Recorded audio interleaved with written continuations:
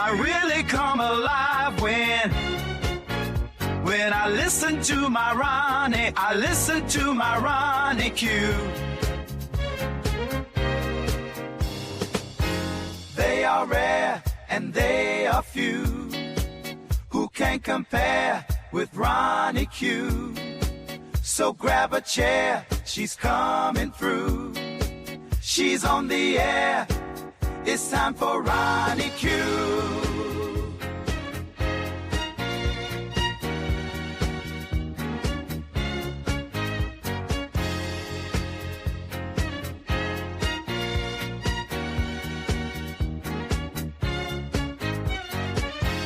They are rare and they are few who can compare with RonyiQ. So grab a chair, she's coming through. She's on the air, it's time for RonyiQ. RonyiQ. It's time for RonyiQ. RonyiQ. It's time for RonyiQ. In the morning while I'm driving, RonyiQ. I really come alive when it's time for RonyiQ. I listen to my Ronnie. RonyiQ. I listen to my Ronnie. It's time for RonyiQ.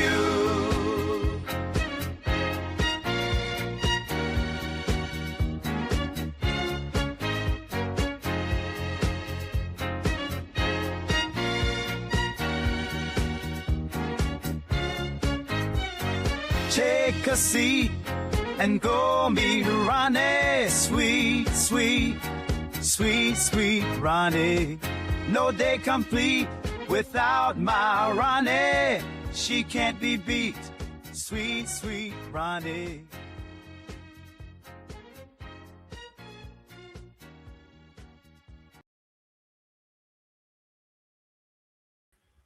Grand Rising, Grand Rising, Grand Rising. Thank you guys for being here. I appreciate you. I want to, I guess some people thought that it was a good thing to go and report on that shooting that happened this weekend. But I was like, yeah, well, I thank you guys for going live and filling us in about this shooting. But I didn't think much about it. I didn't think much about it, to be honest with you.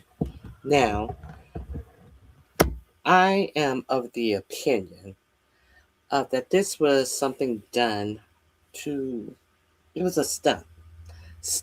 Tricks and stunts, I believe that was. So, nothing about this alleged assassination attempt makes sense. If you, we're gonna go through it. If you remember, 4547's approval ratings before this trick and stunt looked like this: a 33% approval ratings. When President Nixon was thrown out of office and got on a plane and went back to California, he had higher approval ratings than this. I think his approval ratings were 34. So let's remember where we were before the stunts and tricks. 7 Mims. 6-7. I believe he's gonna tank and hit the 29% historic shame. I from your fingers to God's ears. So why is 29 your particular number? I'm wondering. Has somebody been in the 20s at all? Okay. So I'll wait on you to answer if have the 20 mark ever been hit? I can't imagine it's been hit since Nixon hadn't hit it. Okay, so There's quite a few things that I want to talk to you guys about regarding this event. Now, we will also let's remember what was going on this weekend. On Friday, with the White House correspondent dinner scheduled to go on. On this Friday, 45:47, stunned everybody on Friday evening. The White House correspondent dinner was scheduled, and he had planned to come. Now and Friday night he hops on this plane and goes to Mar-a-Lago. So it was up in the air if he was even going to the correspondence dinner, because surely he just wasn't going to Mar-a-Lago one night and not spend the weekend at Mar-a-Lago. So it was people were up in the air and wondering if he was even going, and if he was going, why was he going home to Mar-a-Lago on Friday evening? So there was that. That's how the weekend started. And then we get to Saturday. Now, we know Saturday that the some higher ups in Iran, they were scheduled to be in Pakistan. They were not scheduled to be in Pakistan for any meetings with any from anyone from America. So our president decided to say that we meeting in Pakistan for negotiations with the Iranians. The Iranians said, no, we're not meeting. We have nothing to meet about. So once it was understood that the Iranians were in the air, your president came out and made an announcement and said that he was sending Jared Kushner and Steve Witkoff, people who know nothing about government, who know nothing about nuclear weapons, who are in our government to get from other countries what they can get for their personal wealth. He decided to announce that he was sending Jared and Steve Witkoff in the morning. The morning came, and the morning came, and Steve Witkoff and Jared Kushner was on standby, it is reported, until they found out if the Iranians had made it to Pakistan. Now, there's reporting that the Iranians went to Pakistan and they were flying on to Russia. So no one knew their schedule, but there was nothing in the schedule about negotiations with Americans. This is on Saturday. Stay with me, people. This is on Saturday morning. And then the Iranians did what they did in Pakistan. They got on their plane and they flew off. And then your president came out and told you that no, he cut the negotiations off because the Iranians, they passed him a note. He said they passed me a note and it was unacceptable. They sent a piece of paper. Okay. Uh, Now make any of this make sense. And it was unacceptable. And as soon as I told them no, they sent me another piece of paper. So I understand that we can email people. I understand that we can fax people. What note, what piece of paper could the Iranians send your president all the way over from Pakistan? What they using? What is that old thing that they used to use? Western Union or something. How he's sending him a piece of paper, and it was unacceptable. Now there was no. But what is okay? So this is the vagueness that your president gave you about why Iran had already told them that they are not doing any negotiations with them, and he pretended as if he was going to send, what do they call Witkoff and Kushner's, his uh his builders over there to negotiate a ceasefire with them. They don't even take Steve Witkoff and Jared Kushner seriously anymore, because you will understand that they had good faith. And in February, they were negotiating with Witkoff and Kushner, and they had given up more than they had given in the Obama agreement, and they agreed to that with Witkoff and Kushner on a Thursday evening. They were to convene on Monday, and they were to tie up any loose strings that may have been in the agreement. So they had agreed to not I think not create a nuclear weapon because it was against their fatah all the time. So the supreme leader said that it was ungodly to even create a nuclear weapon. So that was already clear to understand. And where the vagueness comes in is when your government tells you that they can never have a nuclear weapon. They just can't have it. They just can't have it. But they have presented no facts, no information, no proof that they are creating one in the first place. So let's start there. Your president never tells you that the supreme leader felt that it was ungodly to have a nuclear weapon. No, they never tell you that. So I'm not on the Iranian side. I'm on the side of what is going on.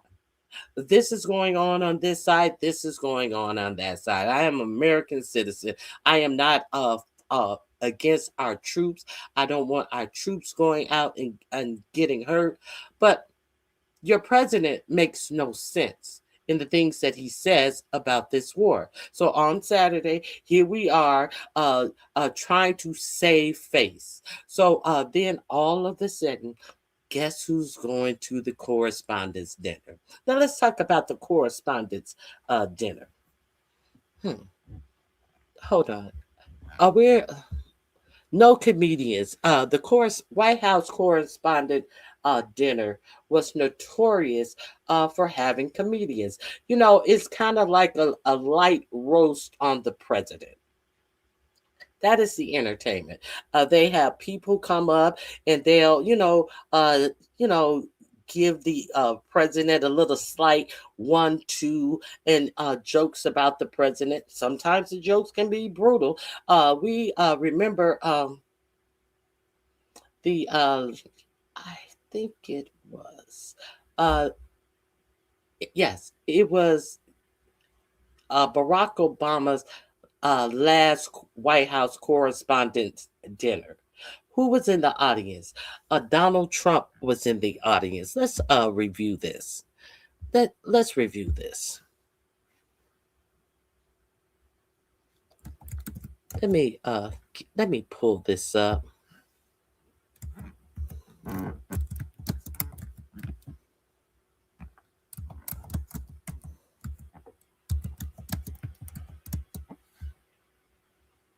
Okay, let's recall this. Can we? I'm going to share this with you.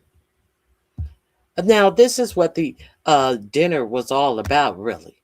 But your president, while he was in office, while he was a sitting president, has never gone to a White House Correspondents' dinner.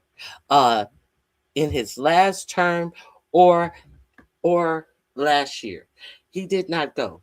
Now, what's particularly peculiar is they have stopped having comedians at the correspondence dinner suddenly this term. There are no comedians allowed at the White House Correspondents' dinner. They're going to make it a whole snooze fest. The White House Correspondents' dinner used to be filmed on TV because it was such a good show. It had comedians. It was entertaining. I don't believe I don't believe this White House Correspondents' dinner was even scheduled to be on TV. They used to film it live. You used to be able to watch it because it was entertaining. But now here comes this in his feeling as want to be a bully but can't take it, want to push but can't take the push back. Now the White House Correspondents' Dinner is a snooze fest. But let's remember what the White House Correspondents' Dinner was. And I'm going to talk to you about Caroline Leavitt and what she had to say. Let's go here. Okay.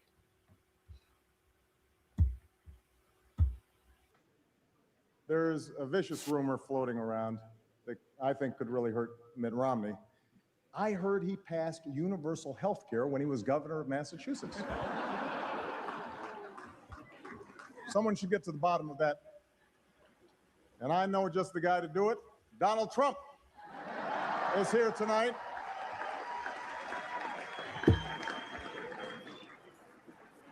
Now, I know that he's taken some flack lately, but no one is happier, no one is prouder to put this birth certificate matter to rest than the Donald. And that's because he can finally get back to focusing on the issues that matter. Like, did we fake the moon landing?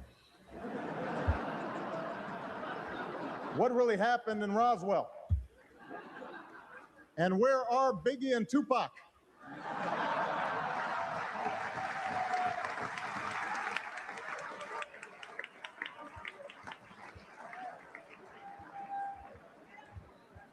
All kidding aside, obviously we all know about your credentials and breadth of experience. For example, no, seriously, just recently in an episode of Celebrity Apprentice at the steakhouse, the men's cooking team did not impress the judges from Omaha Steaks. And there was a lot of blame to go around, but you, Mr. Trump, recognized that the real problem was a lack of leadership. And so ultimately you didn't blame Little John or Meatloaf. You fired Gary Busey. And these are the kind of decisions that would keep me up at night.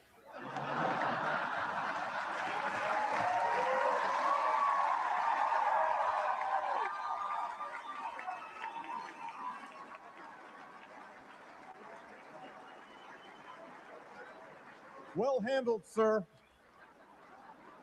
Well handled. Say what you will about Mr. Trump. He certainly would bring some change to the White House. Let's see what we've got up there.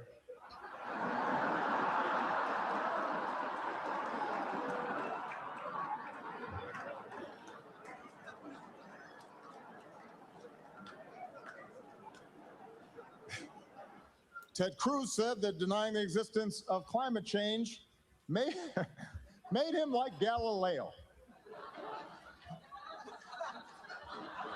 Now, that's not really an apt comparison. Galileo believed... Let me make sure he's done with Trump. I just remember that little stretch. I don't want to hear about Ted Cruz. The narcissism index is creeping up a little too high. Meanwhile, Rick Santorum announced that he would not... I think that's it on Trump. Still.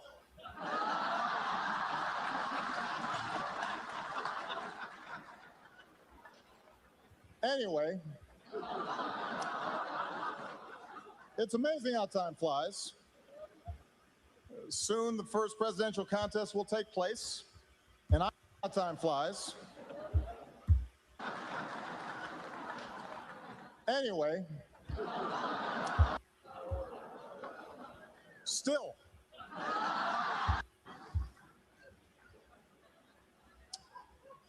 And Donald Trump is here.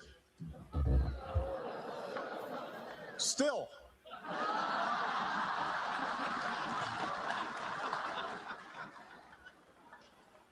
Anyway, it's amazing how time flies. Soon the first presidential contest will take place, and I, for one, cannot wait to see who the Koch brothers pick. It's exciting. Marco Rubio, Rand Paul, Ted Cruz, Jeb Bush, Scott Walker. Who will finally get that red rose?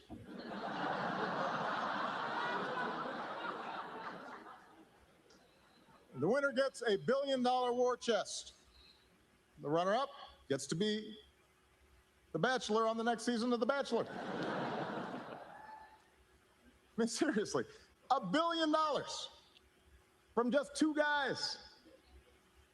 Is it just me, or does that feel a little excessive? And it's almost insulting to the candidates. The Koch brothers think they need to spend $1 billion to get folks to like one of these people. It's got to hurt their feelings a little bit. And look, I know I've raised a lot of money too, but in all fairness, my middle name is Hussein. What's their excuse?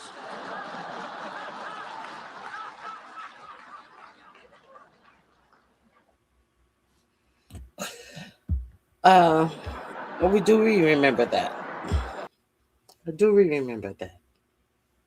Now, the Bushes, your thumbnail picture is killing me softly. It was questionable if he was going to even show up at the thing. And let's get to what Caroline Leavitt said. Now, there is something interesting about the dinner. Amber, she's on the Daily Show. Amber, what is her name? She wears the colorful suits with all the appliques and things. Oh, I love the way she dressed. She was going to be the comedian at last year, and they fired her either 2 nights or the night before because she is a comedian. What is her name? Let me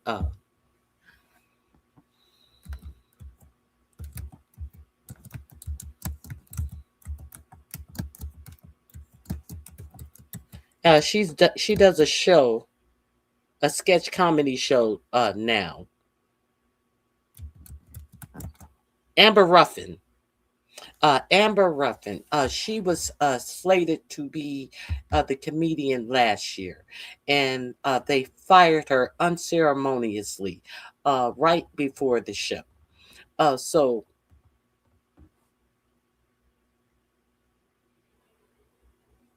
let's understand that they understood that now understand that she's a Black woman as well. So God knows that this president wasn't going to have a Black woman up there taking pot shots at him, as in the tradition of the Correspondents dinner. Oh no. What did Hegseth say?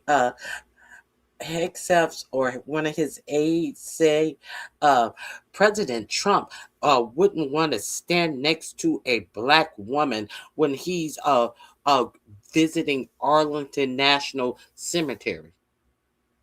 So God knows last year there could be no Amber Ruffin making jokes as in the tradition of the Correspondents dinner. Oh no. And he wasn't even going. And they fired her. Are we clear? Are we real clear on this presidency? So he shows up. Now, Caroline Leavitt knows that in the tradition of this event, all of the sudden, no one can make jokes about President Trump. However, Caroline Leavitt wants to tell you about, he has such a great speech plan. He's gonna hit on so many things. I think it's gonna be so funny. Why is he making a funny speech up when he can't take comedians to the point that they have no comedians on the show? But he is the only one who is able to write up something, have something written for him, and make jokes about everyone else, because he is such a snowflake. But he can punch down at other people. Let me find. Let's get into the correspondence dinner and the things that were said that you may or may not know. So let's get into this. Shall we? We shall. Okay,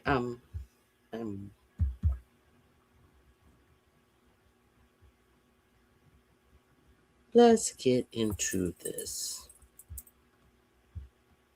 Let me find Caroline Levitt.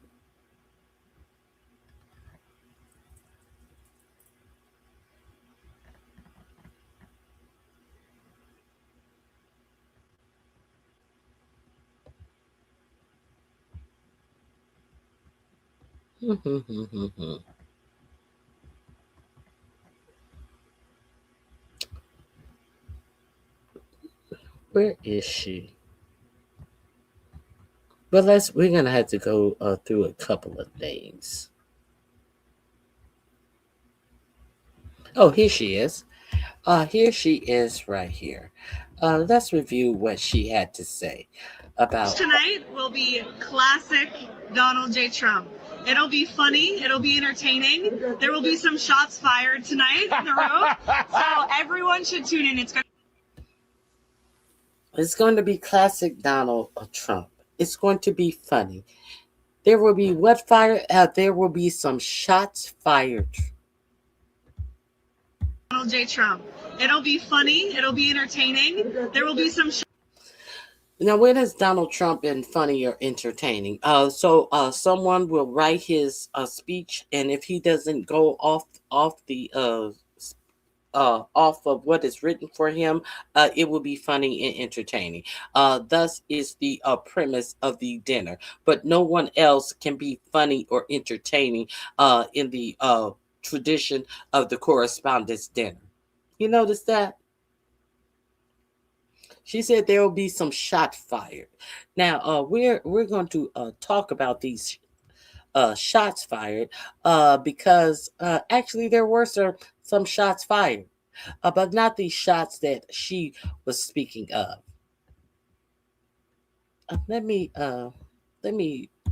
Let's go through the correspondence dinner, and let's talk about what was presented to us at the White House Correspondence Dinner. Can we?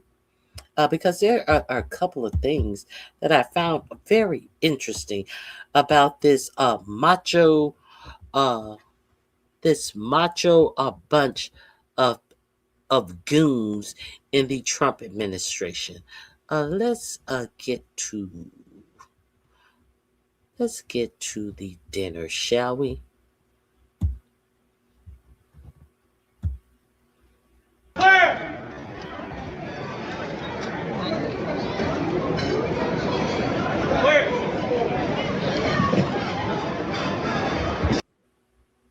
Did you see I've fallen and I can't get up? Your president can't get up. I've fallen. Pick me up. Now, President Trump said he, in fact, did not fall. He said the Secret Service were talking to him and they told him to get down on the floor. Hey, Jill, Grand Rising. Hey, Street Poet. Hey, Starboy, the night. Okay, Trump can't take being roasted anymore after Iran daily accurate depiction of current events with Lego propaganda videos. Trump lies are so obvious, it's almost an insult. It is an insult to my intelligence. It is not almost. It is just. It is no effort. If you're gonna lie to me, at least put some effort into it. Larry Fink, CEO of BlackRock, stole trillions from the USA with help from Bush and Clinton's Obama Biden's puppet national world order. Oh, is that correct? Okay, thank you for telling us that. The same BlackRock who did a video with the alleged Pennsylvania what is it? What Butler, Pennsylvania alleged person who tried to take the life of Trump. Is that the same one you're talking about? The BlackRock who had the shooter from Butler, Pennsylvania, in one of their videos, a video ad that I showed here on my channel at the time of the Butler, Pennsylvania alleged attempt on Trump's life. That same BlackRock you talking about? Oh, did you talk about that? Do you have anything to say about that? Oh, okay. Thank you, Starboy tonight. I know, girl. I saw that. I saw the replay of the bushes. Okay. Okay, so Trump said, no, I didn't fall. They told me to get down on the floor. When we obviously saw he fell and they had to pull him up. Let's go through some more. I see. I need to call your attention to some things in this video. Some people and actors. Who's that right there? Whose bald head do you see right there? He's out in the open. But someone has their body in front of them. A human shield, when you put your body in front of someone else, when there's a gun shooting and you put your body in front of them, you're kind of like a shield, a human shield, no less, but a shield. Whose bald head is that? That's none other than Stephen Miller. Stephen, we don't care, act like he loves hurting black and brown people, Stephen Miller. Let's see Stephen Miller a little more. Oh, he's getting up now. Stephen Miller is getting up and they're ready to go. The Secret Service or whatever protection guy told him to go out the right door, the door on the right. So let's see what Stephen Miller's doing. Katie, do you have all your stuff? Katie, do you have all your stuff? Katie, who is Katie? Katie, that would be Stephen Miller's wife. Katie Miller, the one who absconded and left the White House to go work with Elon Musk. Now she has a belly full of baby. Now, whose baby it is, who's to say? She's married to Stephen Miller, but she left and went to California when Elon Musk left. And we know that Elon Musk is very proficient and very insistent on populating the planet with his seed. So, Katie, do you have all your stuff? So he and his wife, Katie, are sitting down there, being protected by someone. So let's see some more. I'm fine. So, now they get back down.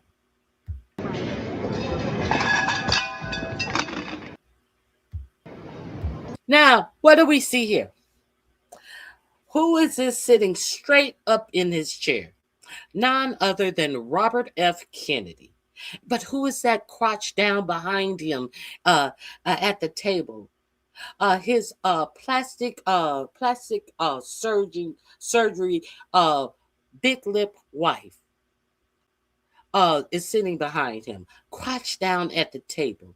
And I need to ask you, is Robert F. Kennedy, who is just sitting there like he's in a stupor, is he high? Because he's sitting there, not moving, in a whole stupor, just sitting there erect and stiff, like a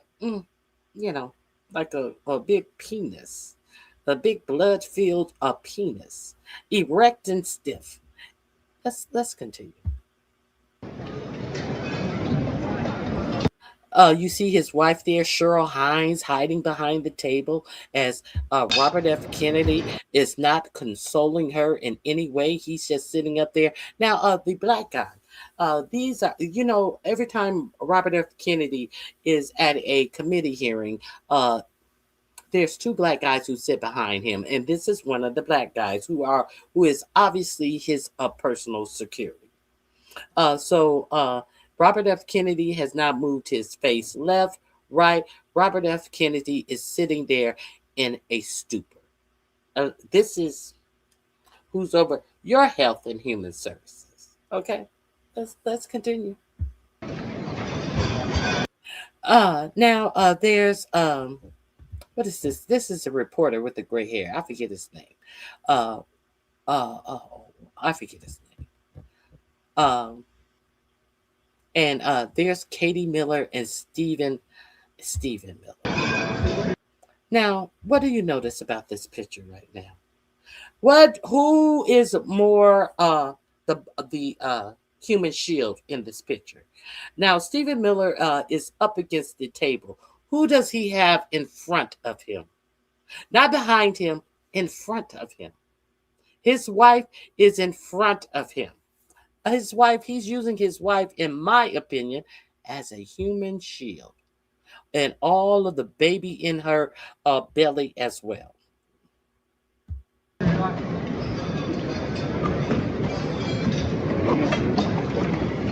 Stand by. Yes, sir.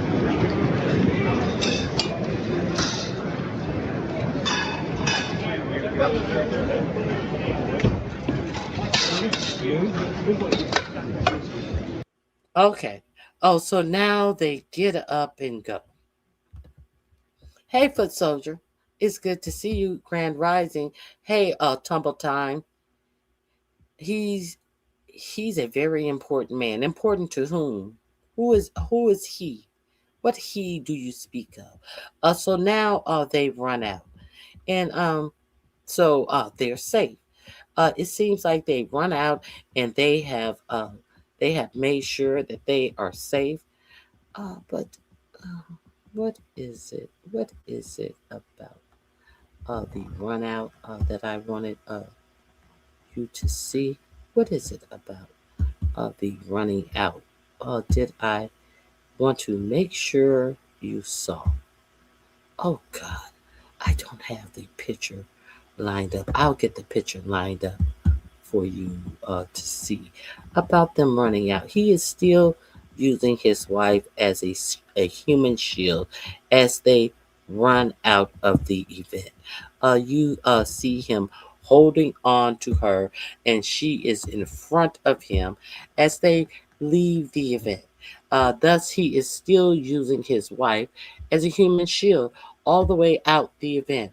Stephen Miller, the tough guy in the administration, who wants to spew all of this mean, nasty language about how other people should be treated, and who is unrepentant in the things that he says about other people. He is hiding behind his wife when danger comes his way. How apropos for this administration. Would you expect any less? I don't think. Oh, here we are. Let me share with you the exit from the room. I must share that with you. We'll talk about this picture. Okay. So let me. Here is Stephen Miller leaving once they tell him to leave. Who does he have? Who is he hiding behind?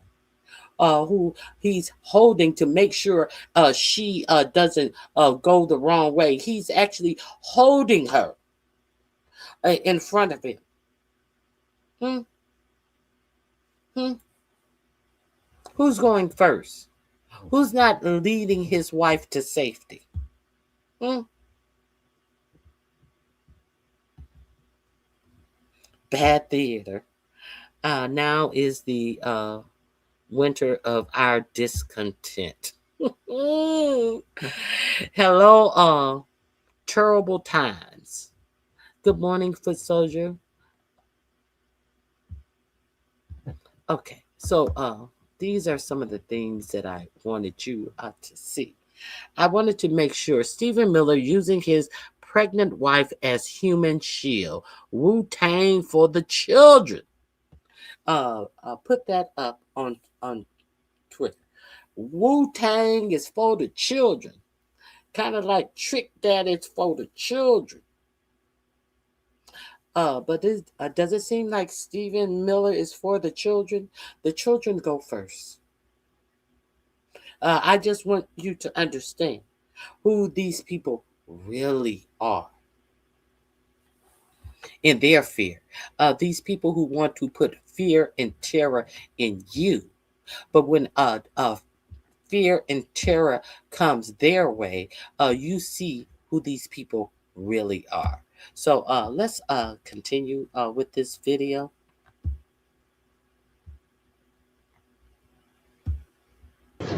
Yes. Go to your right. Go to your right.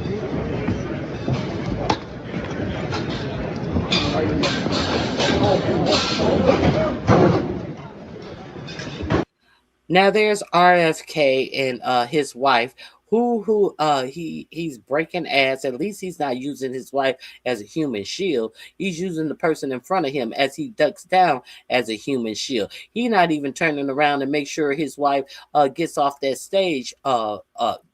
He's not being the husband to make sure that she's able to hop off that stage, knowing she's in a ball dress and heels. No, he keeps rolling. Let's continue.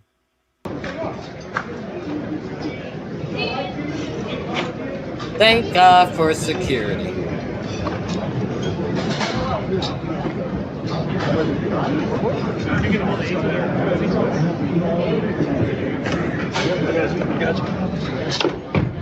Now who we have here?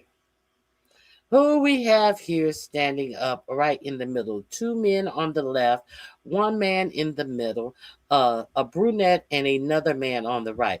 Who is this man in the middle? Right here. That would be none other than your Department of War, warmongering and war crimes, Pete Keckbreath. I know he was he stays seated at his table for an extended period of time. He has just gotten up from his table, probably making sure he I don't know, finish his last little bit of wine or whatever. Let's get to Keckbreath.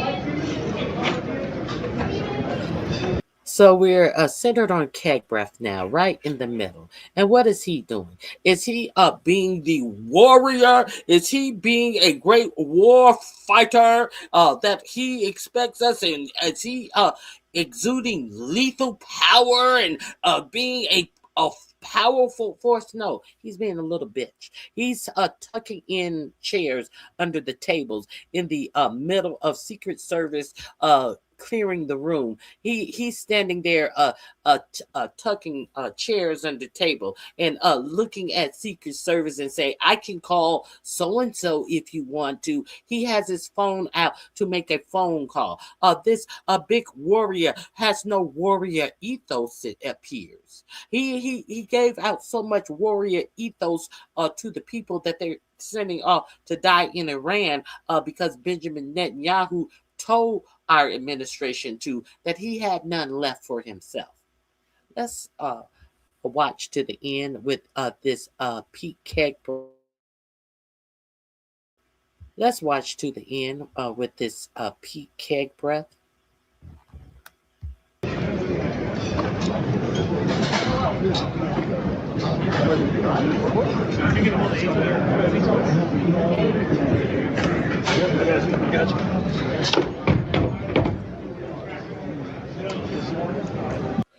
So, does his wife appear to be worried? See, this is the thing about it. It seems like some people were in on it and some people were not in on it. His wife seems to be unworried about anything. He's sitting there tucking chairs under the table. Let's push out back there. Yeah.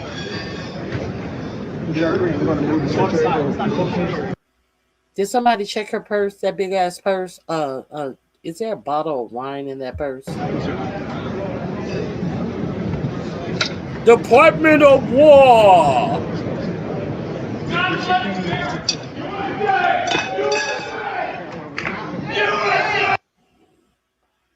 Okay. And then you have some idiot try to start a USA chat. A USA chat that did not go off well. Let's see some more. Let's see some more from this event, and we're gonna listen to Todd Blanche, the interim secretary of the Department of Justice. We're gonna hear him talk about this event. Let me share this video with you. We're just gonna go through our videos, and then we're gonna talk about this whole thing in its totality.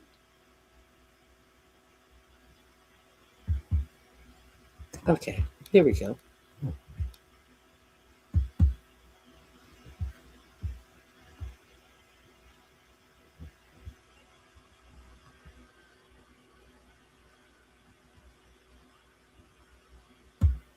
Let me see, what is this? I think this is something. All right.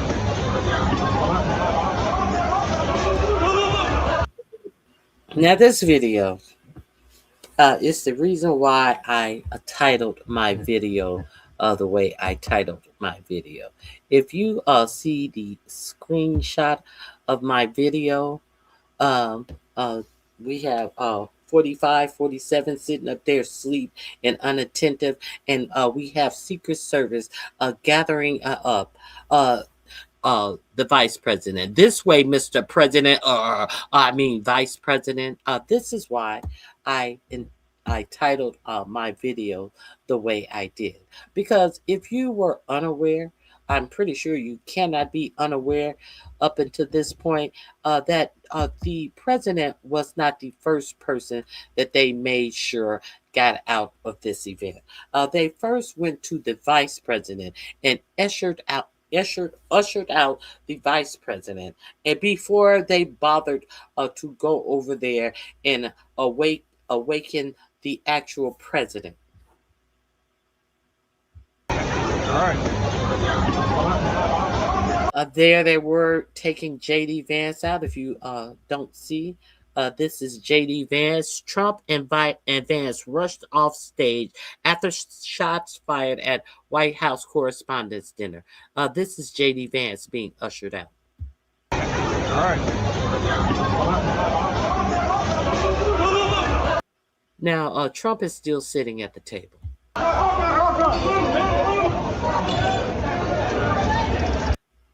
There's your president still sitting at the table. Vance is clear. But there's your white-haired president still sitting at the table.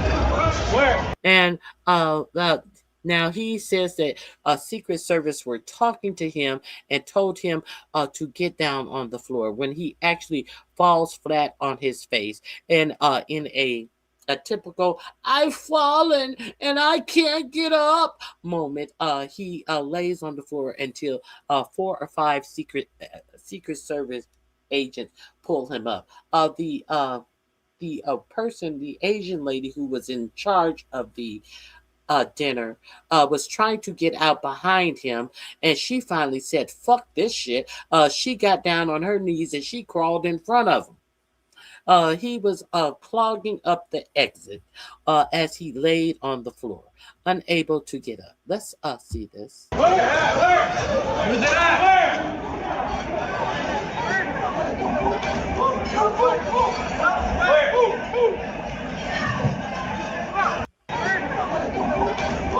Who's that? Where? Down. Down goes Frazier. Down goes Frazier. Who's that?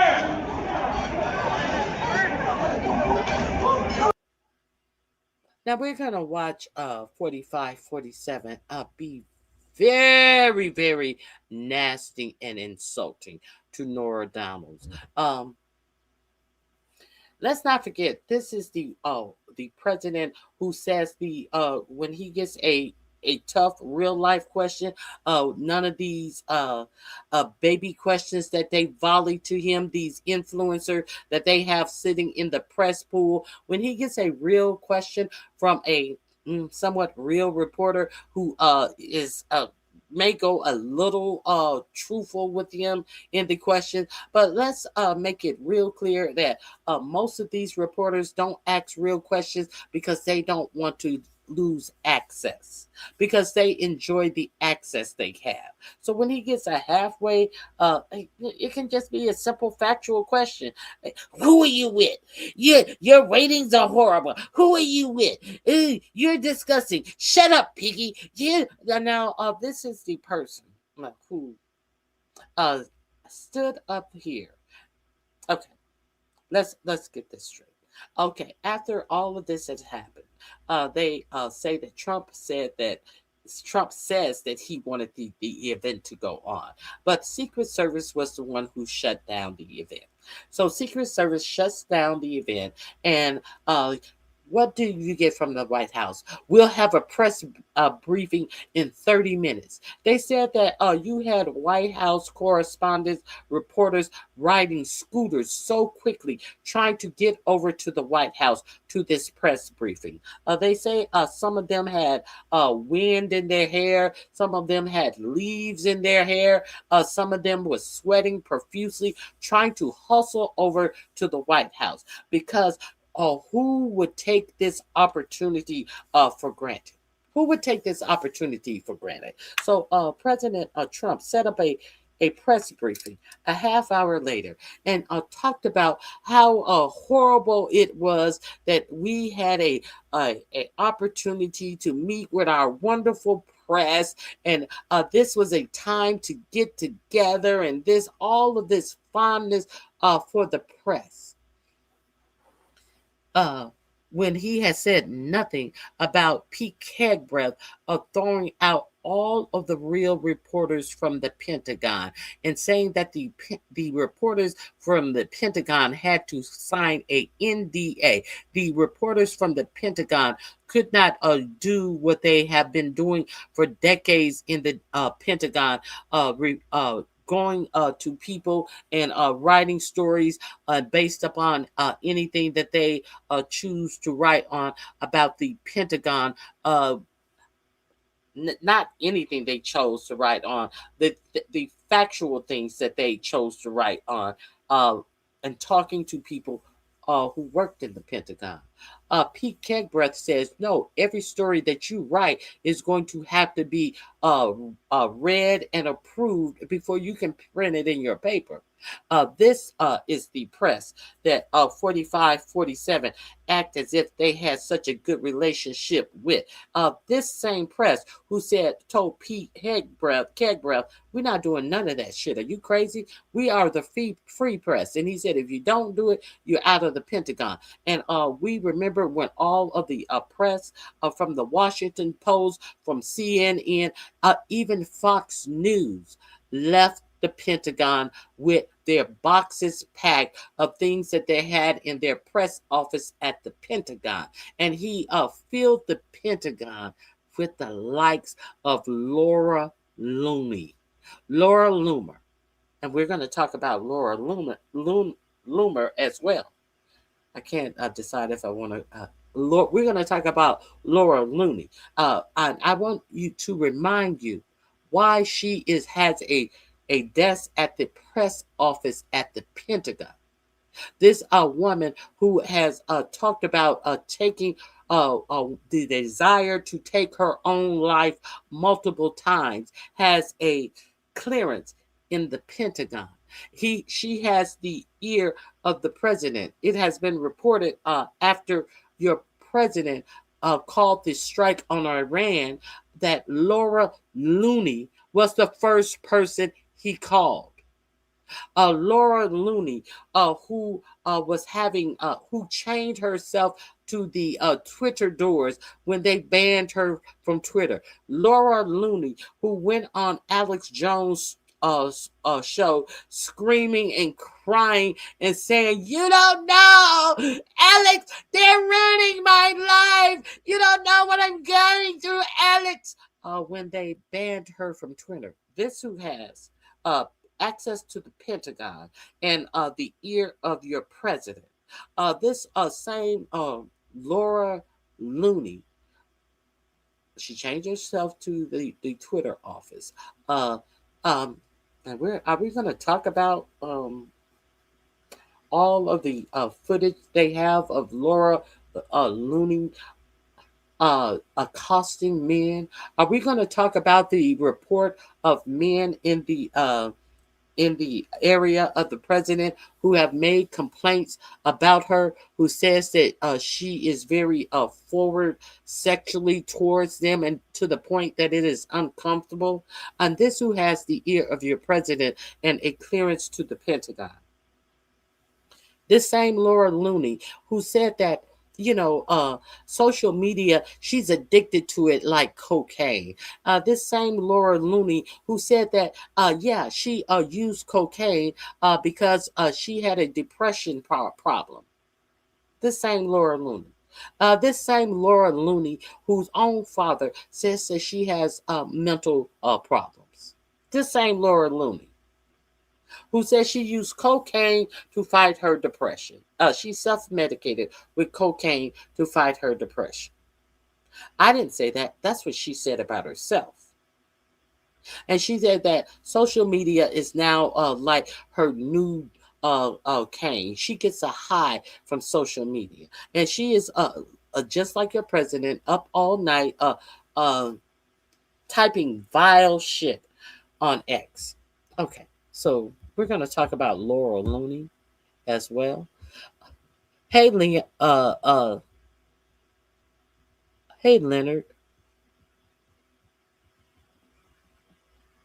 They couldn't even keep a straight face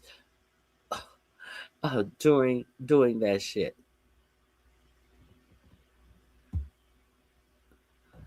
No, I call it Looney, Laura Looney. I know it's Loomer. I call her Looney. She looks like that scare puppet. That's what she looks like. That mask that they use on screen. That's what she looks like. We're gonna talk about that too. Let's go through more of this bullshit that we actually saw at this.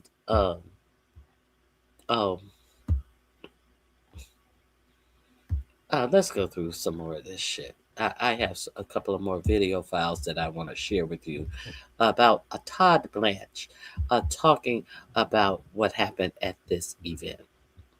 Shall we? I think he's right here. He wants us to take him seriously. Here's what Todd Blanche had to say. Let's play this clip right here. So you must have attended past Correspondents' dinners. I mean, for over 50 years, they've been held at this hotel. Last night, it was extraordinary because we had the president, the vice president, the Speaker of the House, the Secretary of State, the Secretary of Defense, the Secretary of the Treasury, all in the same room. Now, we all know that there is not supposed to be a time when the president, the vice president, and the Speaker of the House in the Treasury should, the Secretary of the Treasury should be in the same room. We all know that is a threat to our country because that is the line of power in this country. If something happened to the president, the vice president takes over. If something happened to the president and vice president, the Speaker of the House takes over the presidency. If something happens to all three of them, we'll be stuck with Scott Bessent being our interim president. But all of them were at this White House Correspondents' dinner. Now, she's laying this out to, and including Keg Breath. She added him. I don't think he has a line to the power of the presidency. Thank God. But all of these lines of power were sitting up here at this correspondence dinner. Now, Scott, what is his name? What is his name? Todd Blanche is sitting up here. Now, understands Todd Blanche used to be Trump's personal lawyer who lost the case that garnered Trump to be a 35 time convicted felon, 34, 32, 34 time convicted felon. This is the loser who's running our Department of Justice. And when he's asked about the whole power structure line being in one place, you understand how horrible of an attorney he is when you hear this answer. Those are 5 out of the top 6 leaders in that line of succession for this country, should something have actually happened to the president himself. Was there planning for that? I mean, when we have the State of the Union, there's a designated survivor. Was there an increased concern about gathering all of our leadership in that room last night? We will not stop doing things like we did last night in this administration. We will not stop doing things like we did last night in this administration. We will continue to be careless and dumb and stupid in this administration. We're going to do whatever it is we want in this administration. We don't give a fuck how it affects this nation, what effect it has on this nation. We doing what we want to do. Another interesting thing that Todd Blanche was asked about in his whoring around of the Sunday shows on yesterday was about this administration not being in line with saving all of the information that they are supposed to save while being in this information so it can be collected at the end of the term. He said that, constitutionally, there have been many fights about this, and we don't feel like we need to follow this act. So understand that your interim Department of Justice Secretary just said that this Trump administration will be getting rid of and actually not turning over papers and documents that they need to turn over. They are the ones who are going to determine what needs to be destroyed, what needs to be hidden in this administration. What do you think is going to happen to those other 3 million pieces of evidence in the Epstien file that this same Todd Blanche said that he is not releasing because of his reasons, regardless of the law that was passed, that he must release all the Epstien files? Todd Blanche said he's not releasing these other 3 million. What about that part B of the special what is his name? Black. What is his name? What about the part B of the investigation into the files that President Trump took to his house? All of the files in the confidential information that Trump took to Mar-a-Lago. Now, they did have the special investigator testify about part A, but Eileen Cannon, who views herself as 45, 47, a personal protector, said that if Black, I think his name is, what is his name? If the investigator into that Mar-a-Lago thing says anything about part B of that investigation, that she'll put him in jail. So, do you think that the part B of this investigation will be held over, or will it be destroyed? Because Eileen Cannon, the one who has dismissed the case of this special investigation into the illegalities of 4547, taking home all of those papers from the White House in his first term, she has really made sure that Trump can do whatever he wishes, and that Part B of this investigation shall not be uttered about in public. The public must not know what's in Part B of this investigation, per a judge of. Now, I don't understand why it is that we think that this should not be uttered. I think that there should be some way that this guy is given immunity, and the public understands and find out what was in Part B of this investigation. I think his name is Black. I think he was over the investigation. Don't quote me. Okay, so let's hear more from Todd Blanche. And this man, if his one of his goals was to get us to be scared, he failed. And let me make clear that you're right. All those folks were in the room and more, and yet we were all safe. Law enforcement did their jobs, and so President Trump said, if that man thought he was going to scare us, he was wrong. And let me say, all of those folks were in the room, but they were safe. But that does not negate the fact that why were all of those folks in the room? If you had any respect for this country, you would not have put this country in peril of something something happening, and all the four first powers of government were in a position where they could have lost their lives. You didn't answer the question. You're acting like you don't know what the question is, and you're over the Department of Justice last night, and he means it, and I very much agree with him that this type of conduct will not deter him. It will not stop him from living. It will not stop him from doing his job, and that is not only him, but the vice president, the cabinet, the law enforcement, you all journalists. You're not going to stop doing your jobs either because of this lone man that did what he did. And so this is something that we all are still reacting to because it's fresh. But I assure you that the types of things that you saw last night and the president being out there and available to the American public, that will not change because of what this guy tried to do last night. Well, Folks, when I think. Okay, let's hear some more from. Here's what Todd Blanche had to say. Let's play this clip right here. So you must have attended past Correspondents' dinners. I mean, for over 50 years, they've been held at this hotel.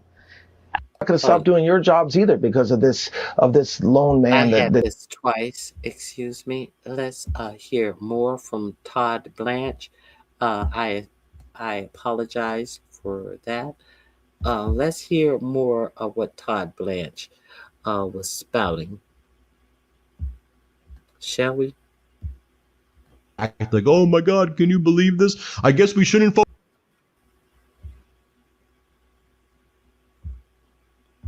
Donald Trump has. Here we go.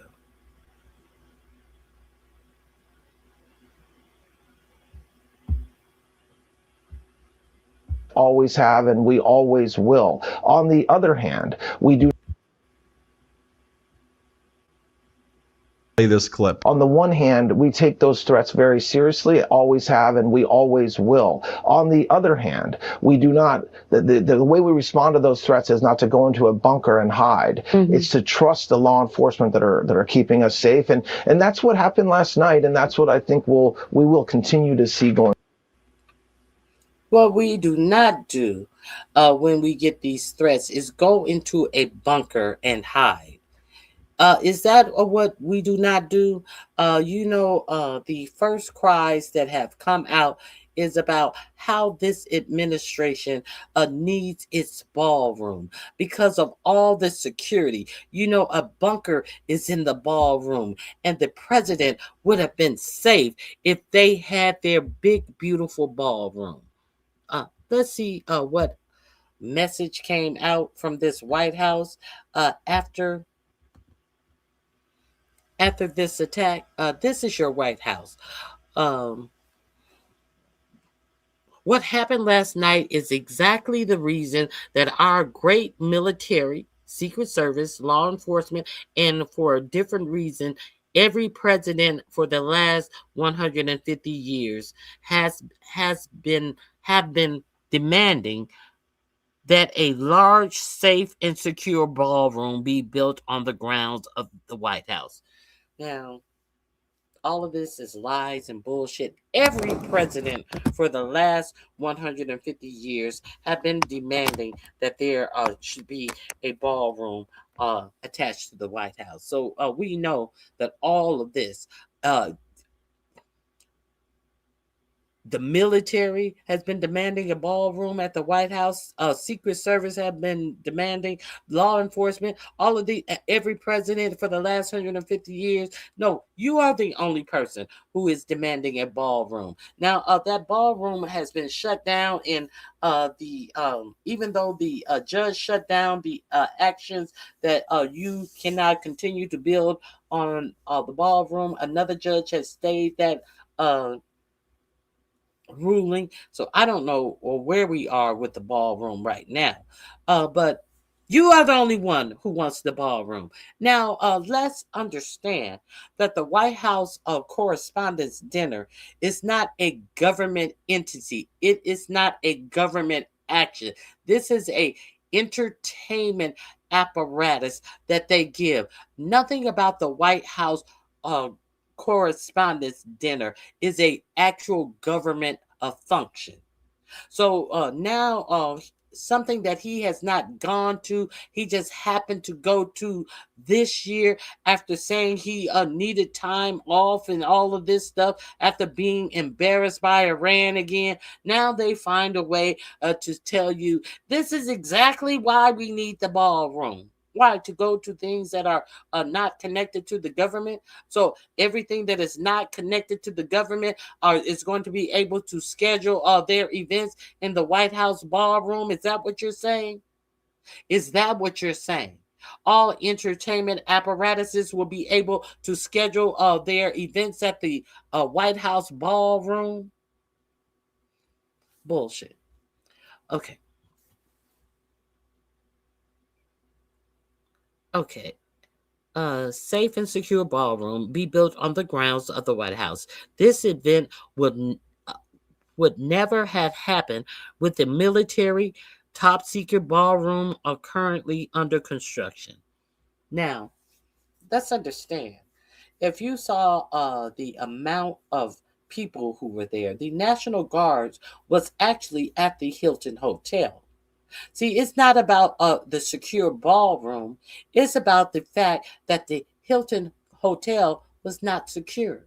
They say the only magnetometers to check for weapons was down on the bottom level where you actually entered into the ballroom where the event was held.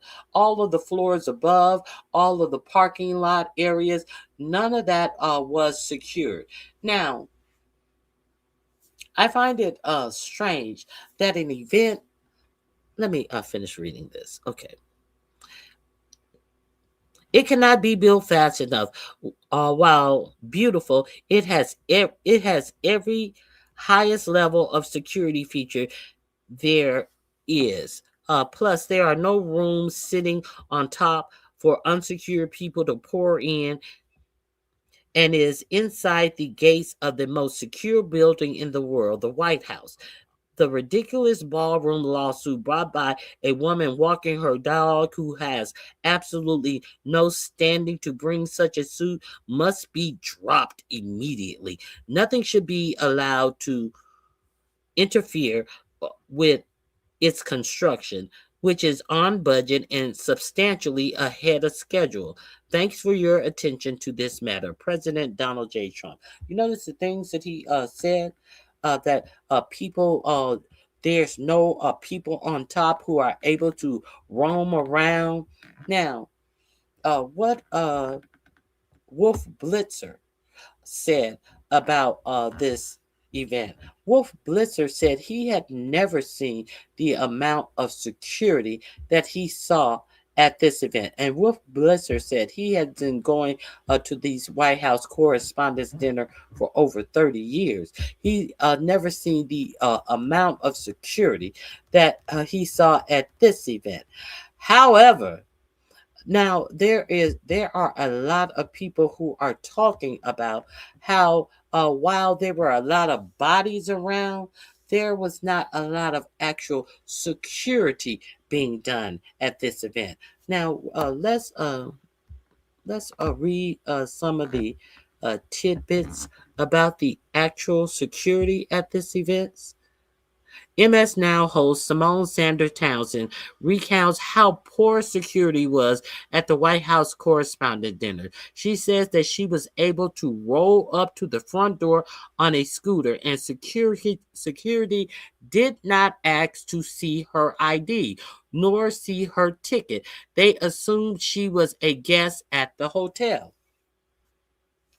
Now, you're going to have to do more to vote in your local area of government than these people had to do to get in the Hilton Hotel. Some of the people said that the Secret Service only to ask to see a picture of your invitation. It could even be on your phone. There were no list of names to match these tickets to.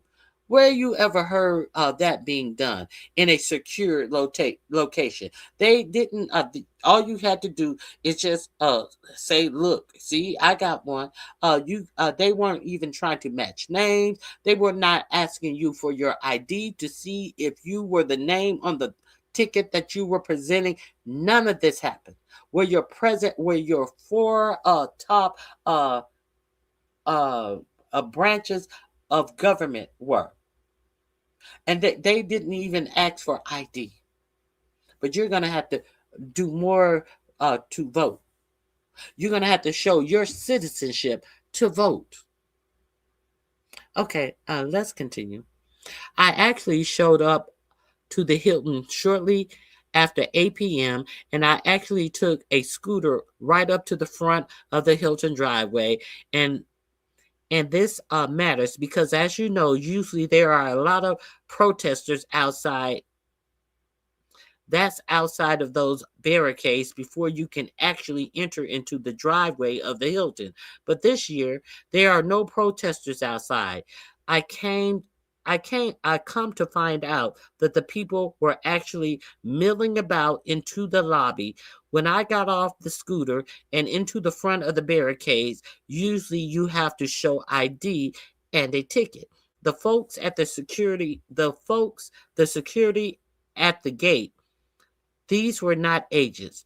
The Secret Service agents, they were not identified as Secret Service agents that I could see at the gates. But they did not ask me to show ID. And they did not ask me to show a ticket. They said, "Oh, you're good. I'm sure you're going to your room. I am not staying at the Washington Hilton." "Oh, you're good. I'm sure you're going to your room." Didn't ask for a ticket, didn't ask for an ID. And y'all don't think that this was a setup? Y'all don't think that this is something that Todd set up so he can get Candy's money? Let's continue.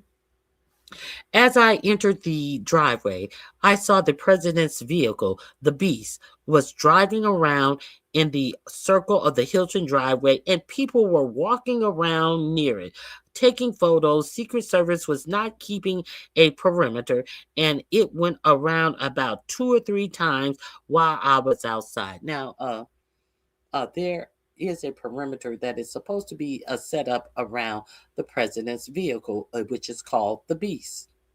That did not go on. People were walking up to the beast, taking pictures of the beast. But 45, 47, and you heard Todd Blanche said that all of the lines of the government who were in that building, but they were safe though. But they were safe though. Security did what security is supposed to do, even though we didn't. But they want you to believe that they were safe. They were not safe. If anything real had happened, they would not have been safe, because this is how lax the security was that night. Let's keep it real. Okay, let me see. Okay. When I entered into the Hilton, I asked Secret Service agents, which I saw they were identified as Secret Service agents, which way the ballroom was, and they said they didn't know. Now, you mean to tell me that secret agents didn't even know which way the ballroom was? This is from reporter Simone Sanders, and they are supposed to be protecting the president. And when asked which way is the ballroom, the answer is they didn't know. So how is it then that they are going to be proficient in protecting the president, these Secret Service agents? But this year, there was no protesters outside. I come to find out that the people were actually, okay, I read that part. When I entered into Hilton, I asked the Secret Service agents, which I saw that they were identified as Secret Service agents, which way the ballroom was. And they said they didn't know. When I finally got my way into the elevator, no one asked me to show ID. No one asked me to show a ticket. I got all the way down to the red carpet area without ever showing a ticket to anyone in the Hilton. I'm saying it like this because this is unusual. I'm saying it like this because this is unusual.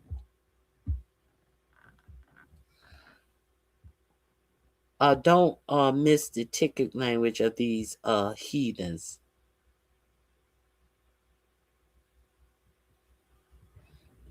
The ballroom, huh?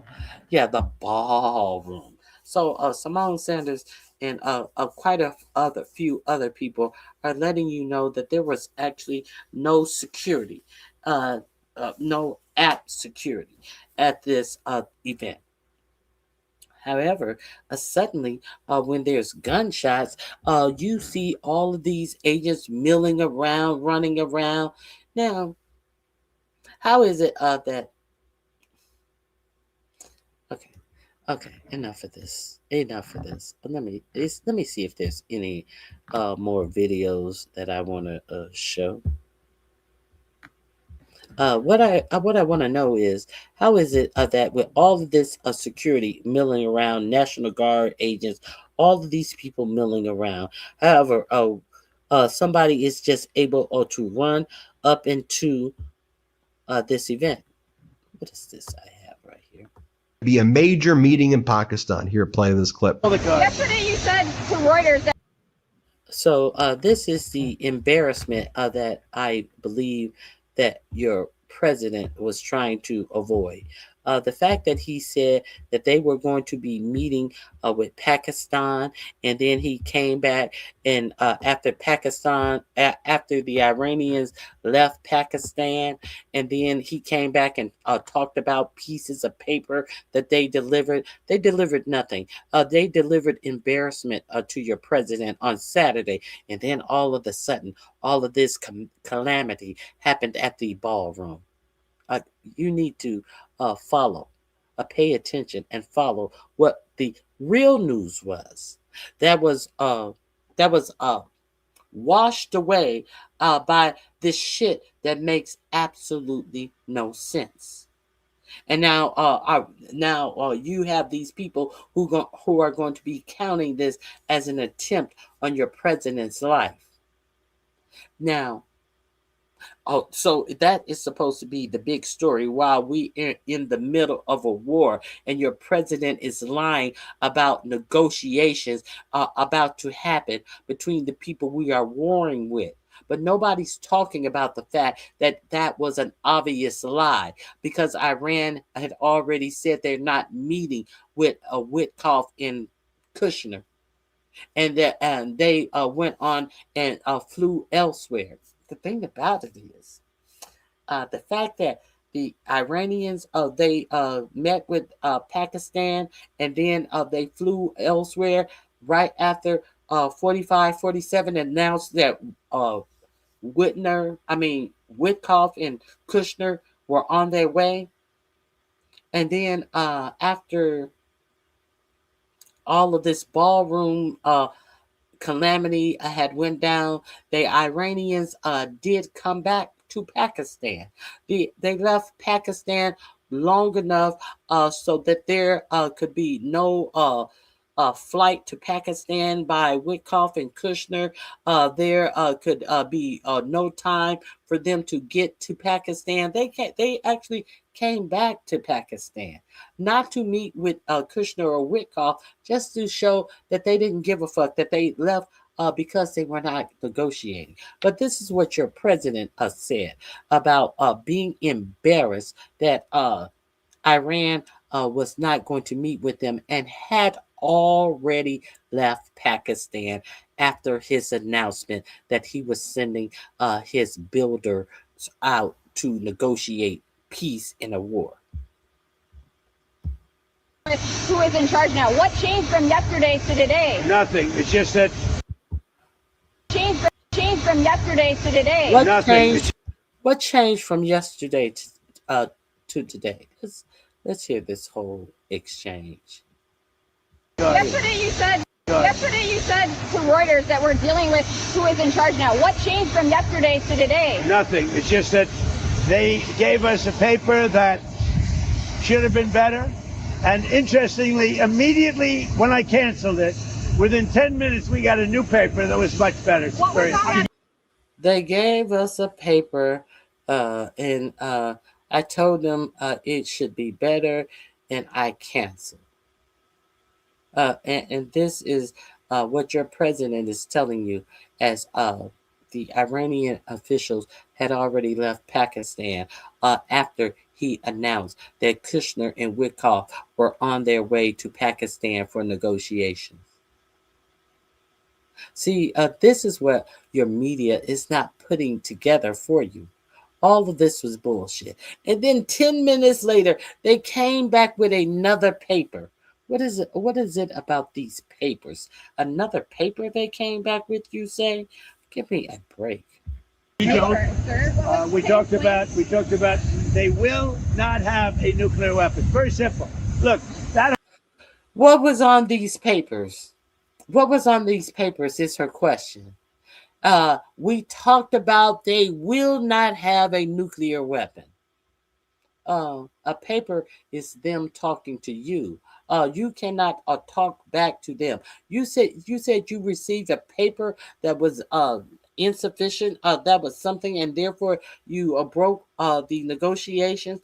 And then 10 minutes later, they came back with another paper. And what was talked about on this paper? Well, I told them that they will not have a nuclear weapon. What sense does this make? How can you tell them something when you're talking about what was insufficient in these papers that they sent you?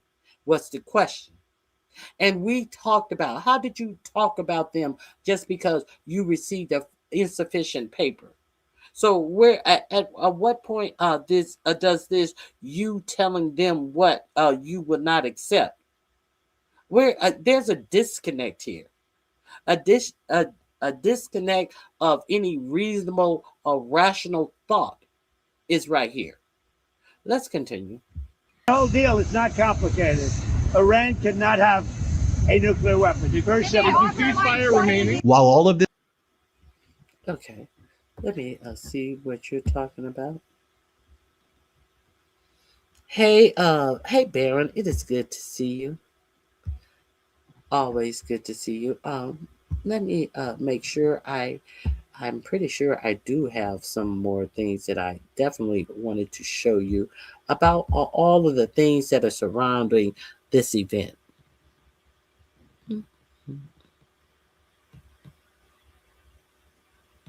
I want to talk about keep At least your eye forcefully on the pushing back. prize. Let's play this clip right here. You've supported several unsuccessful resolutions to limit President Trump's war powers in Iran. Do you think President Trump will be able to secure congressional authorization for this war? No, Christian, let me be clear. We need to end this war.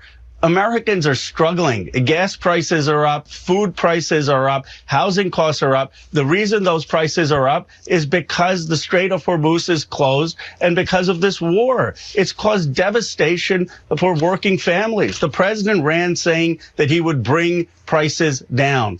Prices are up in his administration. And the way most Americans want this war to end, even 54% of Republicans believe we need negotiation to end the war. The Pope is saying end the war. Americans agree with the Pope. We need a negotiated settlement, and this war needs to end. And I'll remind you. I concur. Now, all this is the things that we really should be talking. Here, play this clip of Jamie Raskin. Yeah, and at least forcefully pushing back. Let's hold on right here. You, and as many of your fellow Democrats have used some heated rhetoric against the president. And do you think twice? Now here comes this bitch who identifies Dana Bash on the State of the Union is talking about rhetoric. She's talking about, after what happened last night at the correspondent dinner, you guys have been using some heated rhetoric. What heated rhetoric do you speak of, Dana Bash? She's being very unspecific about what they have said, but now she's trying to take him across a whipping board for the facts that they have told, but she never does anything to this administration about the lies and the harm that they are causing our whole motherfucking government, our whole American empire. But she wants to take Jamie Raskin over a whipping board about his harsh rhetoric. Let's see what Dana Bash, the always support Israel Dana Bash, has to say About that when something like this happens? What rhetoric do you have in mind? Just talking about, and you have, and as many of your fellow Democrats have used some heated rhetoric against the president. And do you think twice about that when something like this happens? What rhetoric do you have in mind? Just talking about. She has none, but let's see what rhetoric does she have. Some of the fact that he, is terrible for this country and so on and so forth. I understand that that's your democratic right, but overall, do you I have a no responsibility? personal problem with Well, Dana, where has he been great for the country? If he said that he is it rhetoric when he says that he is bad for the country? You should be able to actually say where he has been good for this country, Dana. So when he says that he's bad for the country, is that rhetoric or is that fact, Dana? Donald Trump at all. I mean, I talk about the policies of this administration, the authoritarianism like we saw on display in Minneapolis, where 2 of our citizens were gunned down in the streets simply for exercising their First Amendment rights. Renee Good, Alex Preddy, and others have, died in custody. I'm talking about policies. I don't personalize it. And I certainly have never called the press the enemy of the people. I think the press are the people's best friend. And that's why it's written right there into the First Amendment. We need the press to be a vigilant watchdog against every level of government, federal, state, local, all of it. You're not going to get an argument from me on that. Before I let you go. And then on. Now, let's show the last clip that I want to show. if was security, before the White House Correspondents' Dinner? if security was so good at the White House Correspondents' Dinner, why did this happen? I want to thank Sabby Sab for sharing this information. If security was so good at the White House, why on the side of the Hilton did at this the White happen? House Correspondents' Dinner. Dear President Trump.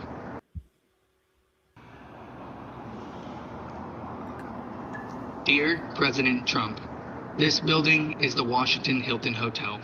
You'll soon be arriving here as the guest of honor at the White House Correspondents' Dinner. But the fact is, you, the President of the United States, are right now engaged in a massive cover-up of Jeffrey Epstein's crimes.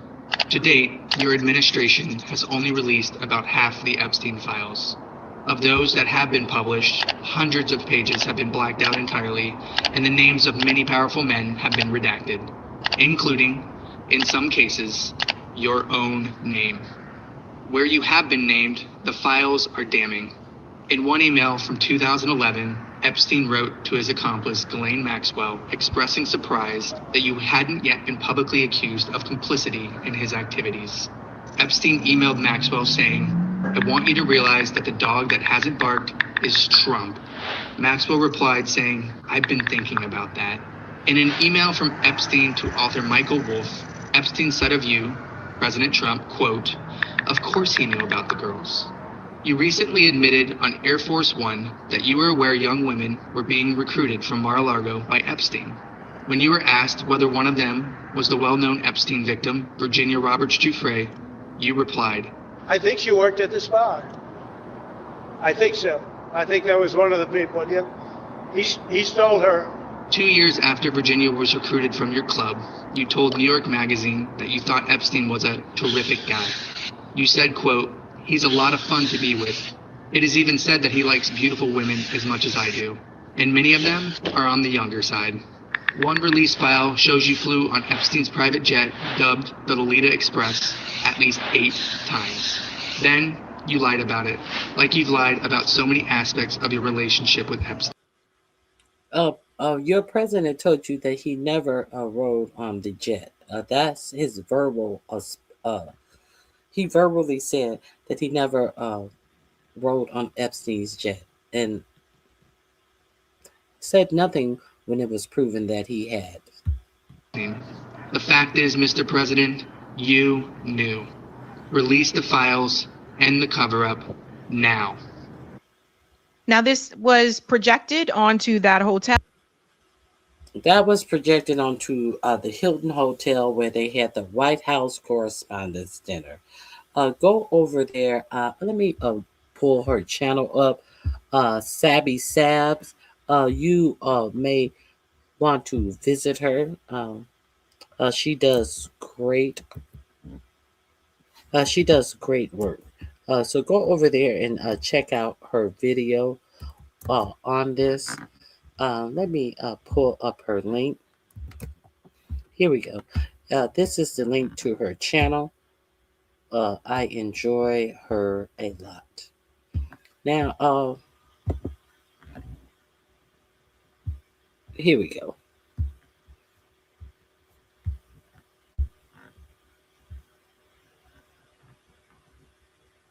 Game over. And they're talking about the security. There's the link to her channel. It would also be in my description box. And also, obviously, check out the Midas Touch Network.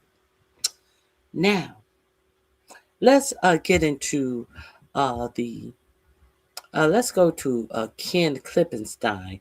You guys know that I love Ken Klippenstein, and he has a report on the shooter. Now, the shooter is from Torrance, California. It is said that he is from Torrance, California. It is alleged that he took a train here to the United States. Now, it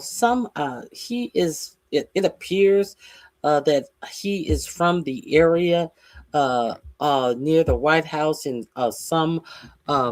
some way, because prior to the shooting, has been reported that he gave a manifesto to his family members. Is this? No, that's not it. Maybe this is it right here. I think this is it. No, this is more about the security. While the security perimeter outside the ballroom worked, and the Secret Service and federal law enforcement acted swiftly to secure the ballroom and move the president and high-level officials out of harm's way, the fact is there are numerous giant security issues. One, no photo ID and no verified list of attendees, which is common for any White House event. Do you think?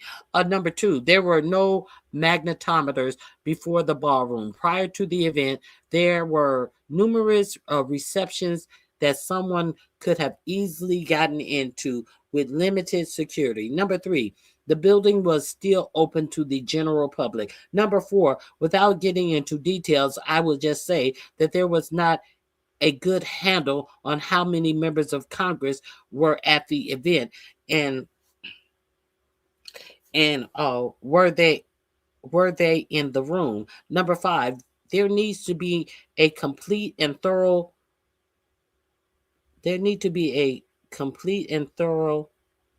after action as to how the gunman got in from his hotel room and into a secure area with numerous of guns. I think he means there needs to be a complete investigation. Now, it has been reported that the shooter actually had a room in the hotel. Now, I find it curious that knowing that the president would be there, that he was. I guess, hey, this is a business. Everybody gets to get a hotel room. So they said that he booked his hotel room this month. Now, I want you to see these people who have gone through this trauma of thinking that, hey, someone just tried to shoot up a building that we were all in. You have Kakai Patel, you have Blanche, you have your president. Who is that? Mark Wayne Mullins. Mark Wayne Mullins looked like he's crying. The new chair of the Department of Homeland Security. And you have J.D. Vance, all sitting up there having a good laugh, a good chuckle. Let's see the other response to this. Alina Habba. After all of this trauma and tragedy, Alina Habba, who was another Trump-appointed lawyer, who he also appointed to be over the DA over in New Jersey, who refused to get up her seat when she was told that her seat was only for a specific number of days. She refused to give up her seat. Pam Bimbo tried to keep her in and changed her title and said that Todd Blanche and herself would sign all of her documentation that needed to, what was it? The Attorney General of New Jersey. They wanted to be her co-signer on all of her paperwork until a drug dealer said that I'm not going. Drug dealer's lawyer said, I refuse to go to court in New Jersey on these drug charges because the person who signed this is not qualified to be the Attorney General. And then it all fell apart. And Alina Habba finally had to leave. Now, understand, Alina Habba was at this dinner, and this is what Alina Habba had to say about this traumatic dinner.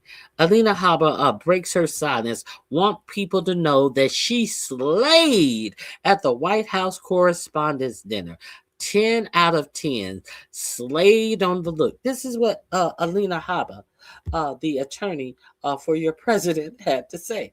The Alina Habba who has argued things in front of the courts for your attorney and has always been overruled. This is these are the people who your president choose to put in high position. Let's see how wrecked up Pete Kegbreath is. Oh, Kegbreath is getting a good giggle. This is the reaction from now. Let's talk about this bitch right here. We're going to talk about her. She had second thoughts. A shooter at White House Correspondents' dinner. Shooter is dead, which was untrue. Thank you, Secret Service. Now, she decided to take a selfie, kissing at the camera. Doesn't it seem like these people were just very, very upset? It seems like these. Now, this is a what they call an influencer. What else do I have right here? Now, along with the ballroom, they are trying to push through legislation on the strength of what happened last night. Okay, here you have none other than Texas Chip Roy wants taxpayers to pay for Trump's ballroom. Any consideration of Department of Homeland Security reconciliation instructions this week and beyond should provide for construction of a secure ballroom on White House grounds, in addition to other concerns being addressed regarding ICE, the CBC, Save America Act, transgender and abortion funding, and Recon 3 and more. Chip Roy of Texas said that this should show you that the taxpayers should be paying for the ballroom. And now he wants to pile a whole lot of other agendas. This Save America Act to marginalize the black votes or any votes that they don't want people to vote. Transgender and abortion funding. Who funds abortion? Abortion isn't funded by the federal government in the first place. So this is Chip Roy of Texas. They're trying to get a whole lot of stuff going in under this guise of a shooting. So you should be ready. They're crime victims on a whole lot of the stuff that has gone on behind this shooting. What is this? MAGA activists and influencers seize on the incident to lobby for a ballroom and multiple other completely unrelated pieces of legislation. Dear Leader Thune and our Republican Senate, since Democrats are literally trying to assassinate the President Trump, can you come back to Washington, D.C. and pass the Save America Act before Democrats have an opportunity to win back power? Thank you. So what you're saying here is that if the Save America Act is enacted into law, that will restrict the Democrat votes. You're saying that silent power out loud.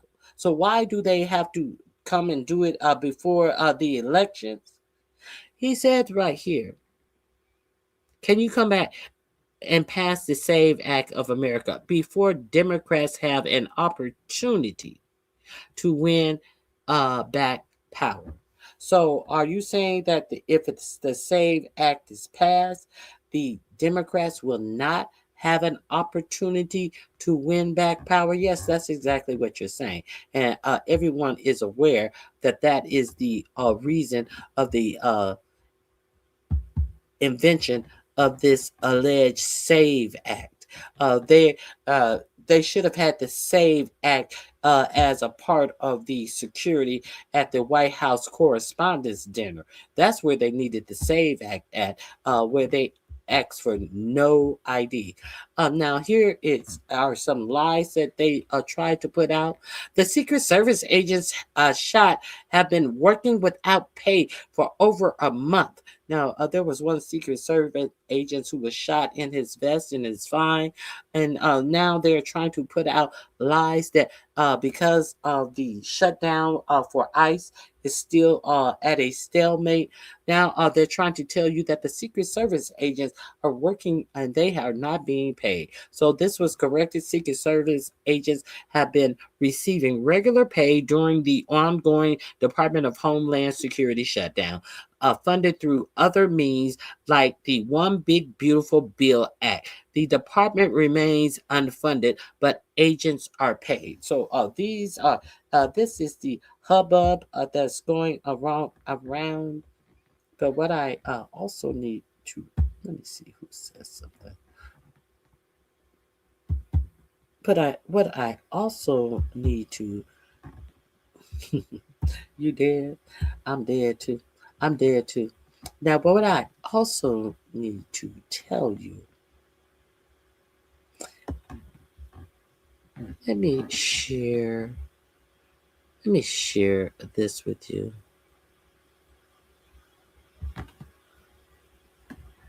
Elon Musk's little side piece came out and spilled a little tea.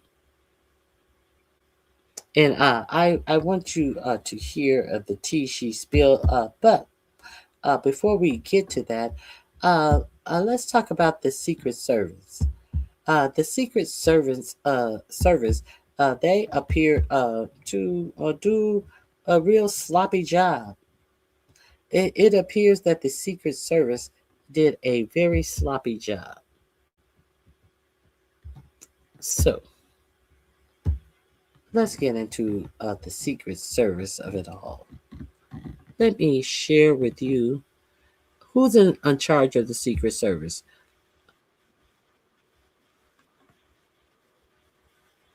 Does anyone who know who's in charge of the Secret Service? I do. Let me share this information with you. Do you know who is responsible for making sure that the Secret Service are doing their jobs? Let's understand that the Secret Service under 45, 47, have stumbled the ball quite a few times. Now, Susy Wiles is responsible for making sure there was a big brouhaha in Mar-a-Lago where the Secret Service was kind of lax and kind of let a little thing happen with someone getting a little too close and being in Mar-a-Lago. So there have been several instances. We know about the alleged attempts on Trump in Butler, Pennsylvania, and on that golf course. However,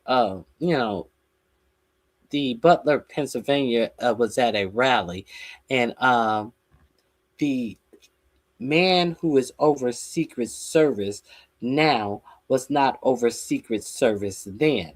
However, we do know that the man who is on stage with 45, 47 in Butler, Pennsylvania, who Trump says he saved my life, suddenly became the head of Secret Service. If you did not know, now you know. Let me share this story with you right quick. And Susy Wiles, his chief of staff, is responsible for the Secret Service, making sure who is in the Secret Service. Let me share this screen with you. Now, there's a lot of talk about Susy Wiles. Now, Susy Wiles was not at the Correspondents' dinner because she is undergoing breast cancer treatment, but that's neither here nor there. This is Susy Wiles, the same Susy Wiles who came out and said that the Venezuela thing was all about oil, all about the United States getting oil. But nobody is making a big brouhaha about her telling the truth. If there was some shake up about, oh, she may get fired, she may lose her job behind that. No, Susy Wiles is a big a supporter of Israel and Benjamin Netanyahu. Susy Wiles has a very staunch agenda with pleasing Israel. So I don't think Susy Wiles is going anywhere. Susy Wiles has been in government for quite a while, and she has always been a pro-Israel Republican. So why do I want to tell you about Susy Wiles and her being over the Trump administration? Secret Service. White House Chief of Staff Susan Wiles is feeling the heat after yet another gunman came within feet of the President of the United States. Wiles, 68, was not in attendance at the White House Correspondents Association dinner on Saturday, where a gunman exchanged shots with Secret Service, but some critics are pointing to Wiles, who oversees the Secret Service, in her role for security lapses that put Donald Trump and top administration officials at risk. A former administration official told Real Clear Politics that Wiles, who is undergoing treatment for breast cancer, is to blame after allowing Secret Service Director Sean Curran to remain in his position despite numerous failures. So there's the rub. Sean Curran has been allowed to remain in his position despite numerous failures. So this is why they are putting it on Susy Wiles, because Susy Wiles is over making sure who is in charge of Secret Service. So why is Susy Wiles really not responsible for this? So they have thrown Susy Wiles' name out already. They said that the White House have knives out in the White House this morning, and there is a talk going on in the White House, and people are stabbing each other in the backs in the White House this morning while they are coming out and telling you, oh, everything's fine, that we were stupid enough to have four descending lines of power in one place when we know we are not supposed to. No, security did what it was supposed to do, says your personal attorney to 4547, Todd Blanche. Why? What are they not saying about this man who is in charge of the Secret Service and remains in charge of the Secret Service? They're about to fire Cash, and he has nothing to do with this, the source told the outlet, referring to reports that Trump is considering ousting FBI Director Kash Patel. Susy oversees the Secret Service and its failure after failure after failure, and she got no blame, the source said. Others, however, have said that it wasn't Wiles, but Trump's own sons who advocated for Curran, who was sworn in on the president's second inauguration to land the top job. Did y'all know that? The guy, Trump, is going to get killed. Everyone will keep their jobs, the former official told the outlet.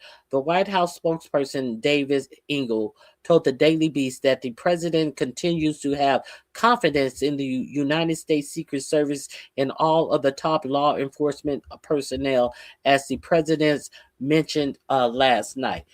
There have been these brave men and women took swift action and quickly neutralized the perpetrator who sought to seek harm on the president and other top officials, Engel continued.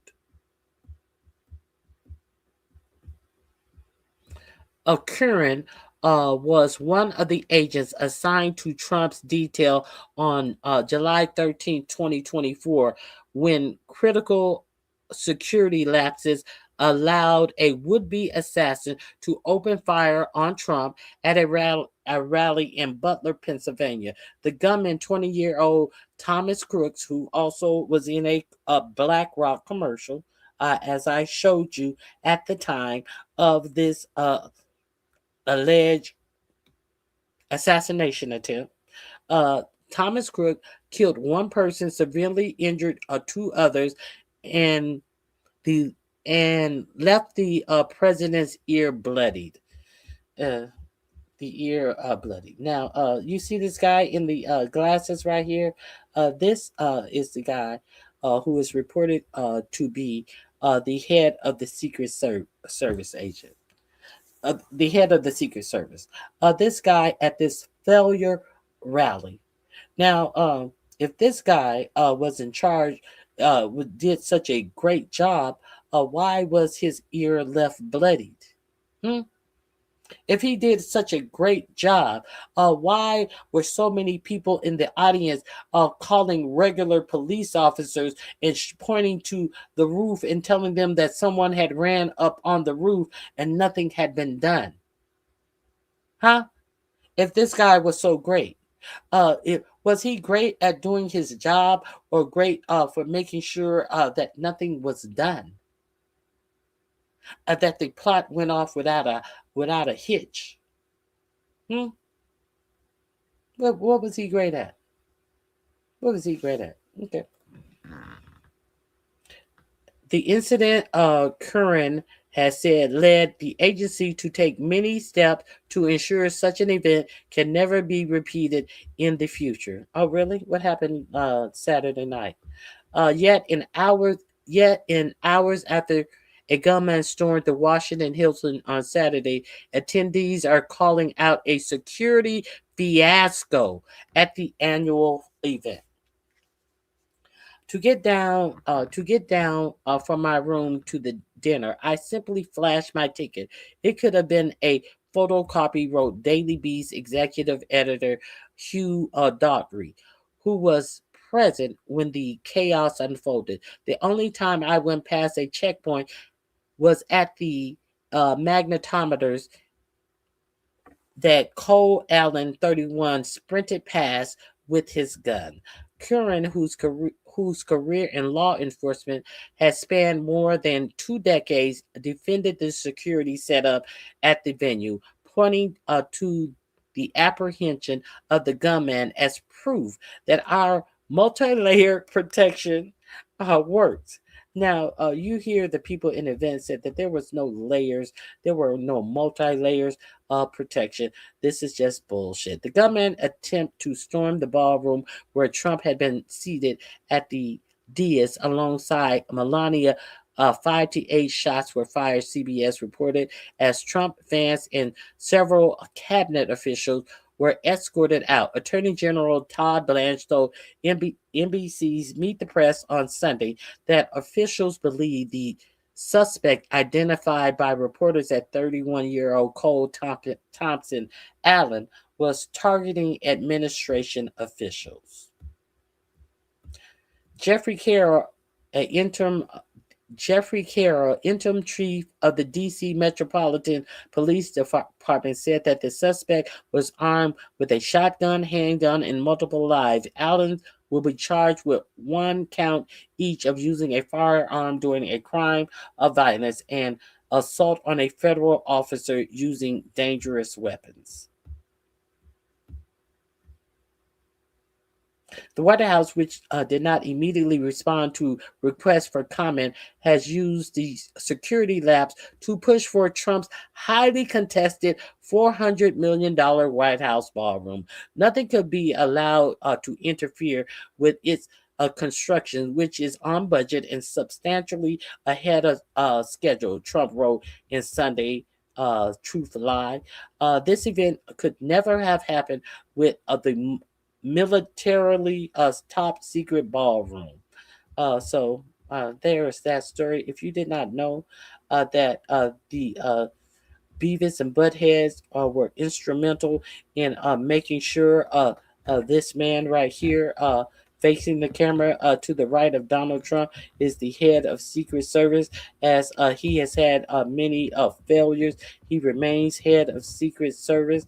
If you did not know that, I am going to put this link in my description box under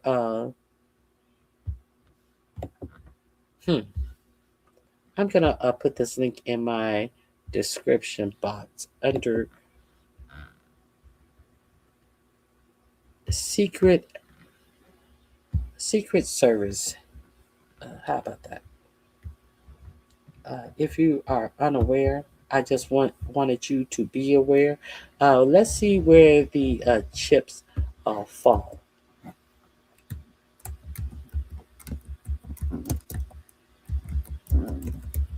Now, I also wanted to talk to you about Cole Allen. There has been some interesting. Cole Allen is a 31-year-old teacher. He has a engineering a degree. He has an engineering degree from Caltech, one of the most strenuous places to get a engineering degree from. He also has a, is it an IT degree? I forget. I don't hold me. He also has a higher degree from Dominguez Hills College. Now, he also in 2014 did a internship at JPL, Jet Propulsion Laboratories, a part of NASA. JPL is a big thing to get to work or to internship at JPL. Now, there is something about a connection with someone named Sanchez or Martinez, who is one of the scientists who, strangely enough, disappeared. There are, you remember last week that there are 12 or 13, 11 or 12 scientists who have wound up dead or are missing.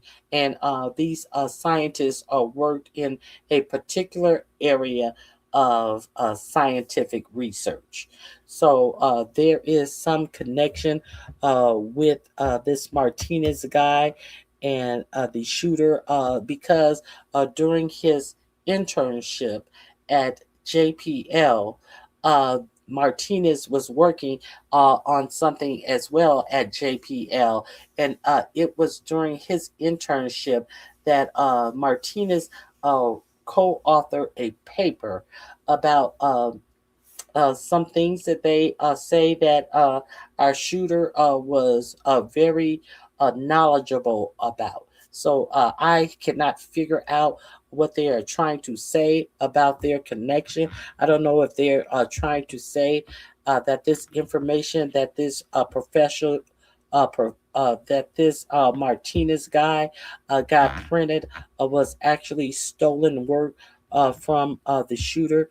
But let's find out a little more about the shooter via my one of my favorites, Ken Klippenstein, who does great research. And so let's find out more about the shooter. We know that we have heard a lot of disjointed stories. There was a story that allegedly before 10 minutes before he went on his rampage that he wrote a manifesto and sent it to his family 10 minutes before the shooting, apologizing to all of the people who had to handle his baggage on the train, apologizing to his family, and allegedly this manifesto reads similar to the manifesto or the discourse note that Tyler Robinson was attributed,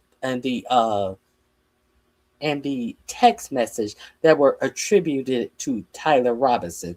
They said that this manifesto has eerily similarities to Tyler Robinson's text message and Discord notes. So there's that.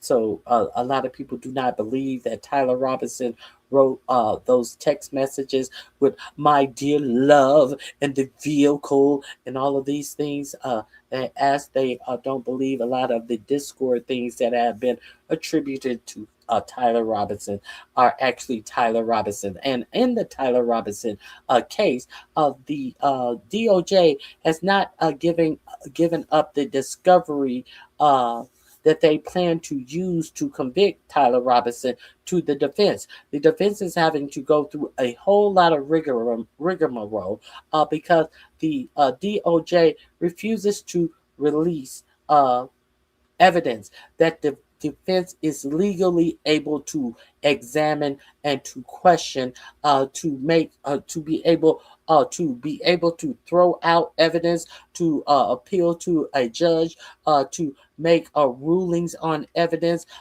before this evidence can be entered into the trial. You know, they call that discovery. You are allowed to review the discovery and have shit thrown out before it gets in front of the public and this big public opinion, and before it gets out into the public in front of the jury, and then it gets thrown out at the jury level when the jury has already heard the information. So the information is already implanted into the jury's mind, even though this information could be thrown out. So that's why they want to get the discovery that your Department of Justice is withholding from them.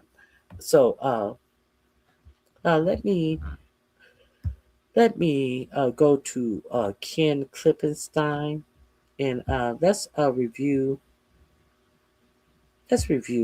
what Ken Klippenstein has discovered about the alleged shooter in this Washington, D.C. case. Now, I see a couple of people have some comments. I thank you all for coming in. Please hit the like button, double tap your screen. If Choreo lover, it is so good to see you. I love MAGA is in disarray. God help us. Let me see. They have bots and drones are following our every move. They think we're slow, but we are well aware of their illegal surveillance. But why is she in charge of Secret Service though? That is her job as the. That is her job in the position that she has as his. What is she again? That is her job.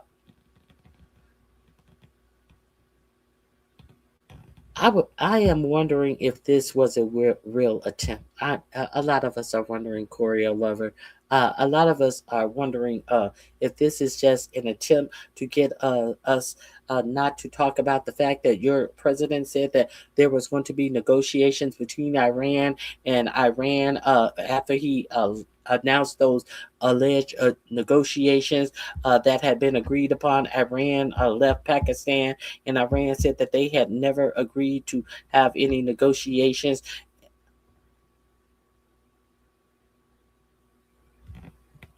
What are you gonna do with it? What are you gonna do with it? Hey, Queenie, what are you gonna do with it, hard rocker?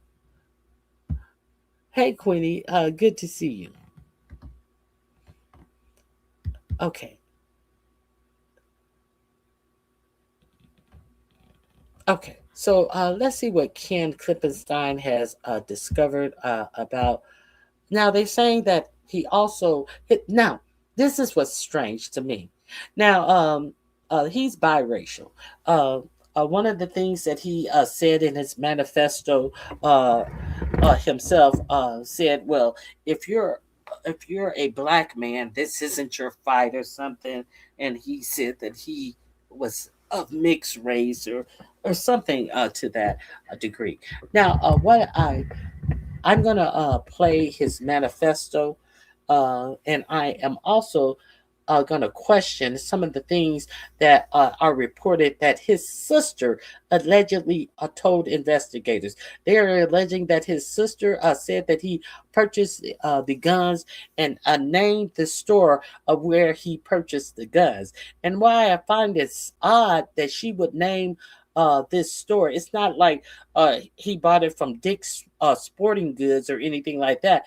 This is some small local gun shop in California.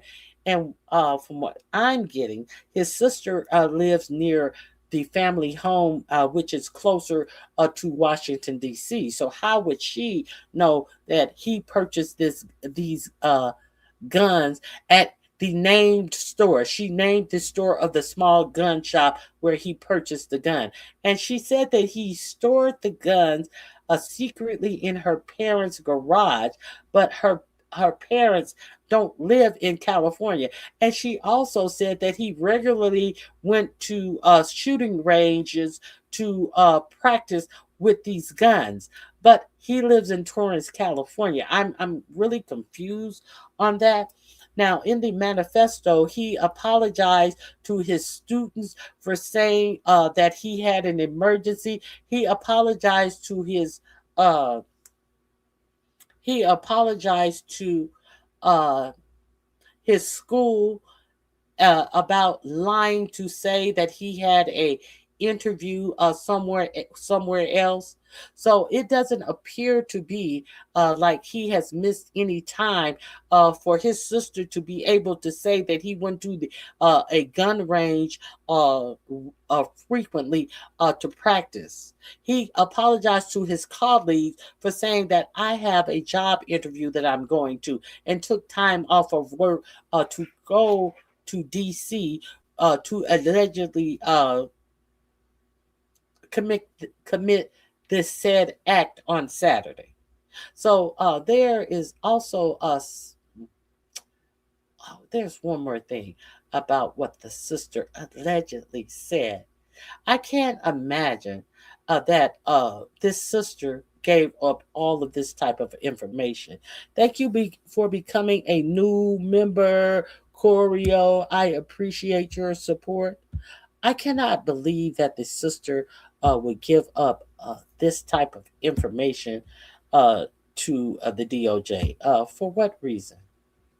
I don't understand any of that. But these are the allegations. Now, let's read what Ken Klippenstein has to say about the DC shooter. The reason why I recommend Ken Klippenstein, because Ken Klippenstein usually always comes with facts and receipts. Cole Allen was never flagged by the FBI's sprawling domestic counterterrorism apparatus. Now, there's one more thing that I want to share with you before I read this. Ken Klippenstein is talking about his counterterrorism apparatus. Ken Klippenstein is the one who has given you information and the receipts about this sprawling counterterrorism apparatus. If you want to understand what this apparatus is, there has been a response. There has been a accusations from the sister that says that he was he was acting anti-Christian. There were points attributed to his system to him from his sister that marked every mark on this NSPM7 apparatus that your government has put in place to deem you to be a domestic terrorist. They are saying that they got this information directly. I may have to play. I think it came from the Midas Touch, that directly correlates with things on NSPM7 that they are reporting that they got from his sister. If you do not know what NSPM7, it is something that has been put in place to deem American citizens as domestic terrorists, able to arrest you for pre-crimes, things that you have not crimes that you have not committed as of yet. We have talked about this thoroughly in this sector on my channel. Go over to Ken Klippenstein's Substack to get the information. I'm gonna drop his Substack actually in my description box and on this link. So understand that this has been thoroughly vetted with receipts, with information, memos, and everything from your government agencies. Now, here's Cole Allen. This is the alleged shooter. Cole Allen has never been flagged by the FBI's sprawling domestic counterterrorism apparatus, sources including a senior FBI official tell me. The 31-year-old alleged gunman who attempted to penetrate the White House Correspondents' Dinner on Saturday was by all appearances a normal guy until he wasn't. Allen himself was reportedly stunned by what he called the insane lack of security at the Washington Hilton. Allen himself was reportedly stunned by what he called the insane lack of security at the Washington Hilton, a venue that has hosted the dinner for decades and was the site of the attempted Ronald Reagan's life in 1981. Video shows that after the guests were seated, the Secret Service agents and D.C. metropolitan security people were just shooting the shit as Allen ran by. Now, rumors are already swirling that Allen is some anti-Christian zealot aided by a network of left-wing compatriots. Acting Attorney General Todd Blanche said the FBI is looking into whether Allen was operating alone, but they said he was operating alone. But now all of a sudden, they need to make him a part of some type of cell, some type of a domestic terrorist cell, because understand that they want to convict American citizens who protested. One of the things his sister allegedly said that he was anti-Christian, and he went to a Stop the King rally. Yeah, these things are equated to what his sister said about him. Okay. Now they told you, oh, he was some lone nut job. He was some nut job. No, he's actually an engineer. Okay, so you got this from Trump saying that he's a nut job. He's a lone nut job who did this. Now rumors are already swirling that Allen is some anti-Christian zealot aided by a network of left-wing compatriots. Acting Attorney General Todd Blanche says the FBI is looking into whether Allen was operating alone. But who was he exactly? And what does he represent? The answers drawn from a copy of his resume I obtained and interviews with people who knew him is unsettling in its ordinariness. He's an ordinary guy. Allen graduated from Caltech in 2017, the Pasadena STEM powerhouse behind the 24 Nobel laureates and NASA's Jet Propulsion Laboratory with a mechanical engineering degree.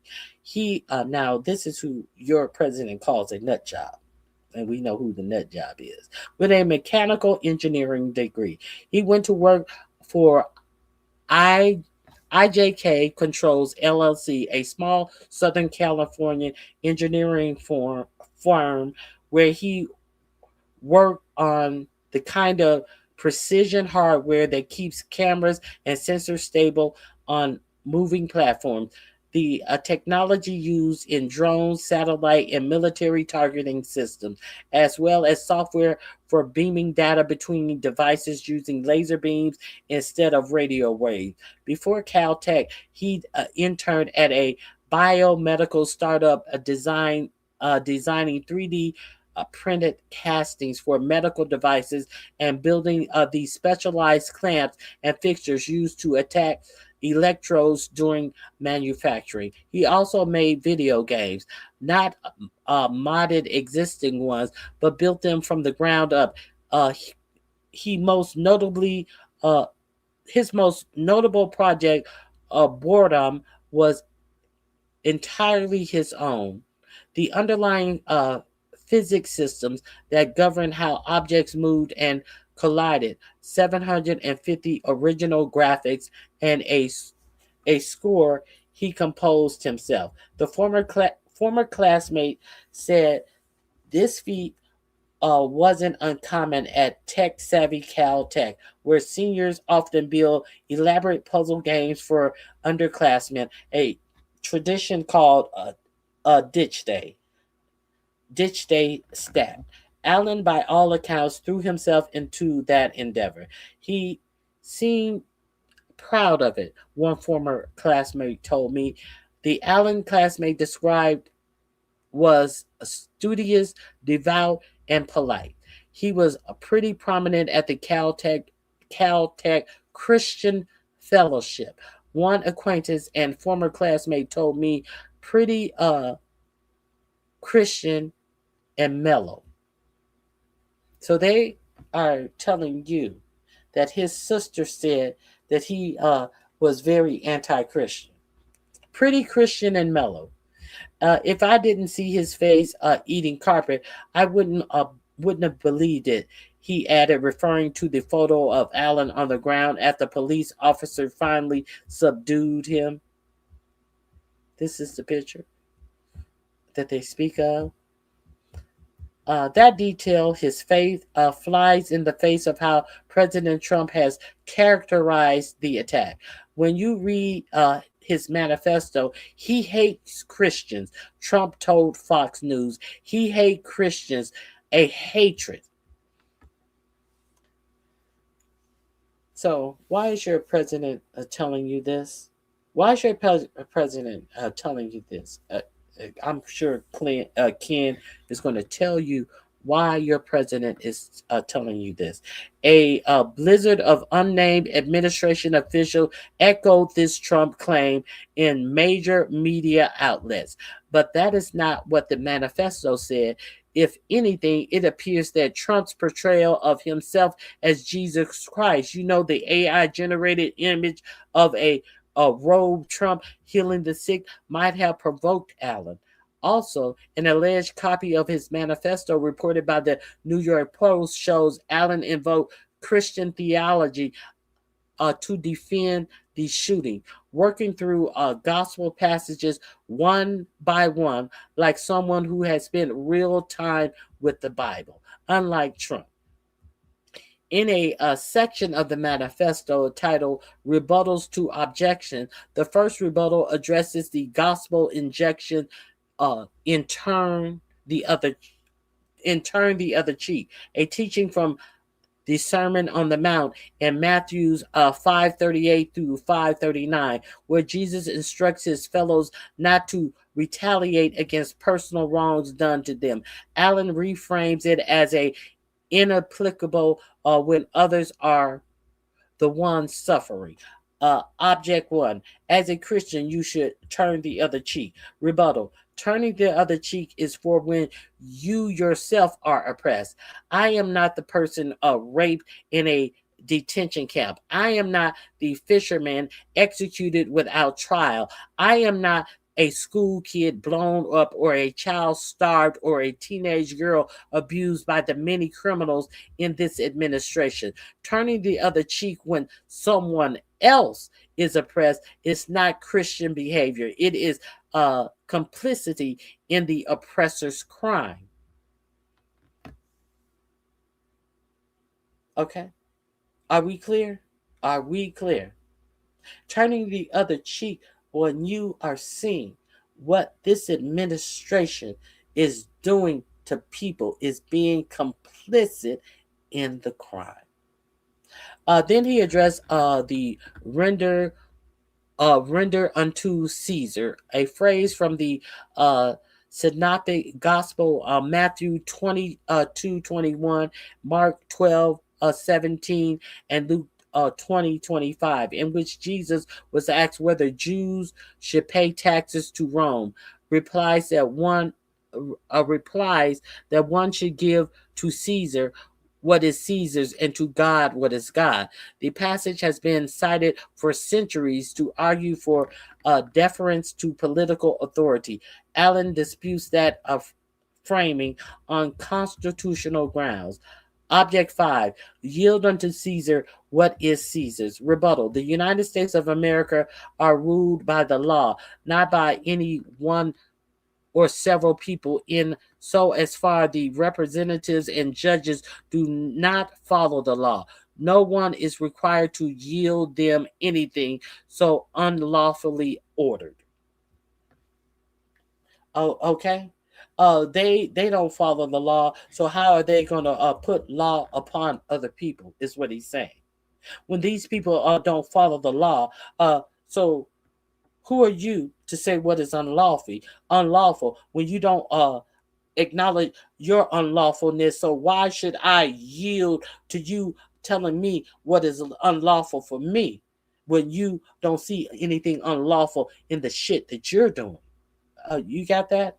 Are we clear on that? A third reference to religion appears in a brief thank you to his church. Thank you to my family, both personal and church, for your love over these 31 years. But they want you to believe that this man hate Christians because they want to tell you that this is a domestic terrorist under their MSPM7. Let's be real clear why they are emphasizing this point. Okay. Thank you, Ken Klippenstein, for breaking this down. Where am I? Allen reported Blue Sky social media. Allen's reported Blue Sky social media account also contains repeated references to the Christianity, including one from earlier this month in which identifies the Protestant and repeated comparisons of Trump to the Antichrist. So they have reported his Blue Skies account. It appears. So let me find my marker. Hold on.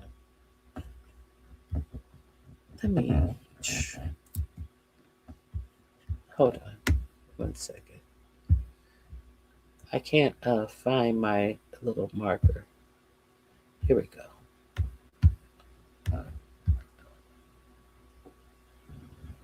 Here it is.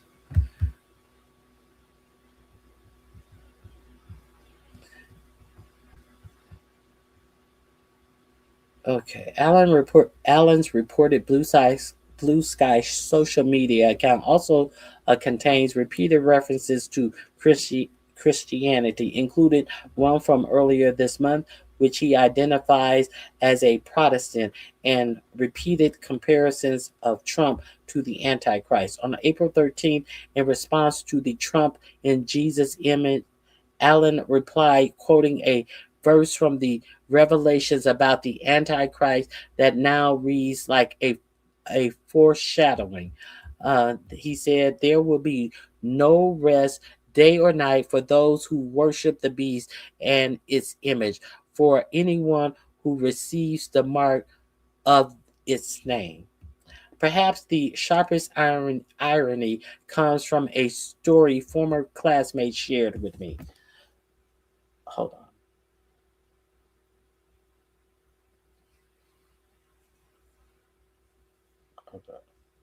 Okay.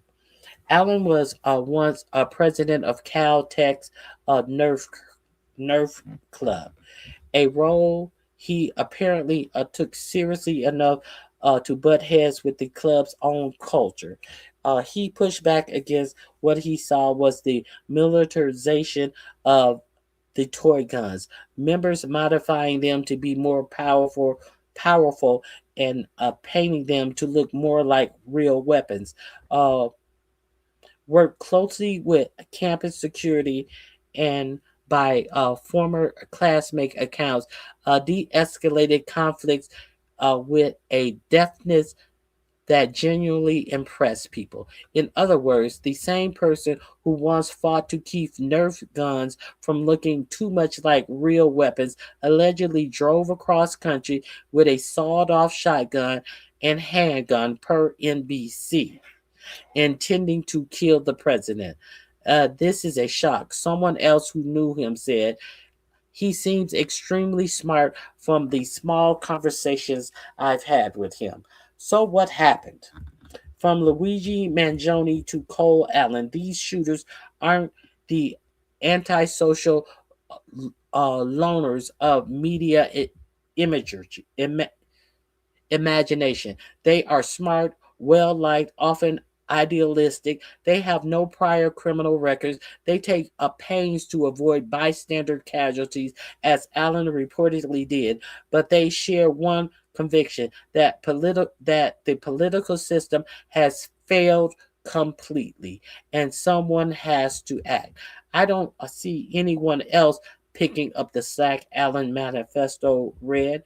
Trump's comments on Allen's hatred of Christianity, however inaccurate, echoes the language of his National Security Directive, NSPM 7, which labeled anti-Christianity as an indicator of domestic terrorism. I'm going to click this link so you can see it for yourself. We will go back to this because this is what I want you to see. This. Oh, okay.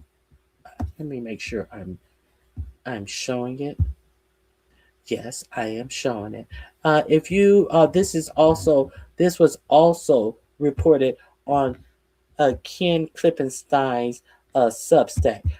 This was reported way back in September of last year. Trump's NSPN 7 labels common beliefs as terrorism indicators. If you did not read this story as many times,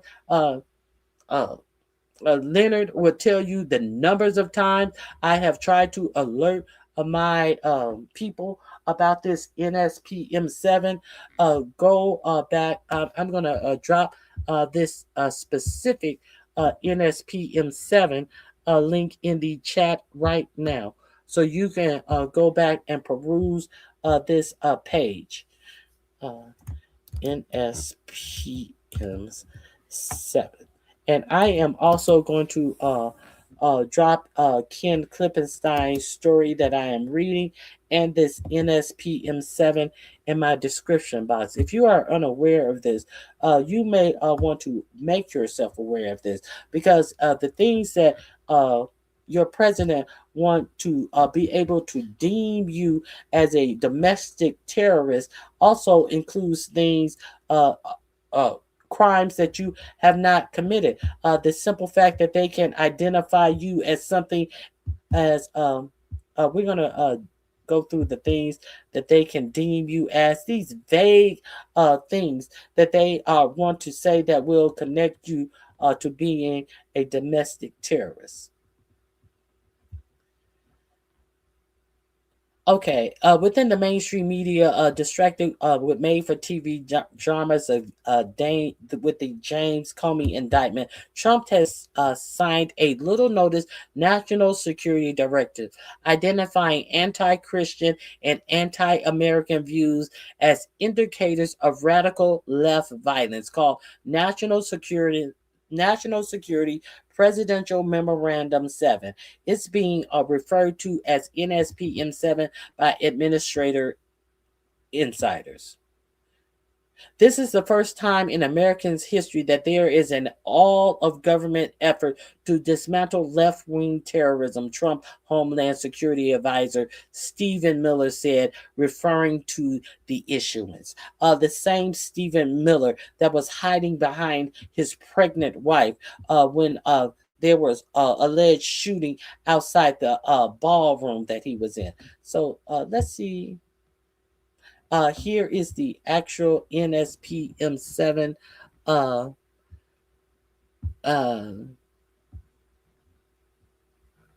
God. I don't want this. What is this ad? Yeah, I got a big ad. I don't want this ad. How do I get rid of this ad? Oh God. Let me refresh and see if this ad will go away. He's begging you to join. Okay, let's see. It links you to the let's go. Let's go to the exact paperwork of this NSPM7. Here we go, right here. What is it called? Countering Domestic Terrorism and Organized Political Violence. This is what your president signed into act. Let me see.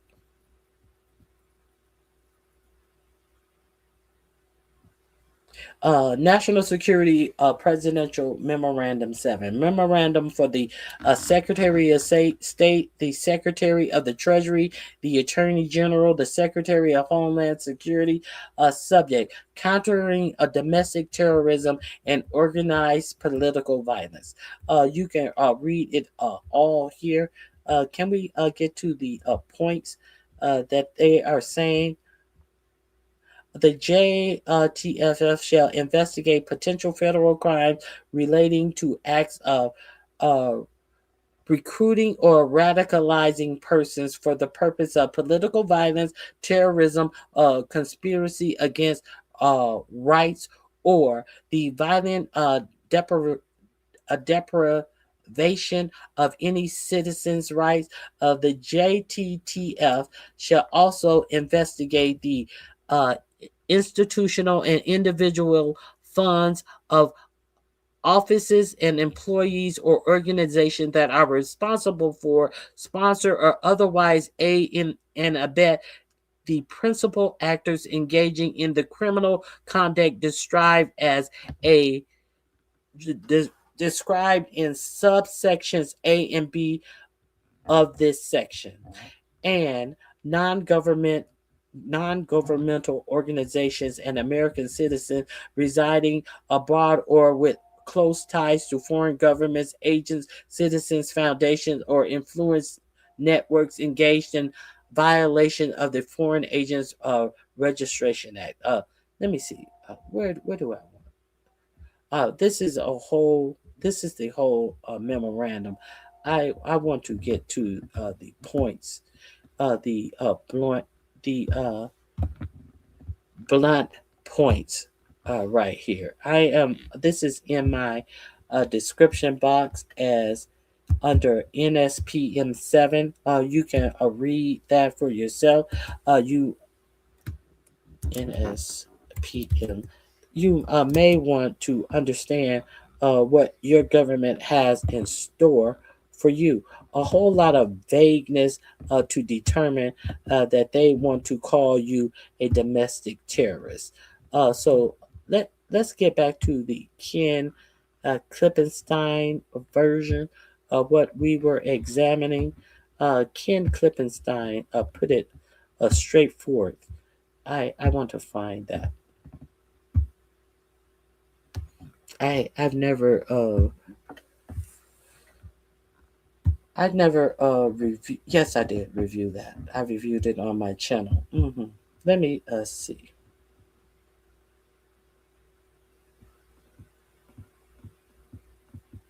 That's when they were saying everything was Antifa. Let me see. Here we go.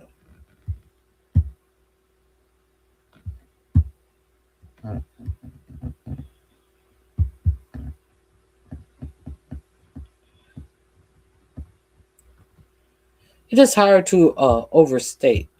What do they say? It is hard to oversee how much different NSPM7 is from over 200 executive orders. Let me see.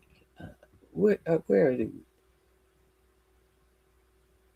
NSPM7 countered domestic terrorism and organized political violence. President Trump directs the Justice Department, the FBI, and other national security agencies and departments to fight his version of political violence in America, retooling a network of joint terrorist task force to focus on leftist political violence in America.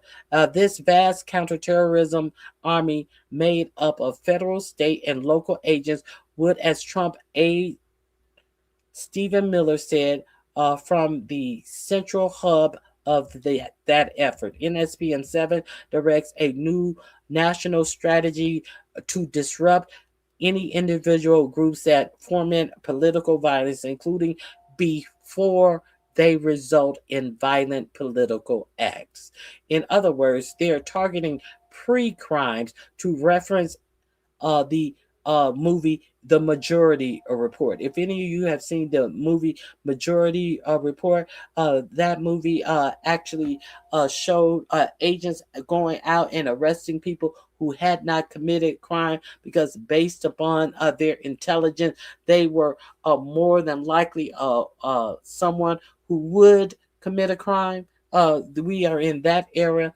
If you have not watched the Majority Report, Choreo Lover, if you have not watched the Majority Report, go watch the Majority Report. NSPM 7 directs new national strategy to disrupt or to disrupt any individual or groups that foment political violence, including before they result in violent political acts. The Trump administration is not only targeting organizations or groups, but even individuals and entities whom the NSPM 7 said can be identified by any of the following indicators of violence.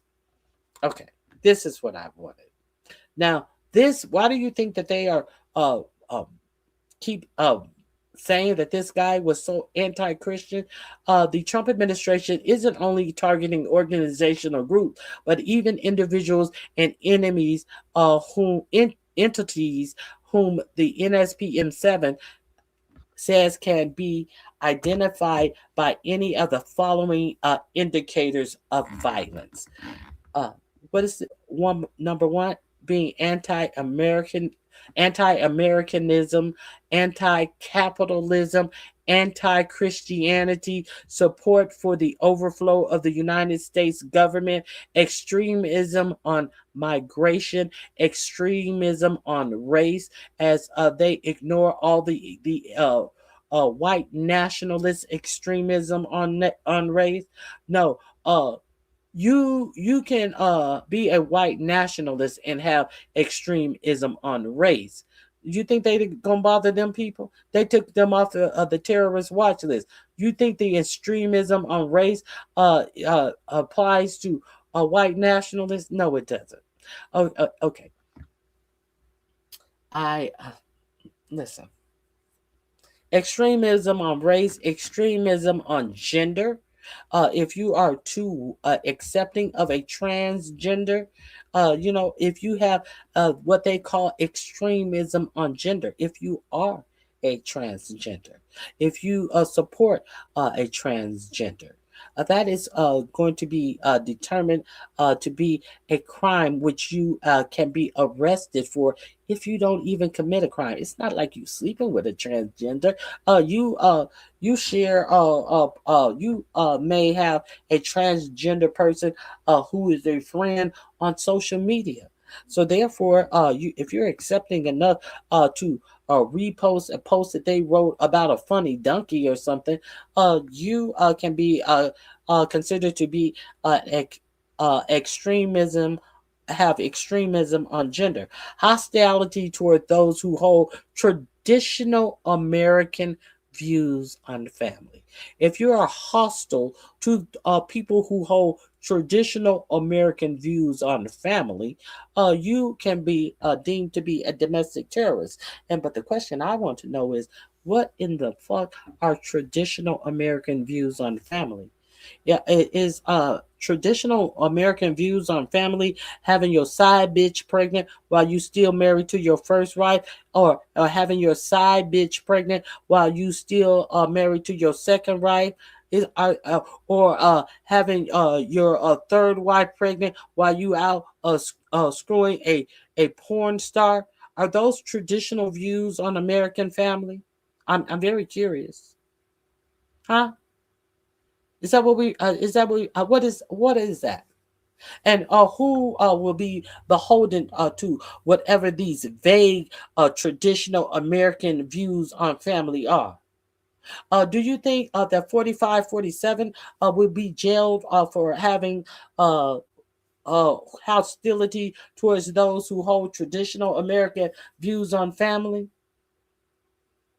Okay, hostility to those who hold traditional American views on religion. What are traditional American views on religion? Because we know that this country was built where people can be free to practice whatever religion they choose or no religion at all. So this is actually in a law that they can use to say that you do not have traditional American views on religion. So what if you're Muslim? You heard them saying he's anti-Christian, he's anti-Christian, he's anti-Christian. You hear him say Barack Hussein Obama, like his Muslim name Hussein itself, just by saying his Muslim middle name is a crime.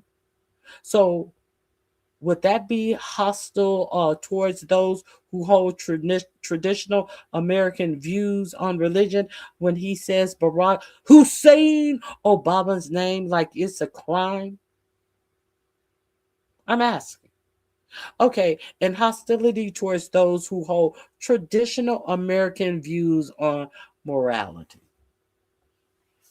So, the Pam Bondi, the Pam Bimbo, and now Taj Blanche, DOJ, with Cockeyed Patel, is going to deem who should be arrested on pre-crime based on their views on traditional American views on morality, when they have, in my opinion, no morality themselves. So they're going to judge you and your morality.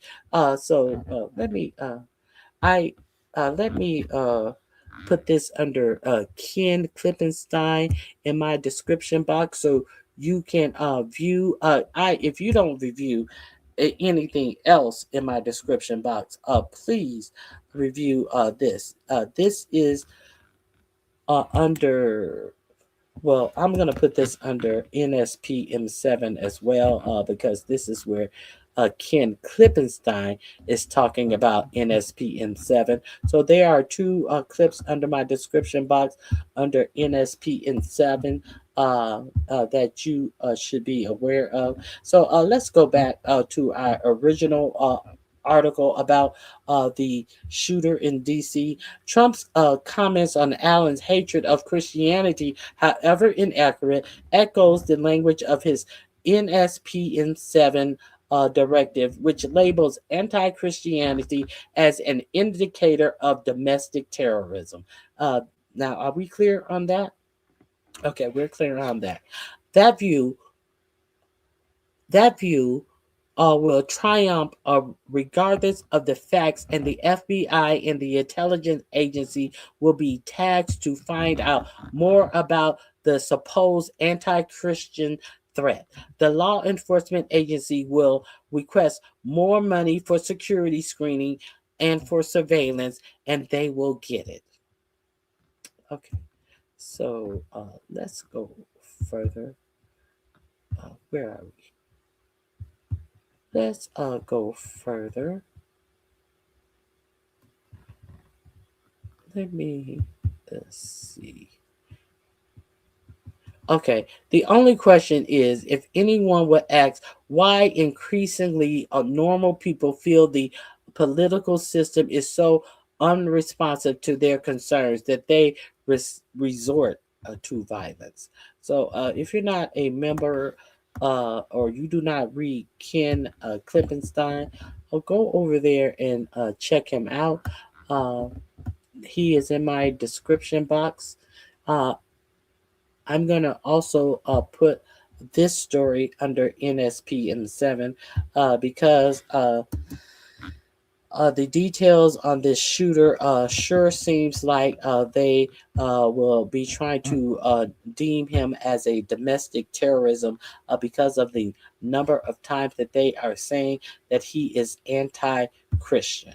So it seems like that is the agenda for him. So let me get to some of the other things, because I definitely want to talk about some of the things that are going on regarding this and other things. Let me see.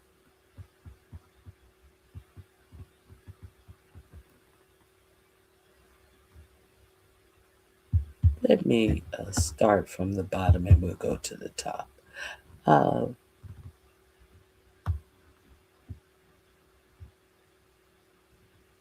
Let's get on with this Laura Looney. The racism is out front. Remember, this is one of Trump's top advisors who he talked to after the Iran war strike. So let's see what your president talked to, who he talked to after he struck in Iran. Laura Looney. Candace Owens, a nappy-headed B-word. Laura Loomer calls Candace Owens a nappy-headed B-word. No, she didn't call her a nappy-headed B-word. She called her a nappy-headed bitch. She now, I am not a Candace Owens fan by far.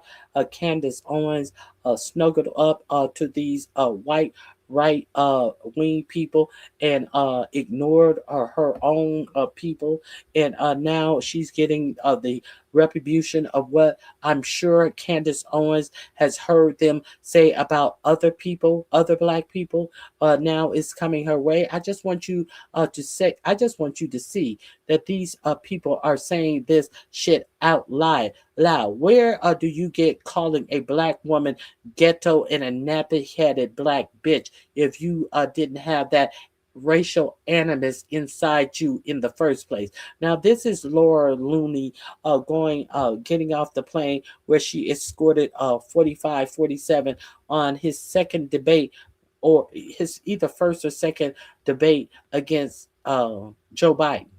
So understand that this is a close advisor to your president. Have you heard your president say anything about this bitch being anti-American? Huh? Have you heard? Do you think that she will be arrested for any of the shit that is in the NSPM 7? Obviously, she can't be a Christian talking this way. Let's continue. Here's the background. And for some reason, there's a lot of people that are really afraid of this nappy-headed black bitch who just has a lot to say, but not really a lot to offer. So I'm not afraid of Candace Owens, and I'm happy to match her energy. I'm happy to wrestle in the mud with that bitch. And Wrestle in the mud, you say? According to Candace Owens, Laura Loomer has been sexually assaulting young men at a serial level. Here's the accusation. Here it is. Laura Loomer is also a malignant sexual predator and has been repeatedly accused since the beginning of her career of raping and sexually assaulting men. That is not a typical thing that men come out with, that men come out and say, a woman sexually assaulted me, right? Take, for example, Alan Jacoby. This happened just last week, 10 days ago. Laura Loomer is a sexual predator psychopath. I was, in fact, a victim of her wrath. Loomer and I spent the day with President Trump at Bedminster watching the golf tournament from the president's box. She asked me several times for a selfie. As you can see, that lean line does not lie. She constantly got uncomfortably close to me. She groped me in the parking lot, grabbing my crotch very aggressively and demanding that I come back to her New York City hotel room to engage in some vile, descriptive sexual activities. She's an absolute psychopath who preys on men who she thinks that she can manipulate. She's a menace to society. There's a video, if it has been going viral many times, of Laura trying to seduce a young man who is clearly uncomfortable on camera. Take a look at this. Your hair and your eyes look so good. You're like beautiful. Thank you. Like an Aryan degenerate goddess. Thank you. I love it. Thank you. You're Aryan too. I know, but I'm like an Aryan degenerate goddess. Now, understand that Candace Owens is also reporting that Laura Loomer is not Jewish. Now, Laura Loomer has been out here with the "I'm Jewish too" rhetoric and support Israel rhetoric, and this is the first time that I'm hearing from Candace Owens that in fact Laura Loomer is a fake Jew. It's faking her Jewish religion. Jewish. It's okay. Because you're such a cutie. Don't mess my. Don't touch me, bitch. The reason I said that is because she said he looks like a Aryan something something, and he said you do too, a Aryan degenerate goddess, and he said you do too, and then she thought she could run her fingers through his hair. He said, "Don't mess my hair up." Thank you. I love it. Thank you. I guess and mess his hair up. He wanted she wanted his hair to look like her messed up hair. Too. I know, but I'm Jewish.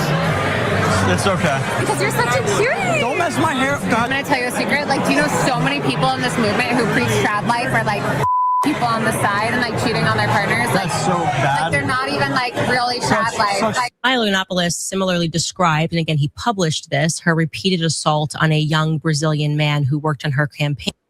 Now, she's at a Republican function talking about so many people are present themselves as trad wives and they're all cheating on their partners. Which, like, we don't know that. Like, we don't know that. Well, I distance myself because she used to force herself on young male volunteers, 20, 21-year-olds. She would climb into bed with these volunteers and them off in the middle of the night. So she would climb in bed with young volunteers, 20 and 21 years old, and she would suck them off, says one of her former friends. He said it. I didn't say it. But she has further gone on and to tell Candace Owens that no one loves her, that she said it. I don't know Candace Owens' story. I do know that she sued either her high school or a college for discrimination, and she used the NAACP to do it, and then turned her black ass around and said that the NAACP is some vile organization after she used them to win money from being discriminated against. That's what I know about Candace Owens. But Laura Loomer seems to think that Candace Owens' family left her by herself when she was 14 years old to fend for herself. I've never heard that story. But like I say, I'm not into Candace Owens. So let's continue. Accusations are disturbing, obviously. Laura Loomer responds, as you heard, by calling Candace Owens the messenger of the allegations, a nappy-headed black B-word. Now, we know Laura Loomer is racist. And by the way, there was also a rumor that she was Donald Trump's side piece. You can find that online as well. And the war of words continue. Here it is. Now, that would explain something. If she was Donald Trump's side piece and she would find herself in bed with these young 20 and 21-year-old and sucking them off, can you imagine her getting into bed with a diapered 78, 79-year-old and having to clean the creamy boo-boo off his nuts to suck him off? Can you imagine how much sucking she would have to do to suck off this 78-year-old dude? No wonder her face and her cheeks are so huge and just extremely huge from all of the sucking she must have to do. No wonder why her lips are so plump as a black, like a black woman. You know, these black insults she wants to hurl on Candace Owens as she go get all of these lip injections trying to get her lips to look like a natural black woman. Maybe maybe it's not injection. Maybe it's sucking off a 78, 79-year-old piece of peen that got her lips so plump. I'm just curious. No, I'm not that curious. Let's go. Not even Jewish. Her entire identity as being a feisty Jewess is something that she made up around 2019. She told me that she was not Jewish. She told multiple people that she is not Jewish. Her mother is a woman named Joanne Singe. Candace Owens is a liar, okay? And she's a deeply insecure woman who is very unloved at the end of the day. This is a woman who is allegedly in a relationship with a gay man. She was not raised in temple. She was not bat mitzvahs. She just decided that it was politically expedient to pretend that she was Jewish. She only learned how to draw a Star of David a couple of years ago when she was running for Congress. Milo is scheduled to have a deportation hearing in 2028, and people are working to get that expedited because he is, like I said before, here illegally. So all of a sudden, Milo went from being like super anti-Candace. He goes around telling people that he allegedly had anal sex with Candace Owens' husband.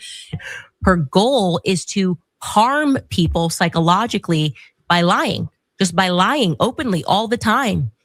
And I want you to know that in her own words, she has admitted to her addiction, which she has described as cocaine-like, to Spectator, because she'll say, "Oh, it doesn't matter if this person's lying." Take Laura in her own words. And she always just wanted to have like a white husband and be like, you know, married to like a established white man. And she used to tell me like, "Oh, I don't date black men." Makes suicidal threats, and there is an aspect of her that feels very homicidal. I'm not being funny. I'm not trying to be ironic when I say that this is a person who should not have access to the president of the United States. But she's not who she makes herself out to be. This is a girl that used to talk about like, you know, how she would walk into clubs and bars and steal like, oh, the white athletic guy from the white blonde girl just to show her that, oh, you know, I can take your man. I can take your man, bitch. Like very ghetto behavior. And because we can look at her. I can take your man, bitch. That's ghetto behavior.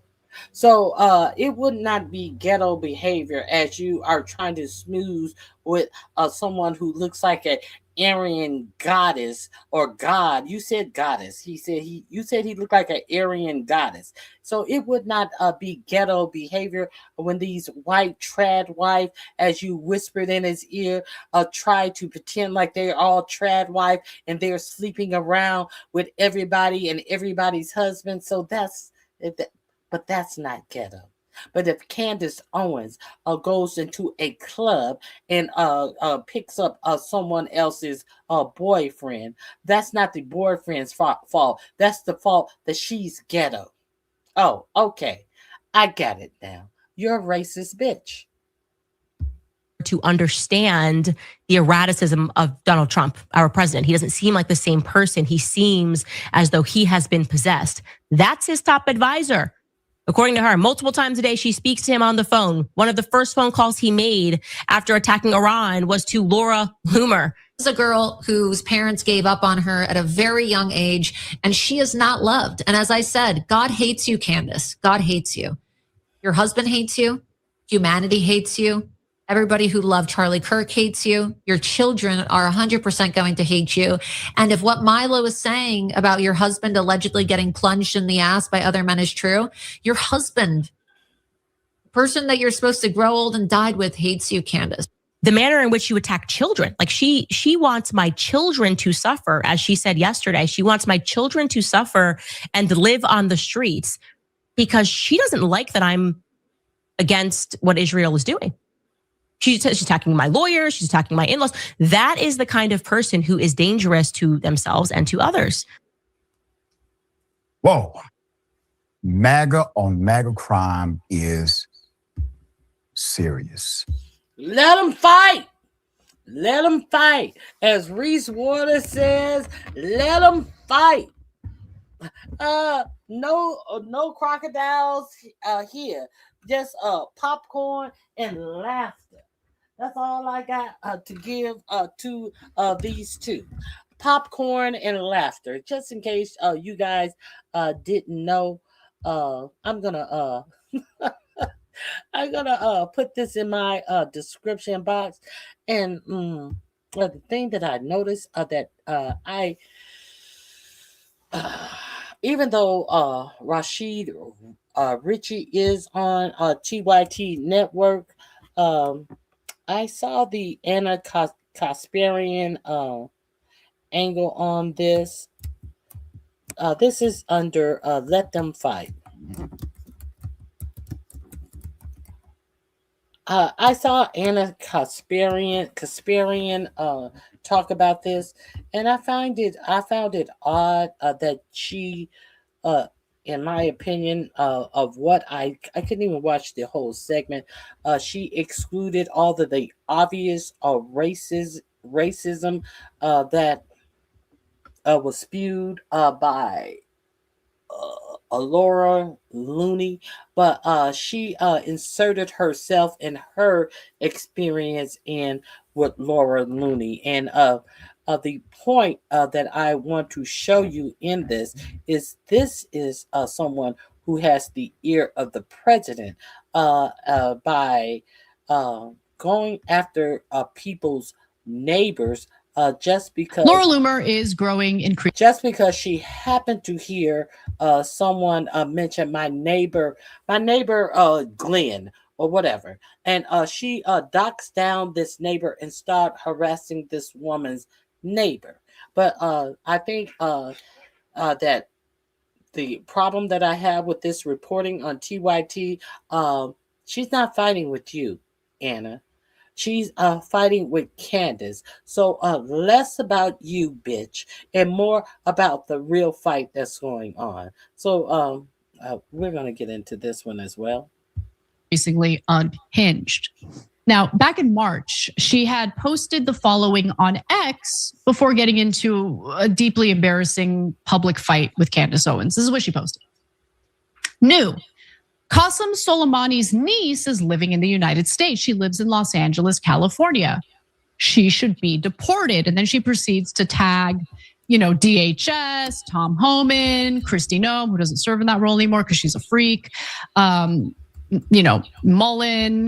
Senator Mullen, you get Marco Rubio, you get the point. Okay. So I remember this. In fact, I remember the local news reports since I live in Los Angeles about how Soleimani's niece got arrested and has been sent to an ICE facility. And I was just like, who cares if it's Soleimani's dead. So that was the Iranian general that Trump assassinated in his first term.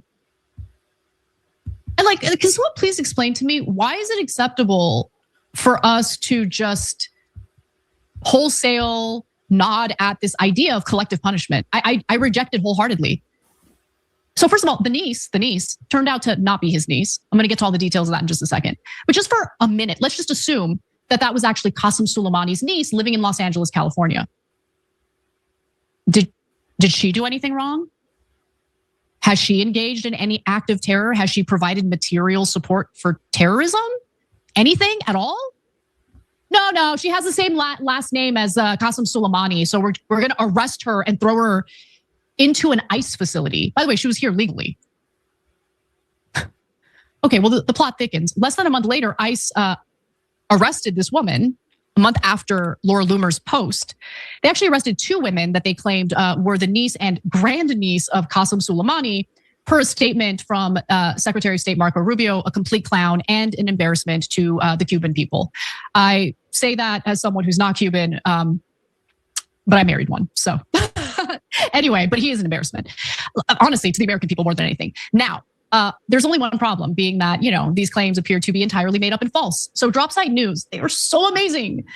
They looked into this. They did a little digging to see, who are these women really? And do they actually have any connection to Qasem Soleimani, the Iranian military general that has been assassinated by Donald Trump? Okay, here's what they found. Two Iranian women remain in immigration detention, arrested earlier this month on accusations of being the niece and grandniece of Qasem Soleimani, despite no connection to the late Iranian military commander. Dropsite reviewed Iranian birth records identification papers, a family will, and other personal documents and found no connection whatsoever to him or his extended family. One of the women is now seriously ill in a Texas facility. Her chronic blood condition left effectively untreated. Laura Loomer is a monster, okay? The outside matches the inside. Know that. She is an ugly human being, an ugly person who spends her entire life, I'm not exaggerating. She is on X, she's on social media all day, attempting to destroy the lives of innocent people. She is anti-American, okay? This is not what Americans spend their time doing. All she does, she's unhinged, she's a lunatic. And the president of the United States trusts this person. All she needed to do was hit up the administration about 2 women living in Los Angeles who happen to share a last name with Qasem Soleimani. And our dumbass government listens and actually follows through on arresting these poor women, throwing them in a facility, and they're still locked away for no reason, no wrongdoing whatsoever. Laura Loomer needs to be sued. Oh, Laura Loomer should be sued to bankruptcy.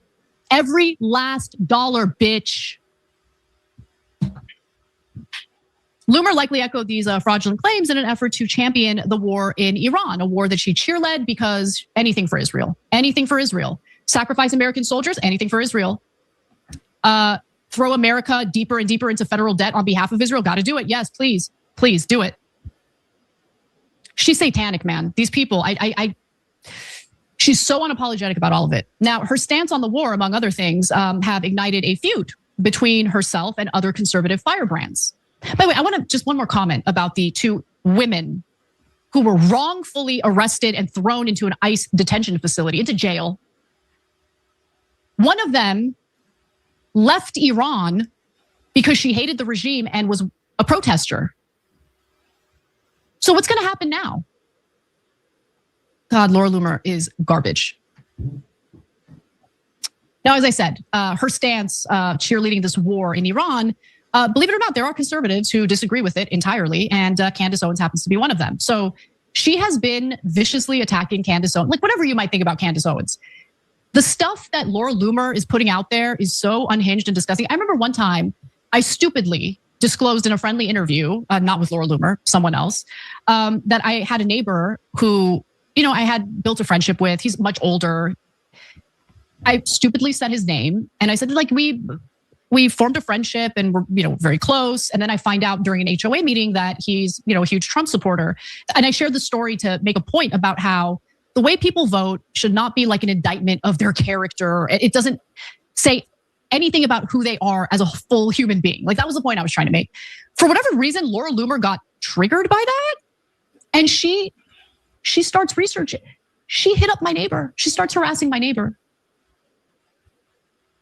She's a psycho bitch. Okay, so let's get back to the Candace Owens thing. Here's what she said about Candace Owens. And this offends. You see how long it took her to get to Candace Owens? Oh, you see how long it took to get to the real news? Oh, this bitch right here. Offended me, okay?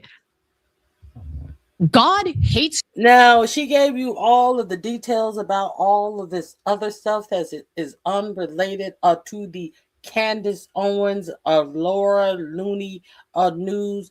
She gave you all of the details about this, but watch the vagueness in the racism that this cunt gives about the racism that was exhibited against a Black woman. To you, Candace Owens. It's why he gave Charlie to Erica and why you didn't even get to say goodbye to him. And then she repeats it again. God hates you. All right, that's enough. Who are you to speak on behalf of God? Like, who are you? Who are you? And to exploit the killing of her closest friend to take a dig at her makes you a really bad person. I mean, people do it to me all the time when it comes to Michael Brooks. And it's deplorable. It's gross behavior. And she expanded on this point, by the way, on her show. Unfortunately, we're going to... I mean, people do it to me all the time when it comes to Michael Brooks. Bitch, no one knows who Michael Brooks is. This isn't about you. Keep up, bitch. Take a listen. And she's a deeply insecure woman who is very unloved at the end of the day. This is a woman who is allegedly in a relationship with a gay man who is always going to feel the rejection of her family, the rejection of her mother, the rejection of her family that she claims left her alone when she was 14 years old, right, to fend for herself. This is a girl whose parents gave up on her at a very young age, and she is not loved. And as I said, God hates you, Candace. God hates you. Your husband hates you. Humanity hates you. Everybody who loved Charlie Kirk hates you. Your children are 100% going to hate you. Bitch, they got a soccer team full of kids. That doesn't look like hate to me. Looks like there's a lot of love going on in that household. But the only person who looks insecure right now is the one who has too much filler in her face. But she also insisted that Candace, who actually happens to be one of the most popular podcasters in the space, is hated. I mean, she said that Candace is hated in that last video, but I guess. Okay, the link is in my description box. It took so long to get this. Now, I want to, before I... By now, I'm sure y'all... Before I share this with you, I want you to remember this photo that I showed to you as the MAGA crowd was so in fear of themselves that these are some of the posts that they were putting up. I want you to hear what this specific influencer wrote. This is after the shooting. She's taking a selfie with her lips pursed and her titties hanging down. And shooter at White House Correspondents' dinner. Shooter is dead. Thank you, Secret Service. The suit giving wrong information. So I want you to understand where it is that these coalitions of influence get their marching orders. Now, Elon Musk's little girlfriend, his baby mama, is going to come out, and the Elon Musk baby mama who had Tesla to come pick Tesla, who had Tesla to come pick up her car and when they broke up because he refused to pay child support to her, so she had to sue him for child support. And then she made a big performance of having to sell the Tesla that he had purchased for her to take care of her child. You remember all that I showed you on my channel when I was doing the news over 2 years ago, doing the news, the new thing that's called the news. You remember her. Now,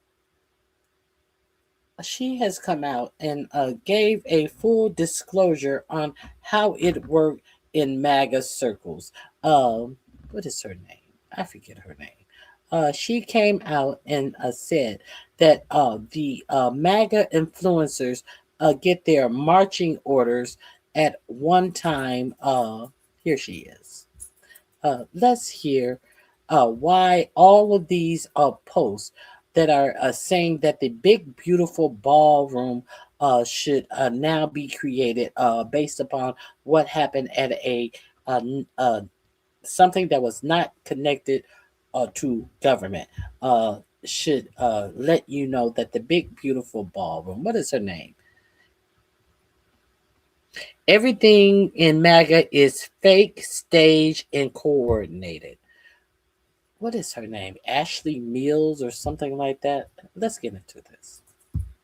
Is ex-MAGA, and she's doing us a favor by turned on him after he refused to pay child. No disgrace. This user Merrick said, I'll remind you that Ashley St. Clair recently confirmed for us. Ashley St. Clair. Elon Musk, I'm pretty sure he could have another baby after Ashley came. Elon Musk, baby's mama, is dropping the tea. This will be in my description box under something. That the administration does get all of these people in group chats and tells them exactly what to tweet. Now, Ashley St. Clair, if you don't know, is Elon Musk's fifth baby mama, who immediately turned on him after he refused to pay child support because the richest man on earth is still a cheap scumbag. Now, Ashley St. Clair is ex-MAGA, and she's... Laura Loomer is growing increasingly. I apologize. By now, I'm sure y'all know that the White House Correspondents' Dinner did not go as planned. All of MAGA is paid and they coordinate their messaging in lockstep via group. Breaking down exactly what's going on with these posts.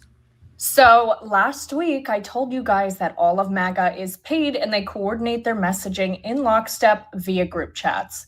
And what do you know? All of these people came to the conclusion that after they saw what happened at the White House Correspondents' Dinner, their first thought was all independently, Trump needs his ballroom. The statistical likelihood of this happening in a vacuum, if we are to stipulate that these people are not coordinated, the statistical likelihood of this happening, that they all came to the same conclusion, not probable, okay?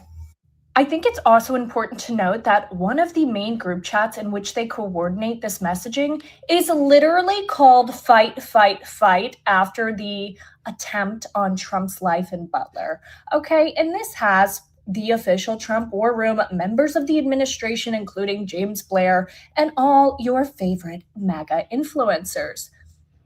And I would log on and show you more of these messages, but I can't log on to Twitter because they're suing me for $75,000. MAGA seems to be freaking out now that the conspiracy-brained lunacy that they started back in 2016 or whatever is coming back to bite them. The internet has flooded with people calling this whole event staged, and they're using MAGA's own words against them, like when Caroline Leavitt here said this before the dinner. Ready to rumble, is he not? He is ready to rumble. I will tell you, this speech tonight will be classic Donald J. Trump. It'll be funny. It'll be entertaining. There will be some shots fired tonight in the room. So everyone should tune in. It's going to be really great. I'm looking forward to hearing it. I love it all. And you wrote most of it, you said. I can't take credit. In true Donald Trump fashion, the man puts his pen to the paper himself. Not to mention this very strange moment on Fox News last night, where someone was speaking about Caroline Leavitt's husband. How did I forget this portion? If you have not heard, how did I forget this portion? Caroline Leavitt's husband was sitting next to a Fox News reporter, and he leaned over to her and said, very seriously, said, I just want to make sure you're safe. He noticed her and told her how of a good job that she does in her news reporting, and seriously told her, I just want to make sure you're safe. And she is recalling the conversation with Fox News on the phone from the event. And then he said, I just want to seriously make sure you're safe. And she said he looked around and he said, because there are some, and then the phone line went dead. Fox News had nothing. And I wonder if Fox News has come back to this on-the-scene reporter and asked her, what was it that Caroline Leavitt's husband told you? So that's an ominous warning before Fox cut them off. I want to just quickly tell you, I was sitting next to Caroline Leavitt, the press secretary's husband. He was one of our guests. He was seated right next to me. And, right as the dinner was starting, the national anthem happened. And then he kind of leaned over and said, I watched you on TV. You do a great job. You need to be very safe. And he was just very serious when he said that to me.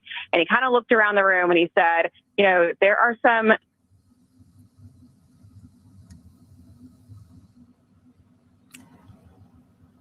Sounds like we lost Aisha's phone there. And this happens, by the way, especially when you have so many people attempting to utilize the same cell service at the. This happens, by the way, when you have so many people trying to use cell service. This is a cell service. This is not a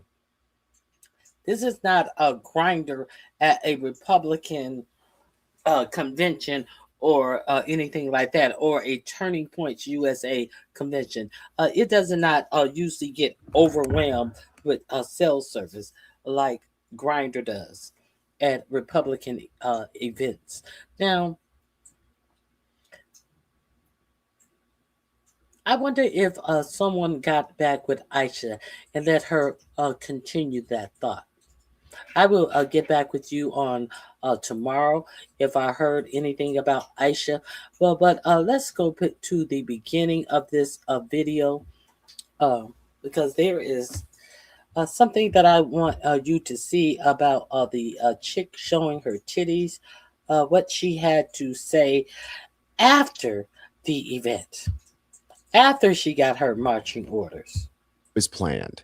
MAGA was sure to add to the insanity before the situation had even ended.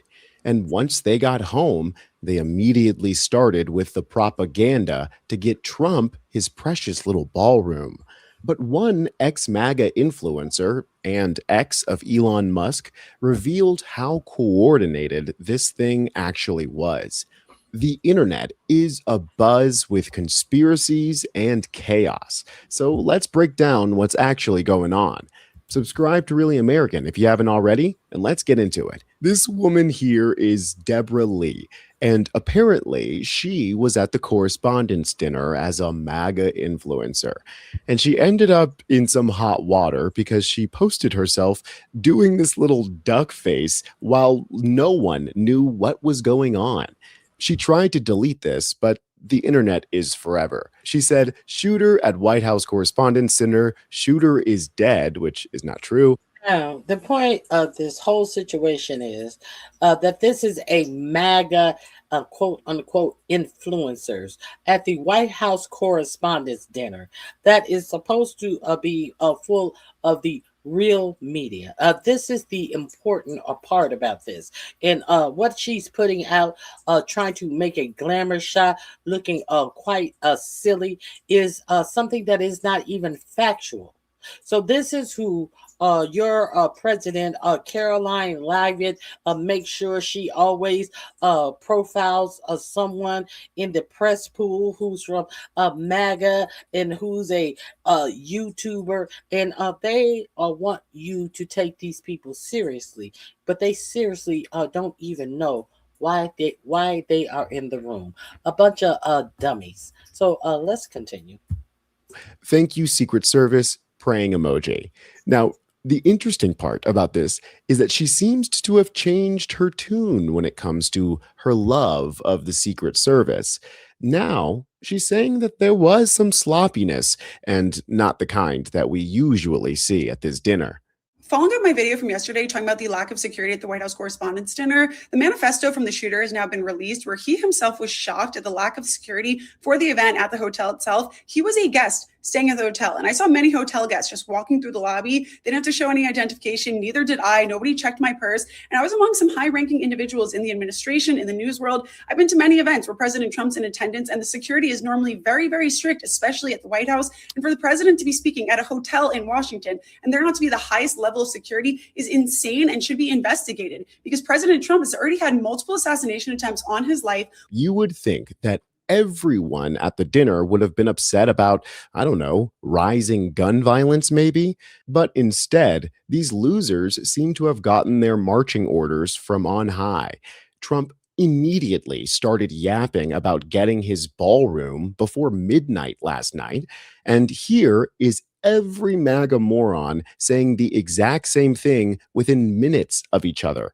This is why we need Trump's ballroom. We need a White House ballroom. Thank God President Trump is building a ballroom. It was all MAGA goons plus John Fetterman, the dino disgrace. This user Merrick said, "I'll remind you that Ashley St. Clair recently confirmed for us that the administration does get all of these people in group chats and tells them exactly what to tweet." Now, Ashley St. Clair, if you don't know, is Elon Musk's fifth baby mama, who immediately...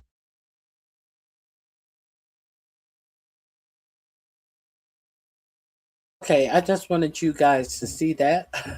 I just wanted you guys to understand all of this is coordinated. I heard about the Fox News reporter on political punk. I love him.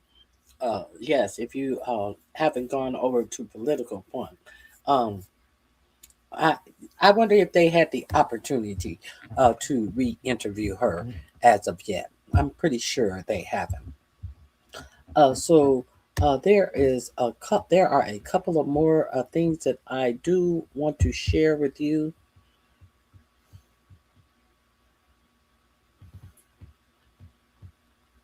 Now, this is Trump lying on 60 Minute about falling down. Now, as you listen to how he is degrading what is her name? Nora O'Donnell, by just making a quote from what is actually in the manifesto. He drags her, and she has to sit up here and be professional to him because she works for who? CBS. I was CBS never, is excuse me. owned by whom? CBS, who is now owned by one of Trump's good friends. So she has to sit here and take a load of shit from 45, 47, as she is asked a professional question because she's not a MAGA influencer. She is trying to now, if I'm not mistaken, last year Nora O'Donnell was one of the people who was sitting on the dais at the White House Correspondents' Dinner. She was heavily involved last year. So I want you to see how disrespectful Trump is to her, as he pretended as if yesterday at the White House Correspondents' Dinner was a way that we were celebrating our First Amendment rights and having the press there and blah, blah, blah, blah, blah, and trying to um, blow smoke over the fact that this president has been the worst authoritarian president, trying to stifle our media. And that's why he has allowed the Ellisons to buy up much of our media. We already know that CBS and now CNN is under the thumb of the Ellisons. So I want you to see all of the disrespect that he gives our American media, that he tried to pretend that was being celebrated at the White House Correspondents' Dinner. Excuse me. You shouldn't be reading that on 60 Minutes. You're a disgrace. But go ahead. Let's finish the interview. And that was just part of Donald Trump's eruption at 60 Minutes. Hello, everybody. David Schuster here. President Trump just proved he is as petulant and unhinged as ever. In an interview with CBS News journalist Nora O'Donnell, Trump faced questions about the motive of the White House Correspondents' Dinner gunman, and Trump exploded. Watch. The so-called manifesto is a stunning thing to read, Mr. President. He appears to reference a motive in it. He writes this quote, "Administration officials, they are targets." And he also wrote this, "I am no longer willing to permit a pedophile, rapist, and traitor to coat my hands with his crimes." What's your reaction to that? Well, I was waiting for you to read that because I knew you would, because you're horrible people, horrible people. Yeah, he did write that. I'm not a rapist. I didn't rape anybody. Do you think he was referring to you? Excuse me. Oh, you think he was referring to you? Bravo. How did you automatically take that personally?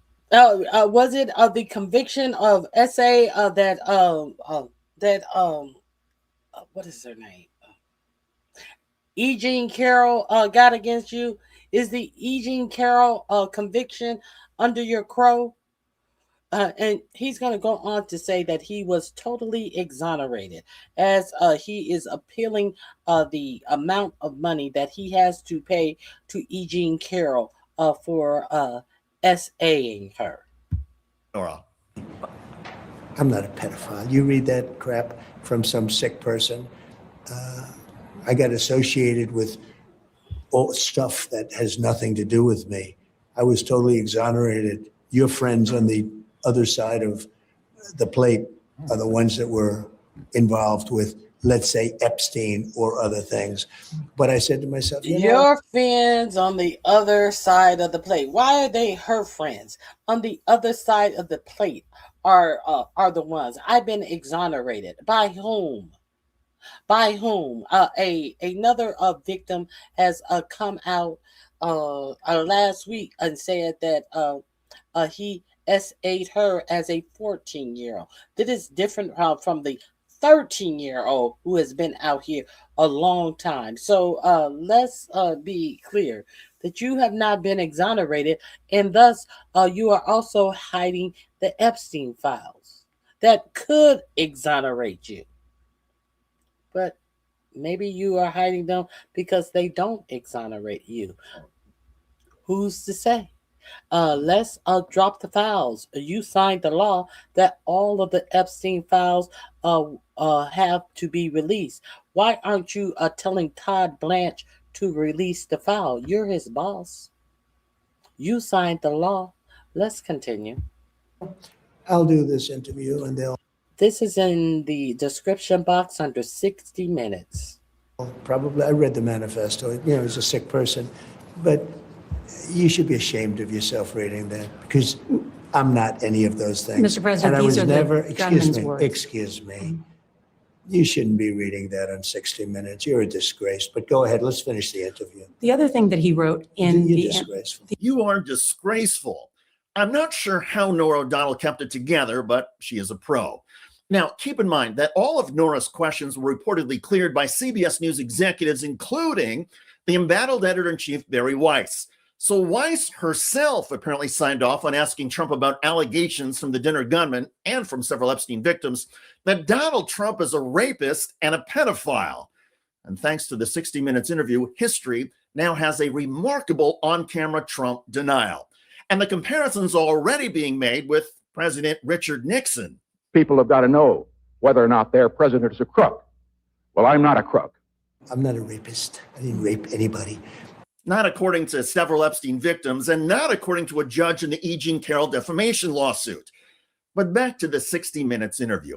The Trump meltdown at CBS News, and Norah O'Donnell in particular, speaks volumes, because it shows once again that there's something about the Epstein scandal that hits a nerve with Donald Trump.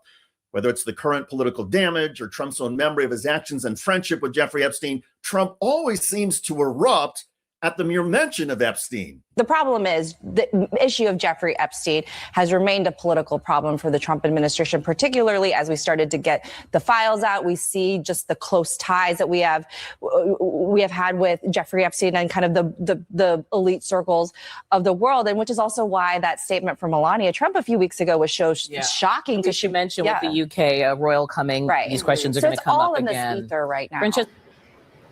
I call on Congress to provide the women who have been victimized by Epstein with a public hearing specifically centered around the survivors. Give these victims their opportunity to testify under oath in front of Congress with the power of sworn testimony. Each and every woman should have her day to tell her story in public if she wishes, and then her testimony should be permanently entered into the congressional record. Then, and only then, we will have the truth. Most journalists and analysts are still trying to figure out why Melania Trump issued that statement, given that her husband, Donald Trump, wants the Epstein story to disappear, not get even more attention. The conventional wisdom is that Melania Trump is trying to separate herself from the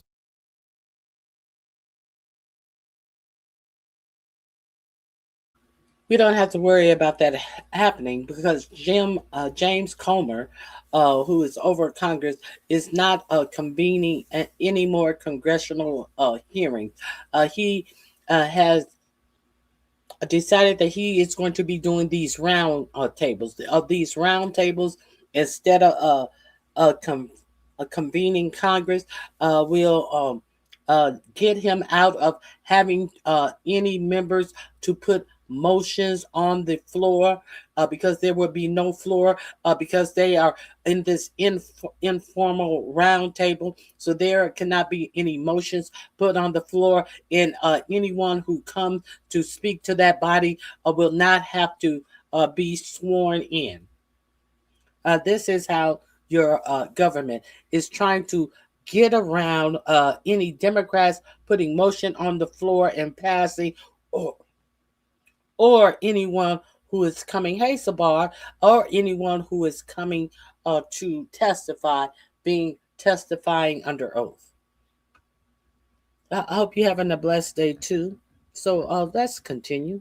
If you didn't know, now I want to get into some more things. What other things did I want to?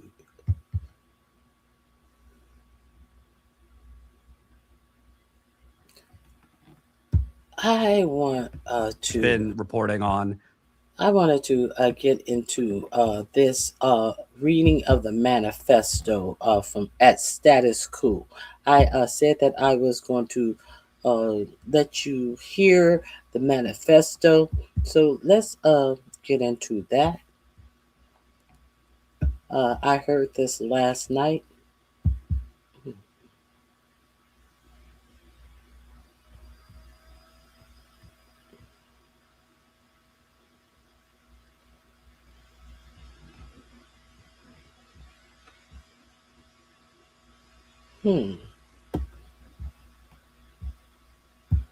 Oh, and if you have not heard the latest, Peter Thiel and Palantir has been awarded the over your food, over the what is it?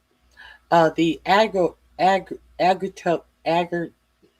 agriculture secretary, that dingbat who wants to make sure that people on food stamps are not getting too much money, has given the reign over our food over to Palantir and Peter Thiel. Let's get into this. Covering what the corporate media covers up. Hey, it's JT Siskowski with Status Quo. We've got more details coming out about the alleged shooter at last night's White House Correspondents' dinner, and more information about the surprisingly lax security at an event where the President of the United States, many cabinet officials, and members of Congress were going to be in attendance. Not least among those questionable assessments of the security situation came from Caroline Leavitt's husband. Caroline Leavitt is the press secretary for President Donald Trump. Her husband told a Fox News reporter, quote, "You need to be very safe." And as the Fox News reporter was explaining why Caroline Leavitt's husband was telling her that, the phone cut out. I want to just quickly tell you, I was sitting next to Caroline Leavitt, the press secretary's husband. He was one of our guests. He was seated right next to me. And, right as the dinner was starting, the national anthem happened. And then he kind of leaned over and said, I watched you on TV, you do a great job. You need to be very safe. And he was just very serious when he said that to me. And he kind of looked around the room and he said, there are some...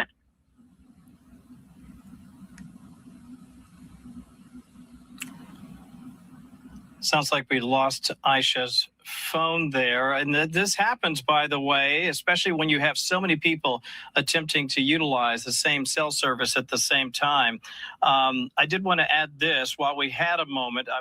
I want to acknowledge off the bat here that there is a lot of speculation online that this shooting was some kind of false flag operation or staged in some way in order to drum up support for President Donald Trump at a time when his poll numbers are at or near historic lows for him, as people in this country turn on him over his handling of the economy, the Iran war, the Epstien files, the list goes on and on.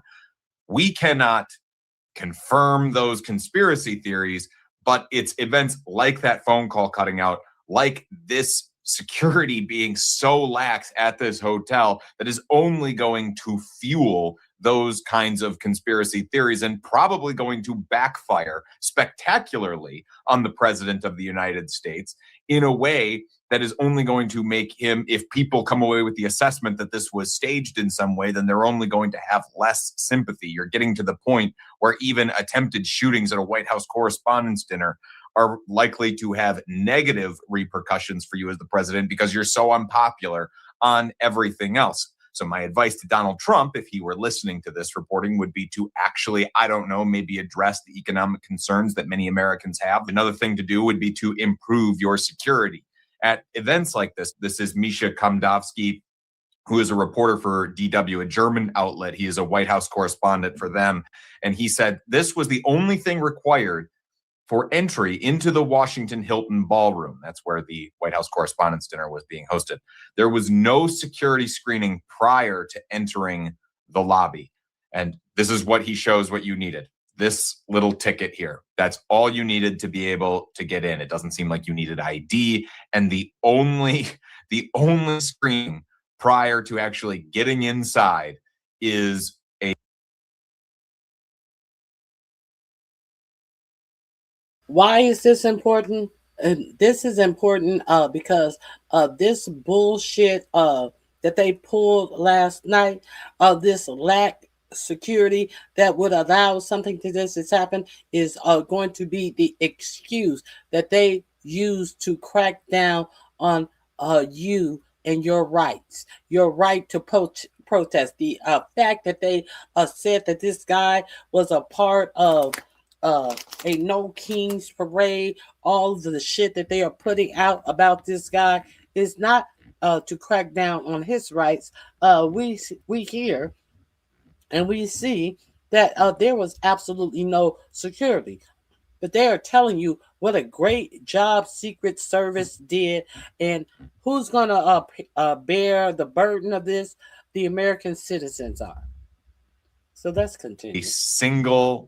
A single metal detector. We also have this from Leonardo Feldman, who says something I noticed even before coming into the White House Correspondents' Dinner was that the security was only outside the ballroom inside, not outside the building. So the entrance of the building did not have a security machine, only some guards there. You only went through the screening before the ballroom, and then he includes this quick little video of that single metal detector through which people are passing to be able to get into the ballroom. But of course, how is the president going to react to this? Is he going to have any sort of inward reflection on himself about how this event was maybe either a security blunder or about how his policies and his cabinet officials are historically unpopular and maybe they should change their ways? No, he is only using it as an excuse to further construct his ballroom. It is just corruption in plain view of everyone because the president, in order to fund that ballroom, took donations from large corporations and the very wealthy to be able to fund it. And it was a way to funnel cash directly into the Trump administration. Here's what he had to say. What happened last night is exactly the reason that our great military, Secret Service, law enforcement, and for different reasons, every president for the last 150 years have been demanding that a large, safe, and secure ballroom be built on the grounds of the White House. Now, that is, of course, revisionist history. There are not people who are actually calling for that or have been over the last several decades, not in any sort of large-scale sense. This is a vanity project for this president and an excuse for corruption, but why let a good crisis go to waste? Trump's cabinet officials are leaning into this as well. They are trying to already put the partisan spin on who the shooter was. Todd Blanche, who is the acting attorney general in this country, went on Face the Nation, that's CBS, and spoke there about some of the motivations that they believe that they are uncovering with this shooting suspect, as well as what led up to the shooting and how he was able to get so close, including that shooter believing to have been staying inside the hotel So the Secret Service has said that the suspected gunman was staying in the hotel. He walked up to a security checkpoint with a shotgun, handgun, and multiple knives. How long had he been inside that hotel? And was there a security protocol for guests? We're still understanding the security protocols that led to him being able to have firearms in that hotel. We do believe he was staying in the hotel in the days leading up to last night. We believe that he traveled by train from Los Angeles to Chicago and then from Chicago to Washington, D.C. As far as what happened with him coming down and breaching the perimeter, as you've seen from some videos that have already been released, he was apprehended and subdued feet away from breaking the perimeter. So we were all safe inside, and that's a testament to the Secret Service doing their job. Everybody was all safe, and that is a testament to Secret Service doing their job. Let's continue a little bit further. Oh shit! Oh shit! I apologize. I deleted it instead of playing it. Let's go here. Let's go here. While I reboot that, or if I reboot that, I want to share with you the reporting that they are getting from the manifesto and the actual reasons why the alleged assailant, said that he did what he did. So let's get into this. This is also on Status Quo. You will find this in my description box under Lax Security. That last link that I just showed you is also under the description box, Lax, L-A-X, Lax Security. So let's get into this. Criminals in this administration. You're starting to see the dam breaking. This unprecedentedly corrupt, illegal, criminal White House. Covering what the corporate media covers up. Hey, it's Jordan with Status Quo. Breaking news, the alleged White House Correspondents' Dinner shooter was radicalized by pedophile and rapist Donald Trump. Not my words, those are his words in an alleged manifesto that has been released. He apparently wrote it and sent it to his family about 10 minutes before he started shooting outside of the ballroom last night. Let me read to you the manifesto. Accused White House Correspondents' Dinner gunman Cole Allen Thomas is his full name, sent a sprawling, crazed manifesto to family members about 10 minutes before Saturday's attack.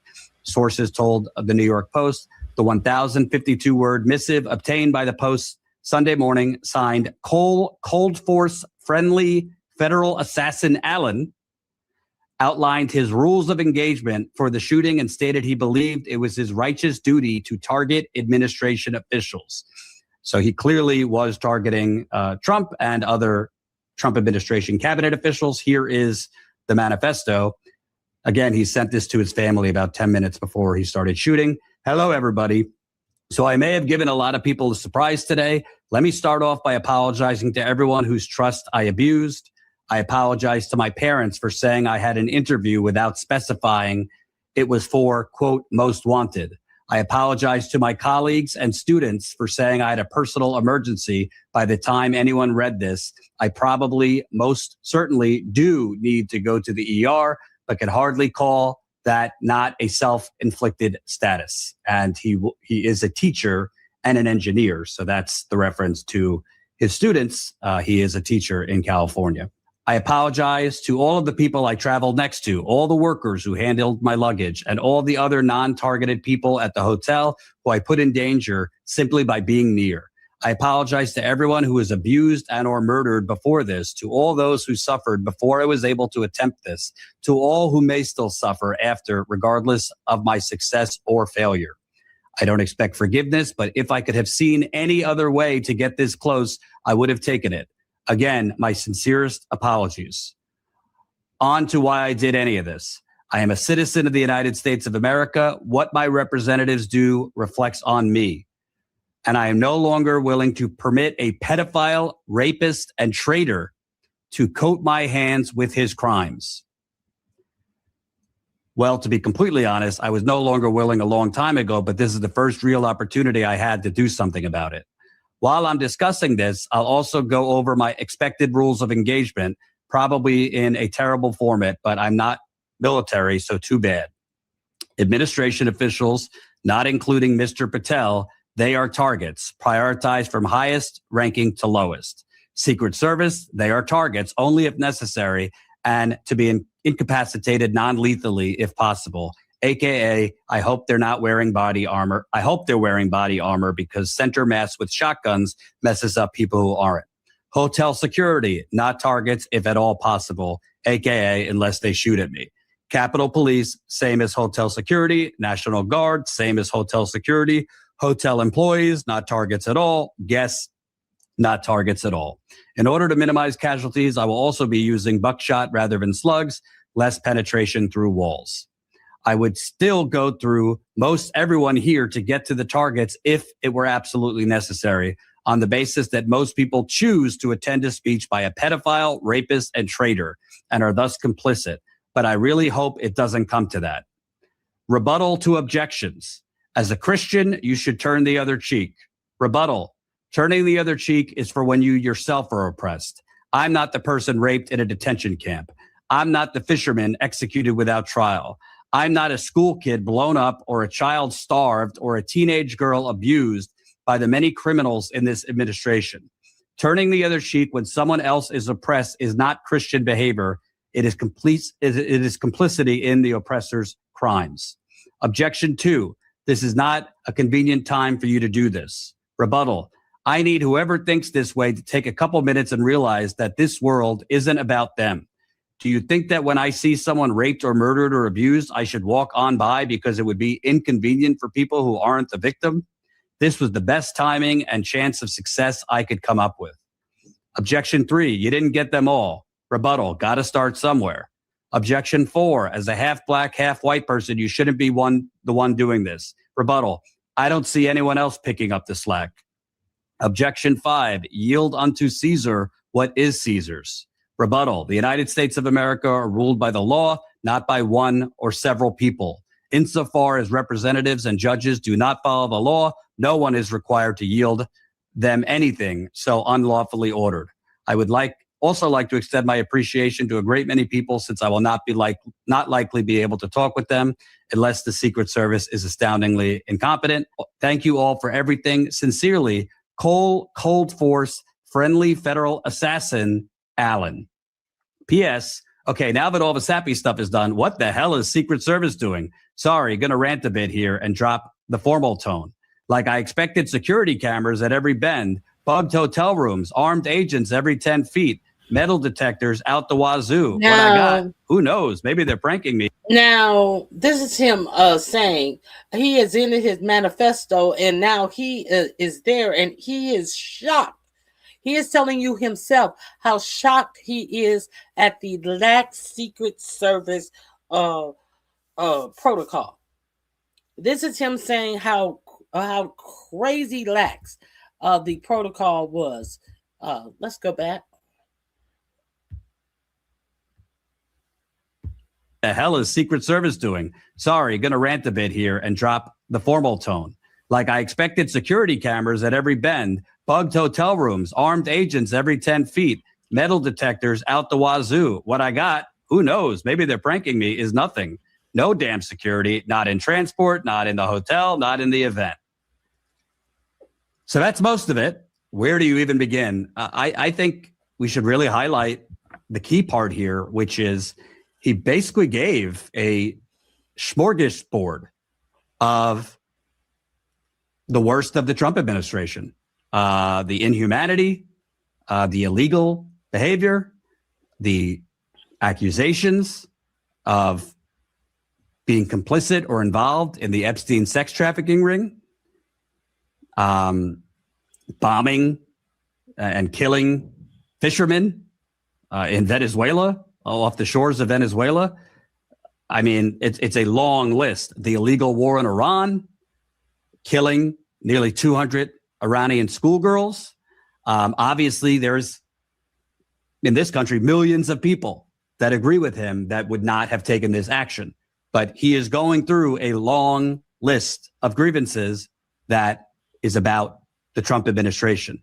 I think it's also pretty relevant that he's directly calling the president a pedophile, a rapist, a traitor, and calling folks who do not take action complicit. He is accusing the people attending the White House Correspondents' Dinner of being complicit. And to be clear, I am not, and Status Quo is not condoning this shooter or the violence, but it should be noted there has been an accusation against Donald Trump of having sexually assaulted and physically assaulted a girl who's now a woman when she was between 13 and 15 in the early 1980s. The FBI interviewed that woman 4 times, just as the media started covering this story and the accusations. He went to war with Iran in the middle of the night, and we still don't know the real reason. So there is credible accusations. You don't have to take it from me. Take it from the FBI. They don't interview someone 4 times if they don't find something there. At the end of the day, you're starting to see the dam breaking, not just with Trump, but this whole new Gilded Age neoliberal hellscape we live in. Remember, the bullshit. You're starting to see people are tired of the bullshit.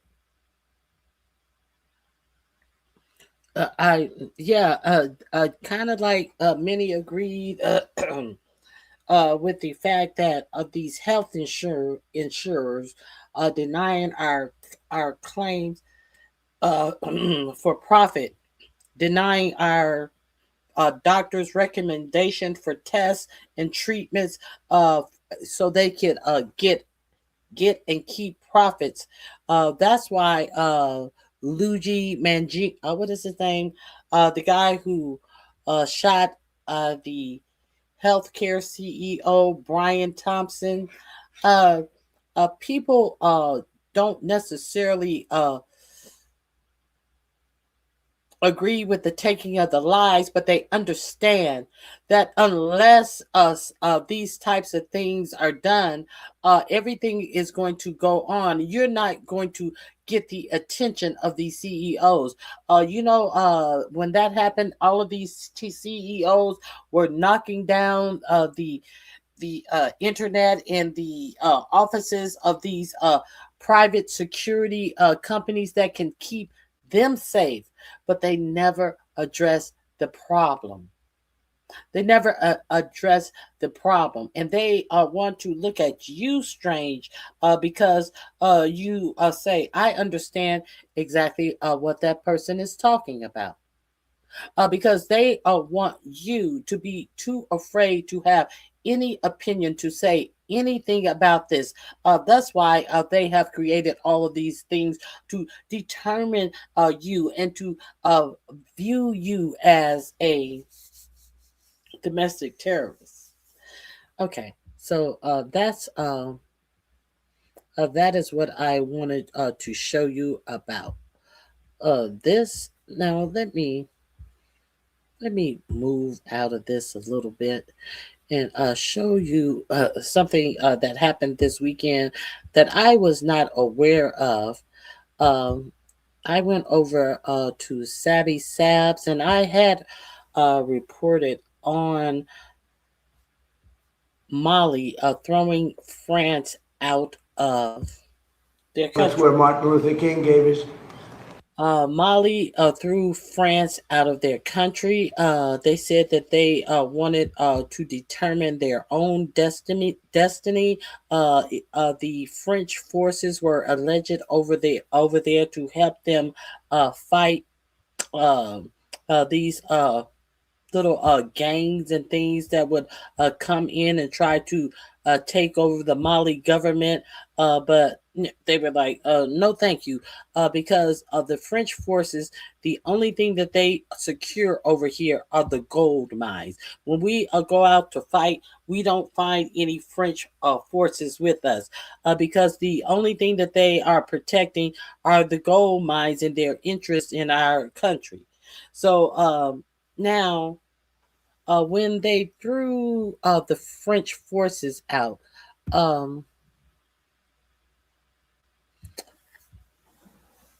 what is his name? Macron, the president of France, was very, very disrespectful to the African nations. And he said that they will be crawling back to France. Now, understand that they were taking the bulk of the gold out of.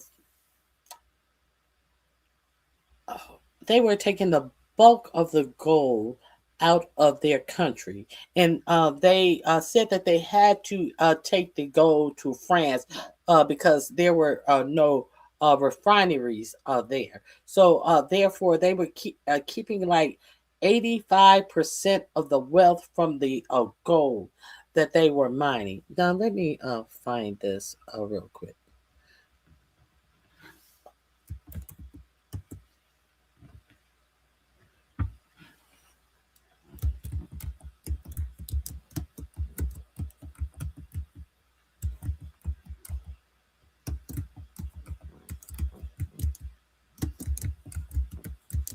He said that they will be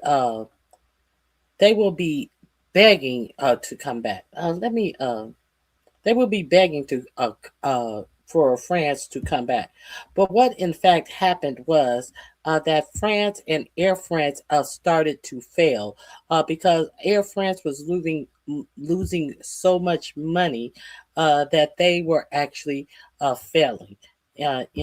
Since Mali threw out the French government. So let's hear how now. Okay, one thing at a time. Here we go. Our next story is about Emmanuel Macron. The French president faces trouble from all sides. The war in Ukraine has hammered Europe. Macron's dreams of leading the continent lie in tatters. His grip on domestic power has weakened because of the poorly thought out election that he conducted last year. And farmers are protesting all over France. Everywhere you look, there's chaos. You would think it couldn't get any worse. But somehow, Macron has managed to create even more trouble for himself. The French president did it again yesterday, another classic foot-in-the-mouth moment where he casually insulted a bunch of African nations. Take a look. One part was our commitment to fighting terrorism since 2013. We were right. I think some have forgotten to say thank you, but that's okay. It'll come in time. I'm in a good position to know that ingratitude is a disease that cannot be transmitted to humans. But I say this for all the African governments who have not had the courage, in the eyes of their public opinion, to bear it. None of them would be in a sovereign country today if the French army had not been deployed in this region. That was Macron giving a grand foreign policy speech, addressing a gathering of French ambassadors and chalking out the way ahead this year. Somehow, Macron thought that this was the right time to pick a new fight with people who already don't seem to like him very much, the people of Africa. You know that France has been on the back foot in Africa over the past few years. It had military bases all over the continent, mostly in its former colonies in West and Central Africa. French troops have been squatting there for decades, ostensibly to provide security cover. But on their watch, West Africa became a terror hotspot. Boko Haram, the Islamic State West Africa province, the Islamic State Sahel province, Al-Qaeda and its offshoots like the JNIM, all these terror groups have been running rampant in the Sahel region. All of these terror groups have been running rampant in the Sahel region, while France is all over that region collecting gold, not only in Mali, also in Niger, and they also got kicked out of where? Boko Haram, all of these neighboring nations. I told you about them being thrown out of Boko Haram as well. And then Mali, I think not Boca Raton. Oh Lord, Burkina Faso. I said Boca Raton, Burkina Faso. They were thrown out of Burkina Faso last. So let's understand that they were in there mining all of the gold out of these African nations and taking it back to France to allegedly have it refined and then paying these people peanuts. Now, Burkina Faso, Mali, and Niger said, no, no, no, no. We are done with this Western influence in our country because it is getting us nowhere and it is making you rich. Now I'm gonna have to pull up Air France because I know Air France Airlines was almost had almost gone into bankruptcy from the lack of funds that they are receiving from these African nations pulling out of France, throwing France out of their countries. So now you hear all of the Al Qaeda and all of these rogue little fighters have been coming in and fighting, but they have always been coming in and fighting. They have been fighting these people in Mali and Boca Raton, Burkina Faso for decades. But now, what happened this weekend?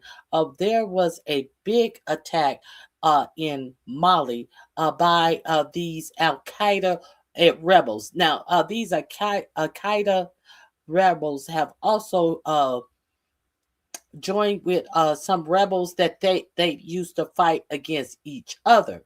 Now, they have come together to mysteriously fight against Mali. Now, I would be remiss if I did not tell you that the people who have come into Mali, these are tan colored people, while the Mali residents are black, and they have also taken the lives of their defense secretary over in Mali.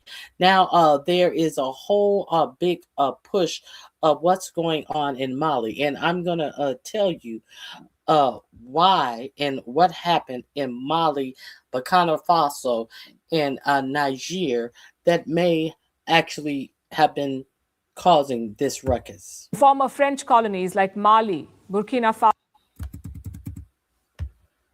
security cover. But on their watch, West Africa became a terror hotspot. Boko Haram, the Islamic State West Africa province, the Islamic State Sahel province, Al Qaeda, and its offshoots like the JNIM. Now, this is under the watch of the French. Africa became a terrorist hotspot under the French governance that was supposed to be allegedly protecting your nation. But they allow it to become a terrorist hotspot. All these terror groups have been running rampant in the Sahel region. In former French colonies like Mali, Burkina Faso, and Niger, right under the noses of the French troops stationed there. This instability led to multiple military coups in West Africa, in Mali, Burkina Faso, and Niger. And the military juntas promptly decided to switch partners. They kicked France out and chose to work with Russia instead. They believed that the Russians would be more effective against the terrorists. The decision had a knock-on effect. Anti-France sentiment started spreading to other countries hosting French troops like Chad, Senegal, and most recently, the Ivory Coast. This is a massive failure for France, a moment of shame. But Macron does not see it that way. He says Paris is not on the back foot. Instead, he blames the African nations. Macron called them, and I'm quoting, ungrateful. And then he said, and let me quote again, none of them would be in a sovereign country today if the French army had not been deployed in this region. This is the French president. Now, understand that they are getting all of their wealth from stealing from these African nations. And he said that these African nations are ungrateful. Ungrateful. As he let terrorist groups rise up in these African nations. Why do you think that these terrorist groups were allowed to rise up in these nations. Who do you think would be able to pay these terrorist groups? Would it be the people who are taking all of the wealth out of these nations, or would it be these poor nations? Would they be able to pay for protection for themselves, or would it be the people who were robbing them? Let's continue. The leader of a former colonial power talking about countries that won their independence from France. Macron says the French army is responsible for their sovereignty. How tone deaf can you be? If anything, the African countries would have been sovereign sooner if not for the French army. Macron's mental gymnastics are truly world-class, but obviously the African nations were not impressed. Chad and Senegal have called him out. Chad's foreign minister issued a statement. He said Macron holds, and I'm quoting again, a contemptuous attitude towards Africa and Africans. He added that the French presence in Chad has often been limited to its own strategic interests without any real lasting impact for the development of the Chadian people. And then he reminded Macron about how Africans had helped France, especially during the 2 world wars. That was Chad's rebuke. Senegal's was even sharper. Prime Minister Ousmane Sonko put up this post on social media. He counters Macron's claims, saying that France helped destabilize countries like Libya, which contributed to the Sahel security crisis. And then Sonko issued a parting shot. Let me quote again. This is what he said. This is finally the place to remind President Macron that if African soldiers, sometimes forcibly mobilized, mistreated, and ultimately betrayed, had not deployed during the Second World War to defend France, it would perhaps still be Germany today. During the Second World War, Germany had occupied parts of France. We know that the US, Britain, and the Soviet Union helped liberate the country, but we often forget the role of African soldiers, conscripts from French colonies who fought to free France from the Nazis. It seems Macron had forgotten this too, but Sonko was happy to remind him. All this shows just how untethered Macron is from reality. Instead of acknowledging his failures, instead of respecting the wishes of the African people, he has chosen to insult them. It's another mess of his own making, one that will probably accelerate France's departure from Africa. Okay. Let me see. What did I want to share with you today? Let me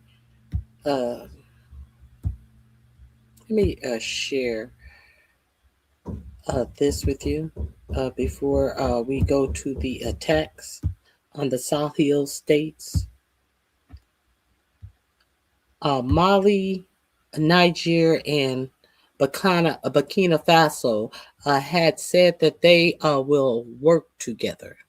They call themselves the AES. Let's get into this.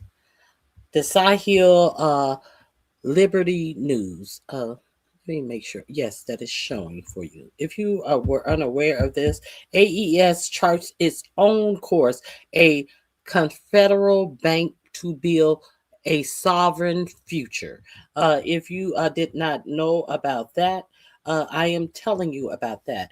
So when these rich African nations decide to come together and build their own sovereign wealth, dealing with each other.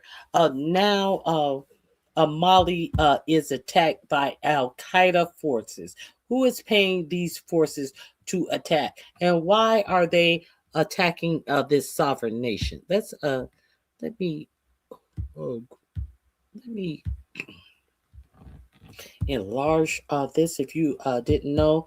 The announcement of the creation of the Investment and Development Bank of the AES Confederation with an initial capital of 500 billion CFA francs marked a decisive turning point in the economic and political history of the Sahel.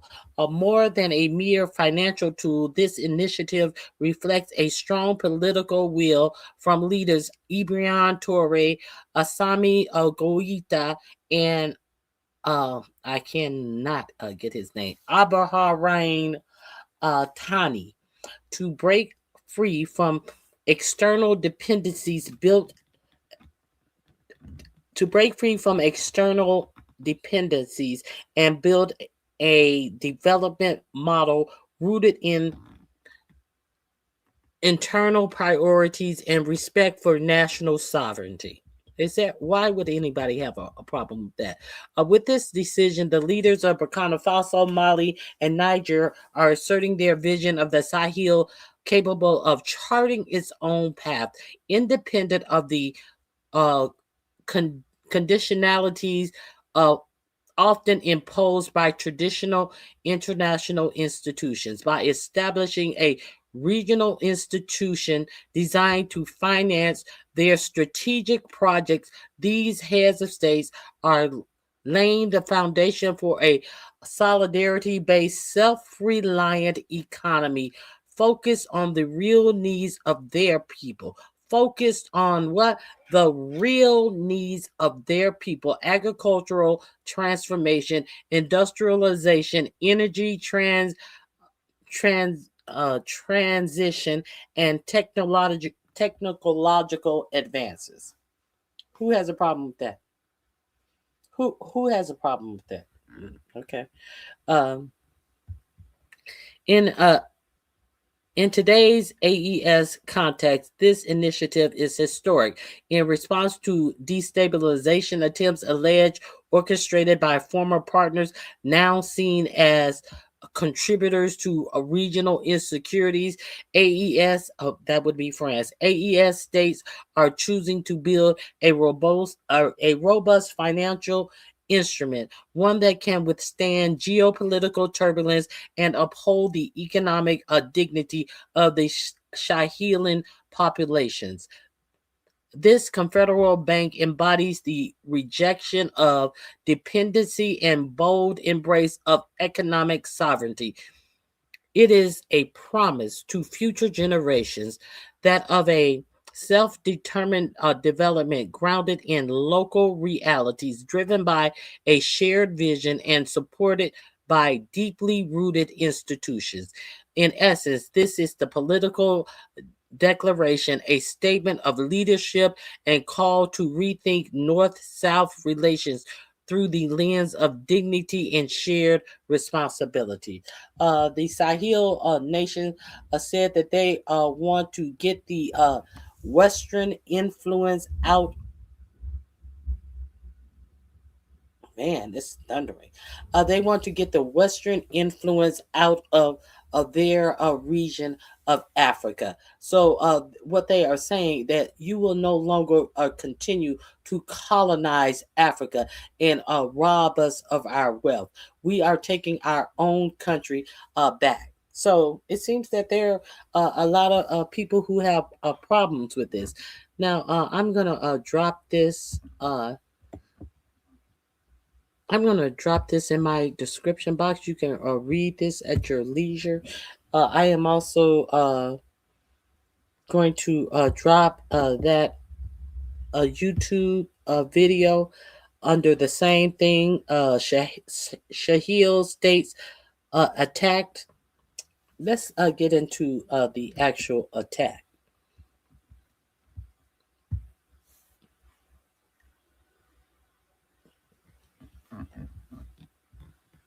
Let me add the Macron insults Africa. That's the one I just played for you. I'm dropping that in my description box. It is also under Sahel states are attacked. So you can review all of this. Now, let's get into the actual attacks. Okay.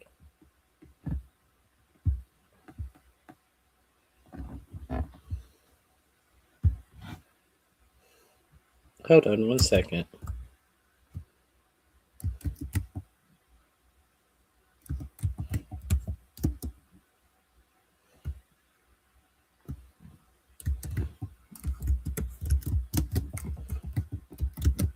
Here we go.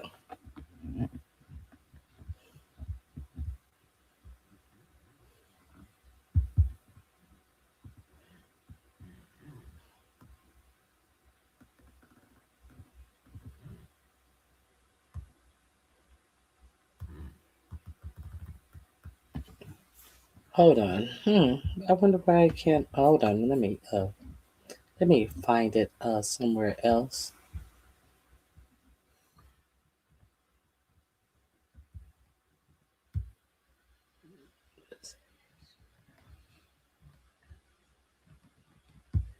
Hold on.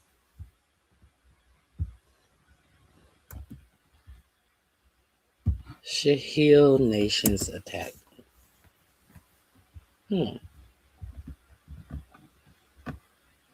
I can only find the. Here we go.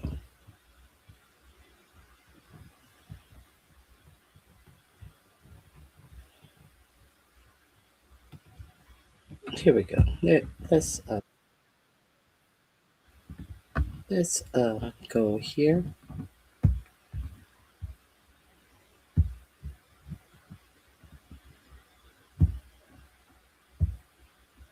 So these colonizers are all over the world, trying to basically take over all of the money and the influence, and they are fighting for who's going to get the wealth in Africa by paying these Arab nations to go in and destabilize countries. It's unfortunate that these African countries do not have the weaponry to fight the way that these Al Qaeda members have these weapons. You notice that the only time that Africans have weaponry and they come up with all of these weapons is when Africans are fighting other Africans. You notice how they have been fighting in Darfur for so long because they are only fighting other Africans. So of course, these African nations are being attacked by drones and everything else. So we'll see what happens. In attacks by jihadists, insurgents. Monitoring it all for us is France 24's Wassim Nasser. We remember that over the past months, there's been this row between Mali and France, which is pulling out.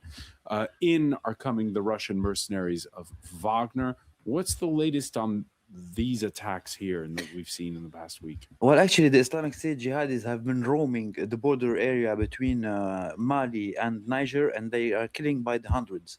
So they issued a fatwa or a religious order to attack the Dawsak Tuareg a few weeks ago, and we are reaching a toll of more than 300 dead. 250 were acknowledged by the Islamic State, accusing them of being combatant or sympathizers of the MSA, which is a Tuareg movement. And the new thing about those attacks, and we have a map, maybe we can see where it is happening. The new thing about the attack in Tamalat, in Shinan, and Rambukan is that I knew that fighters from Nigeria came all the way without their arms, and they got equipped in this border region, and they put up the fight. And those areas are today held by Tuareg faction, but the Islamic State is still roaming in this area almost freely, knowing that, as you were saying, France is putting out so the air support for Malian troops and Mali doesn't exist anymore. And one more thing, one more important detail,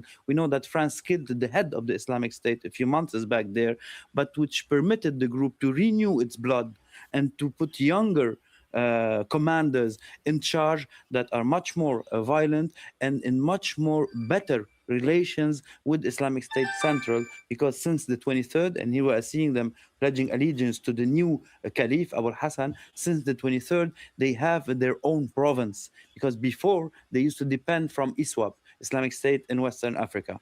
So the death of Abu Walid Sahrawi and the natural death of his second in command a few months back actually were beneficial for the group instead of weakening it. One of the reasons for the row between France and Mali is this issue of how to handle this insurgency. Assimi Goïta, the head of the junta, said he wanted a political solution. How's that going? Well, it didn't go well at all. The last attempt happened in Nouakchott in Mauritania at the beginning, mid-February. I was there. I witnessed some kind of attempt to put on negotiations on the table. It didn't work out. On the other side of the border, the President Bazoum is trying negotiations with the Islamic State. In Mali, it was with Al-Qaeda. It didn't work out as well because they don't want to negotiate, actually. And the middleman working on this isn't very efficient, if you may say so, which puts the army of Niger on the side of this fight today, de facto. But it shouldn't be much longer for them to stay this way. But another factor is important, also the Al-Qaeda factor. So Al-Qaeda are willing to negotiate in Mali, but we don't know what's the stand today regarding the Islamic State. We know, if we can see the map again, that they are making...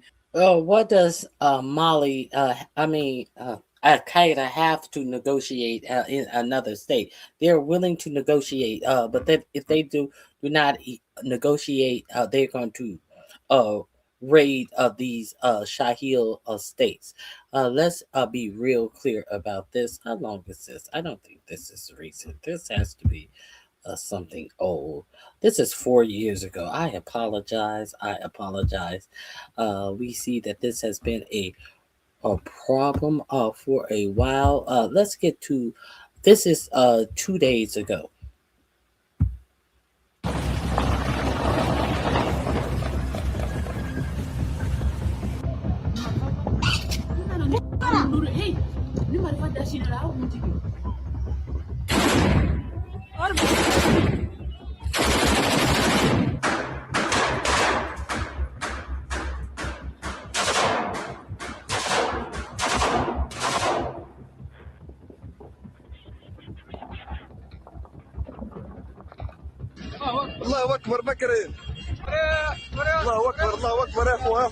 Now, these are the Al-Qaeda forces going in, saying that they have taken over the governor's mansion and that they are in control. L'état-major général des armées informe l'opinion nationale que les groupes armés terroristes non encore identifiés ont pris pour cible tôt ce matin du 25 avril 2026 certains points et casernes de la capitale et de l'intérieur. Les combats sont en cours.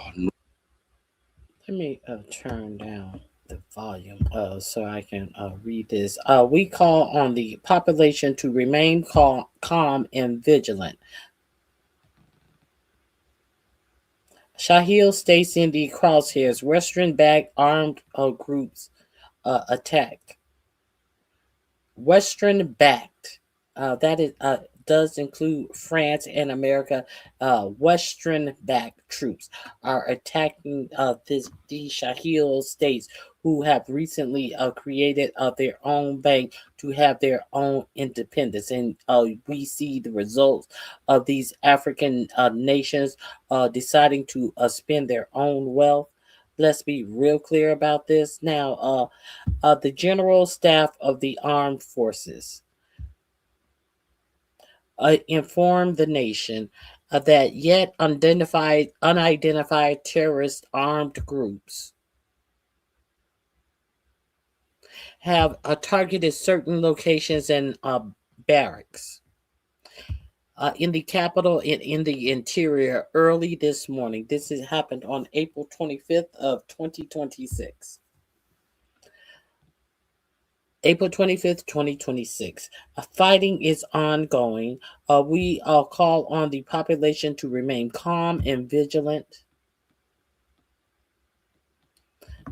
Okay, so he did have more to say in another video. Maybe it's this one right here.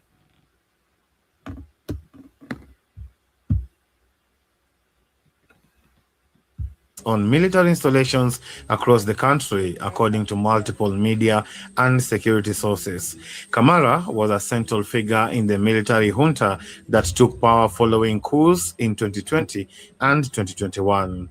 A suicide car bomb targeted his residence in Kati, a garrison town near the capital, Bamako.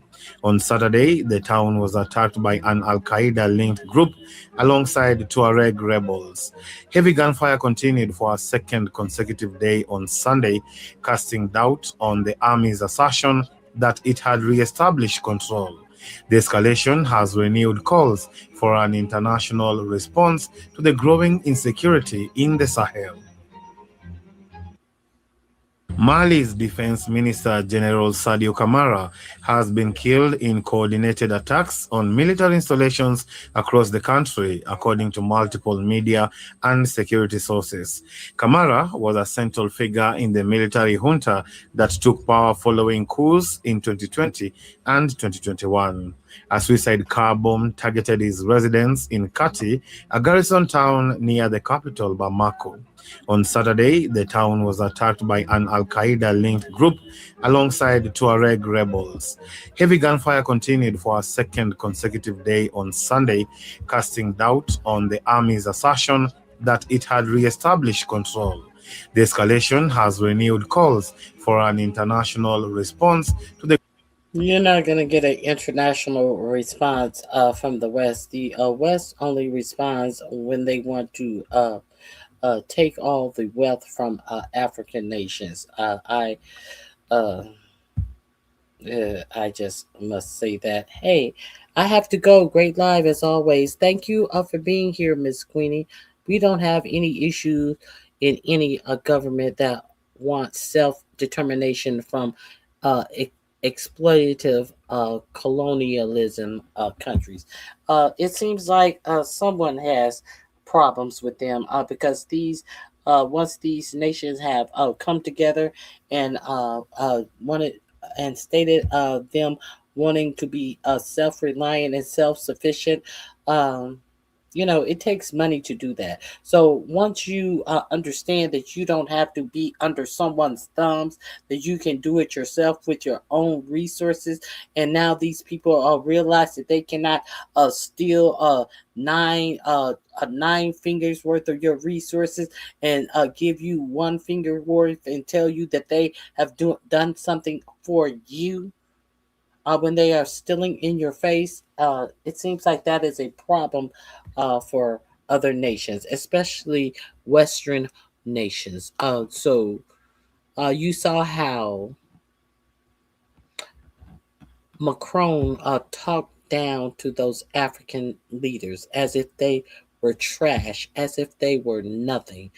So what does that tell you? He has absolutely no respect for these Sahel nation leaders. Now, let me see if there's anything else about that I wanted to.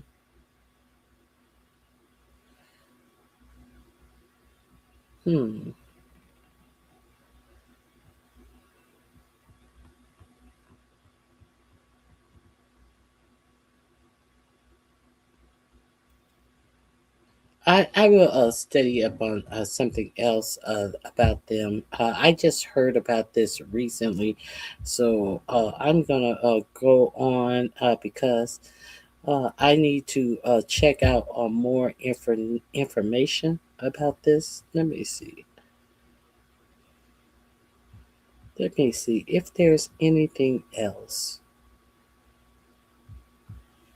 I wanted to share with you.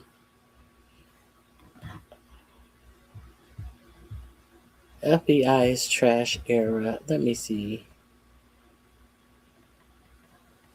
Iran foreign yes. We need to talk about the Iranian foreign minister.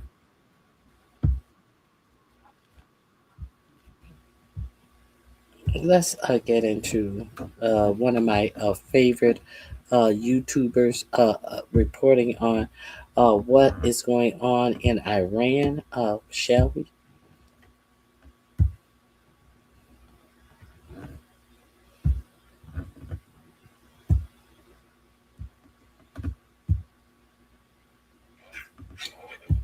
Crazy stuff.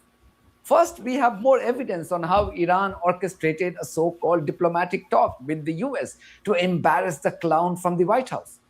And then last night, Donald Trump's White House Correspondents' dinner was marred by another episode of shooting. The facts surrounding this event are absolutely crazy. I will explain to you how in a bit. But social media users are already calling it another false flag incident at a time when Trump faces unprecedented scrutiny at home for his reckless decision to illegally attack Iran, an action which is wreaking havoc on people around the world, including the US, due to soaring oil and gas prices. White House Press Secretary Caroline Leavitt's pre-dinner prediction stating that shots would be fired is making the shooting incident even more suspicious. Then a video of Fox News abruptly cutting off its reporter, who was in the midst of reporting that Caroline Leavitt's husband was telling her to be very safe even before the incident of shooting, added another twist to this episode. This would be the broad focus of my video tonight, so please stay tuned. So Iranian Foreign Minister Syed Abbas Araghchi today returned to Pakistan from Muscat after learning about Trump's decision to not send his Jewish property developers for diplomatic talks. I mean, the Iranians are really aware. They really know how to play around with Trump. Araghchi left from Muscat, Oman, when Trump announced his plans to send his delegation to Pakistan. And as soon as Trump cancelled or was forced to cancel his plans following the snubbing by Iran, Araghchi returned back to Islamabad. This is like a classic case of a decent person avoiding a jilted stalker. As I speak, the Iranian foreign minister is in Pakistan. He will depart from Moscow tomorrow morning. Not in as many words, but these experts on Al Jazeera kind of summed up the cumulative humiliation of Trump by Iran. She's a senior non-resident fellow at the Center for International Policy. She's also the host of the Iran podcast. Good to have you both with us. If I could start with General Kimmett. So what happened?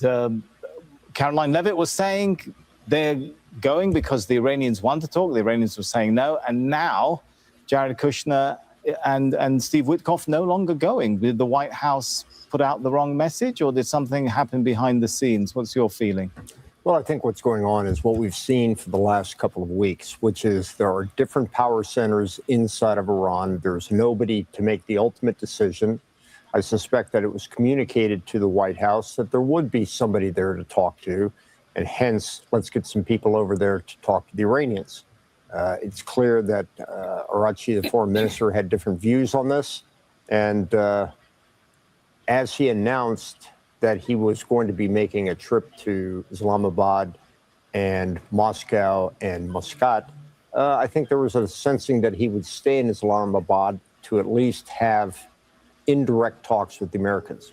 Who is the other power center then, General Kimmett, who is telling the White House, yes, they will stay there to talk to you. The Iranians want to talk face-to-face, is what Caroline Leavitt was saying. Well, again, this has been the great controversy over the last couple of weeks. Is it the foreign ministry? Is it the IRGC? Is the message coming from the supreme leader? Is the message coming from Halabaf over in the parliament? So we don't know, basically. We don't know. And I think whether this was done intentionally to embarrass the Americans or whether it was done because we're listening to the wrong people, I don't think the Iranians even know. Is that how you see it, Negar? Is it a case of mixed messaging from the Iranians, or there is a little bit of a history of mixed messaging from the US, even from the US president himself, let alone different centers of power within the US? The US president has gone from total unconditional surrender to the 10 points put forward by Iran were workable on April the 7th to no, it has to be the US points. Yes, I mean, I've seen cohesion more from the Iranian side, the 10-point plan, and as far as the room to maneuver for them, which isn't very much, and the red lines have been pretty solid. Now it's the blockade, before it was the ceasefire in Lebanon. And decision-making, yes, it's no longer just the politicians and the diplomats in Tehran. It's really the commanders who are in the driver's seat. But we see the kind of people they sent in the first Islamabad meeting. That was very historic. I mean, the Speaker of Parliament, essentially de facto number 2 in Iran, Ghalibaf, who is seen at almost the same level as the president, was a former... They sent serious people to the negotiation. We sent Steve Witkoff and Jared Kushner and our Vice President, J.D. Vance.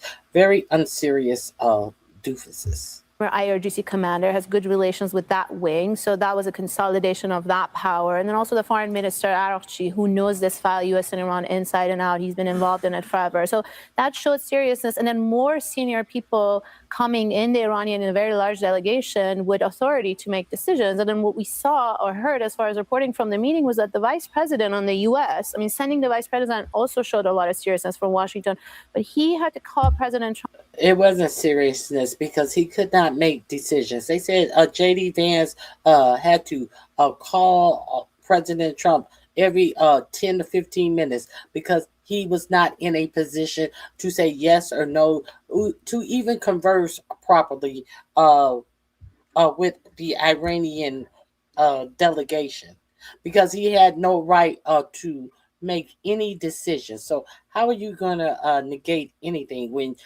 you don't have the permission to say yes or no to simple statements? Trump many times, and it seemed like it was on the U.S. side, the decision-making that wasn't very clear.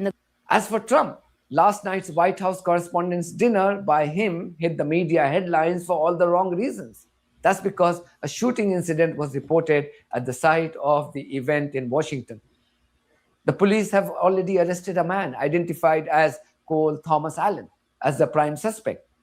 This 31-year-old man is being described as a resident of California. According to the Reuters news agency, the police have already begun searching the suspect's house in California. This is the second incident of shooting at a gathering where Trump was present. You may remember the first shooting incident involving Trump during his campaign trail in 2024. Anyway, let's now look at the facts surrounding this incredibly dramatic incident. This event was important given Trump's previous history of boycotting the dinner. No wonder Caroline Leavitt appeared overly excited when she spoke to the media before the start of the dinner. But in her excitement, she also said that shots would be fired in tonight's event. It's not clear what she meant by that. But whatever the case, shots were indeed fired when the dinner started. To rumble, is he not? He is ready to rumble. I will tell you, this speech tonight will be classic Donald J. Trump. It'll be funny. It'll be entertaining. There will be some shots fired tonight in the room. So everyone should tune in. It's going to be really great. I'm looking forward to hearing it. In fact, the Washington... What was so funny, sir? Washington Times reported that Secret Service agents actually shouted, "Shots fired," during the time of the shooting.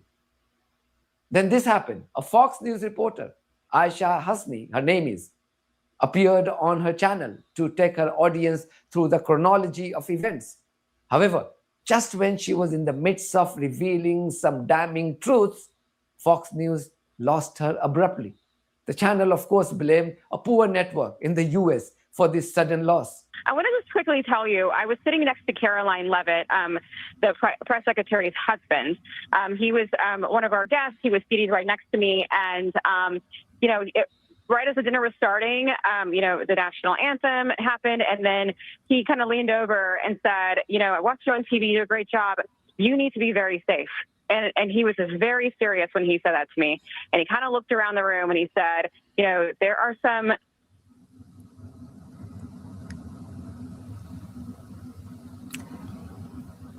Sounds like we lost Aisha's phone there.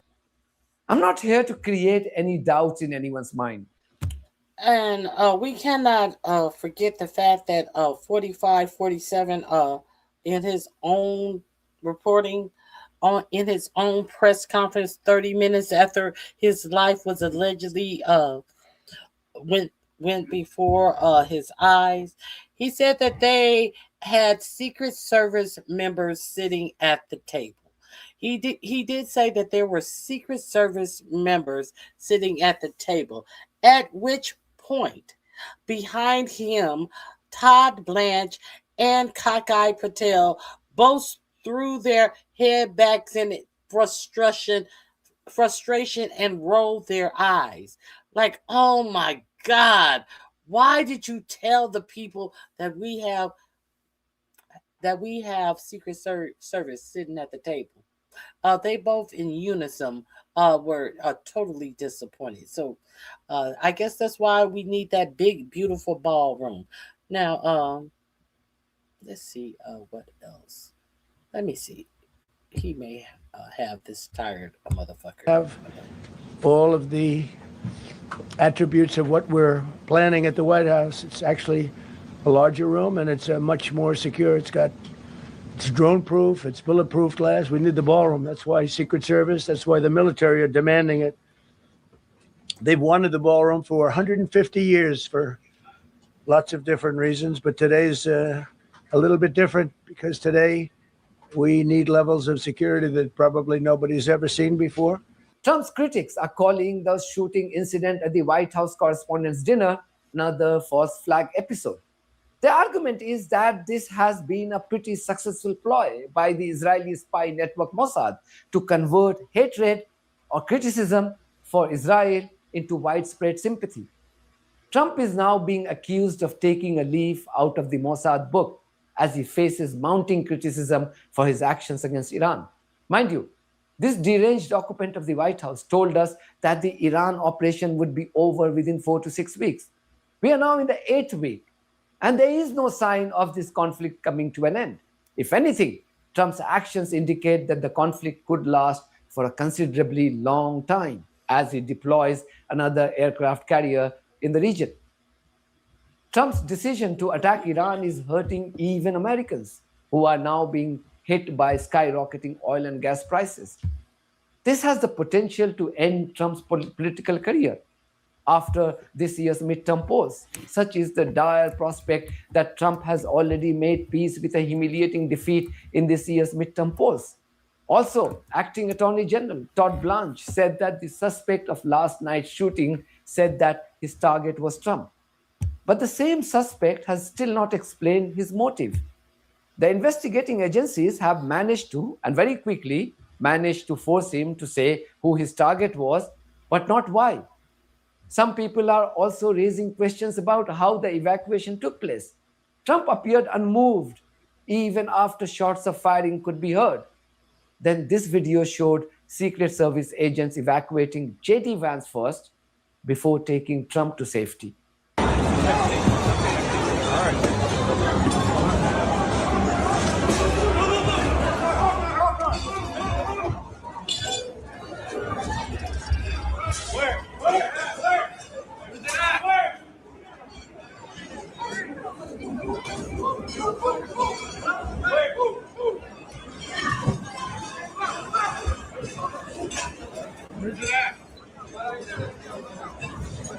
I'm not a fan of this Sky News presenter, Trevor Phillips, but he rightly asked a pertinent question to his channel's US correspondent. You too should watch. Sorry, James, I was just saying that's quite a remarkable thing. There's mayhem, but the Trump White House machine didn't pause, hardly drew breath before organizing the press conference. Yeah, fascinating, isn't it? Donald Trump. But, you know, we've seen that before. And the fact that this clown decided to link the last night's shooting to Iran would give plenty of legitimacy to those who say this was another false flag operation. You take a look at what's happened to some of our greatest presidents, and it doesn't happen to people that don't do anything. And it's not going to deter me from winning the war in Iran. And then the final question. How on earth was a so-called armed assassin allowed to enter the premises where the US president, his deputy, and other top members of his administration were present? This is despite the fact that the venue would have been sanitized by the Secret Service agents. I will leave you with the latest edition of Lego video on last night's shooting and Trump running scared. Enjoy. Hold on, before we get that last Lego video, I am going to play for you the actual press conference, and you are going to hear all of this fake bullshit about the First Amendment and protecting the First Amendment from this liar who you just saw last night try to diminish a person from the press, I want you to be reminded of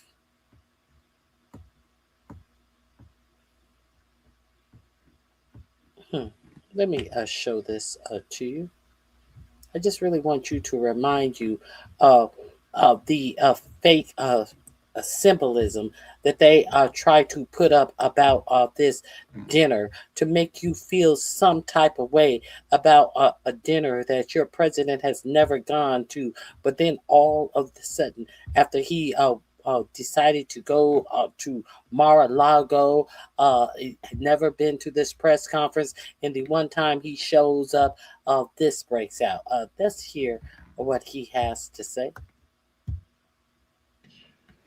That was supposed to bring together members of both parties with members of incredibly. Well, thank you very much. That was very unexpected, but incredibly acted upon by Secret Service and law enforcement. And this was an event dedicated to freedom of speech that was supposed to bring together members of both parties with members of the press.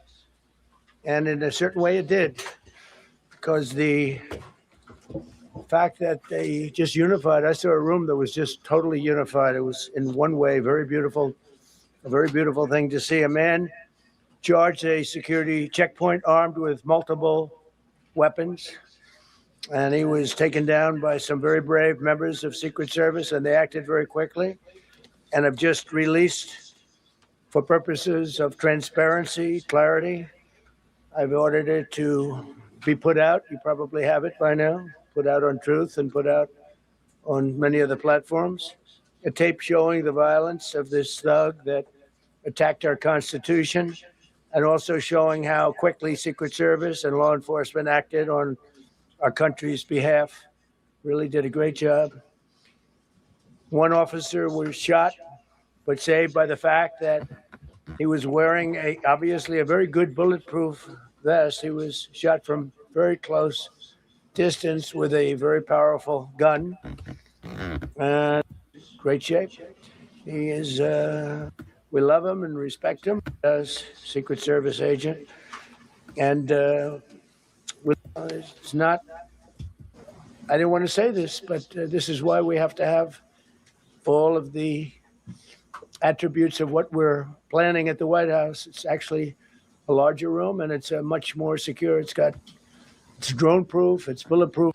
Ballroom. They've wanted the ballroom for 150 years because today we need levels of security that probably out of gratitude to the courage of law enforcement, the law enforcement, and working with the DC police, and just spoke with the mayor.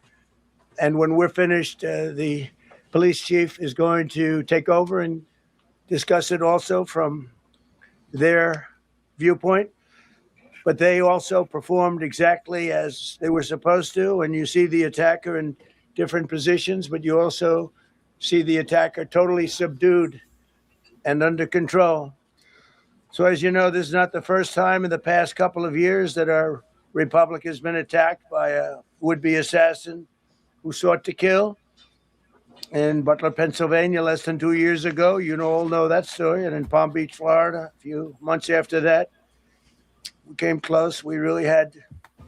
But in light of this evening's events, I asked that all Americans recommit with their hearts and resolving our difference peacefully. We have to resolve our differences. I will say, you had Republicans, Democrats, independents, interchangeable perhaps, but maybe they're not. But yet everybody in that room, big crowd, record-setting crowd. There was a record-setting group of people, and there was a tremendous amount of trust by that. But we were, First Lady and I were taking Vice President J.D. Vance, who's here, saying how quickly everybody acted, law enforcement, Secret Service. He didn't want any help. He didn't want anybody to help. He doesn't want any, but very impressive. So with that, I'd like to ask Todd Blanche to come up, say a few words, and tell you it's already underway. Let me see right here. If I can find what I. Okay, we'll do a couple and then we go to the chief. Madam Chairman, I just want to say you did a fantastic job. What a beautiful. Thank you. And after that, it's very. And I appreciate it. As you mentioned, it all happened so quickly. Yeah. And I wonder, especially because unfortunately you have experience with these sorts of threats, in that moment when you realized there was a threat and service agents were telling us to get down, can you describe what was going through your mind, how you were feeling in that moment? That's a very good question, actually. It's always shocking when something like this happens. It's happened to me a little bit, and that never changes. The fact we were sitting right next to each other, First Lady on my right, and I heard a noise and sort of thought it was a tray. I thought it was a tray going down. I've heard that many times, and it was a pretty loud noise. And it was from quite far away. He hadn't breached the area at all. They really got him. But so it was quite far away, but it was a gun. And some people really understood that pretty quickly. Other people didn't. I was watching to see what was happening. Probably should have gone down even faster. Melania was very cognizant, I think, of what happened. I think she knew immediately what happened. She was saying, "That's a bad noise." And we were whisked away along with other people, but we were really whisked away. And again, the performance of the Secret Service and the police, all of the law enforcement, I thought was really good. So it was very quick. There wasn't a lot of time to be thinking because it was a matter of seconds before we were out the door and gone into an area. We very much, and you wanted to too, we very much wanted to continue it because I don't like to let these sick people, these thugs. You had plenty of time. Shit, they drugged J.D. Vance out first and got J.D. Vance tucked away before they even attempted to come to you. You had plenty of time. These horrible, horrible people change the fabric of our life, change the course of what we do. So we held out. You were there. We held out right till the end, but they didn't want to take a chance, and I understand there was protocol. But we're going to be doing one hopefully within the next 30 days or sooner, and I am ready, willing, and able. And I was all set to really rip it. And I said to my people, this would be the most inappropriate speech ever made if I said what. So I'll have to save it. I don't know if I could ever be as rough as I was going to be tonight. I think I'm going to be probably very nice. I'll be very boring the next time, but we're going to have a great event. And you did a fantastic job. Thank you very much. Peter, go ahead. Thank you, President Trump. There's a report in the New York Post that this assailant assembled his weapon somewhere on site at the hotel. What do you think about that? And I ask respectfully, why do you think this keeps happening to you? Well, you know, I've studied assassinations, and I must tell you, the most impactful people, the people that do the most, you take a look at the people, Abraham Lincoln, I mean, you go through the people that have gone through this where they got them. But the people that do the most, the people that make the biggest impact, they're the ones that they go after. They don't go after the ones that don't do much because they like it that way. And when you look at the people that have either, whether it was an attempt or a successful attempt, they're very impactful people. Just take a look at the names here, the big names. And I hate to say I'm honored by that, but I've done a lot. We've done a lot. We've taken this country and. Let's be real clear. The big names that you speak of, you are not a part of. You are a part of tearing down things that these great people have risked their lives to ensure the betterment of our country. And you have come in with your racist and your racism and your racist regime and torn down the progress that these people expound. Now, he talked about he has studied assassination, but the only person who has created great things that he can speak of, he said the only name he called was Abraham Lincoln. Dr. King, Malcolm X, none of these people came into his purview of people who were assassinated and did great things. No. He couldn't think of any other names of people who were assassinated. Because if he had brought up these names, and he would not be able to tell you one great thing they had done, because he thinks of the greatness and the things that had them on a sniper's scope were not great things. Thus, he is reversing these things. Not one time did he mention Marcus Garvey, who was shot down trying to get people registered to vote.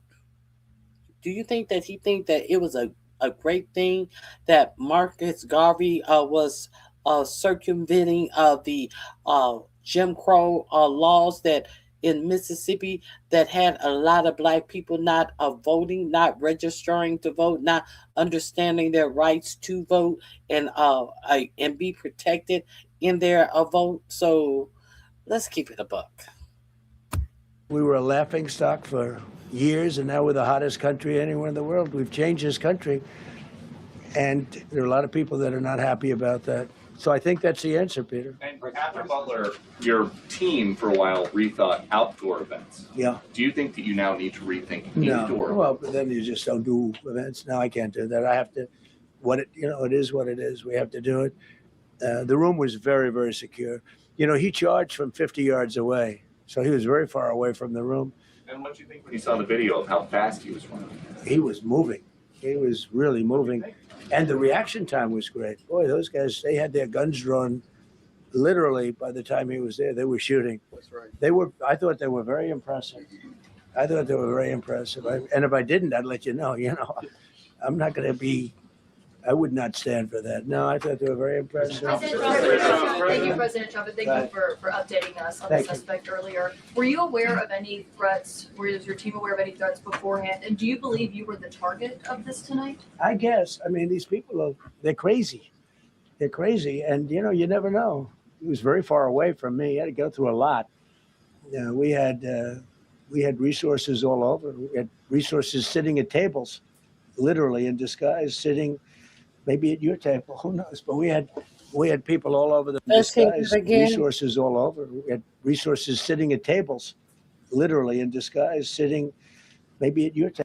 We had resources sitting at tables. Look at the licking of Todd Blanche. He's no longer sticking that chin out. Now he's licking his lip. Look at Kash Patel trying to look over at Todd Blanche like, oh my God, you hear what this stupid motherfucker is telling them?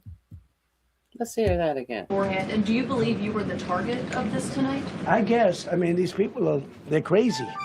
They're crazy. And, you never know. He was very far away from me. He had to go through a lot. We had resources all over. We had resources sitting at tables, literally in disguise, sitting maybe at your table, who knows? But we had people all over the room, so he had a long way to go. That was really a first line of defense, and they got him. And they really, they acted incredibly. No, we have no. Okay, the link is in my description box. I just wanted you. I was trying to get to that foolishness of him saying that we had people all over. We had people maybe even sitting at your table. This link is in my description box as well. It is under the real story, where I am giving you the real story that went on. Now, let's. I may have to cut this out of my video because sometimes they make me cut these out of my videos. So I'm telling you ahead of time. The link will also be in my description box for the main video that this is played on. So gather around, people.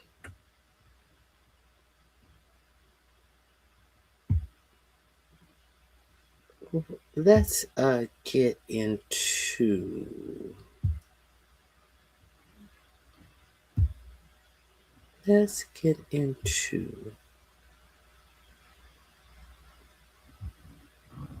oh, where is it? Let me find it.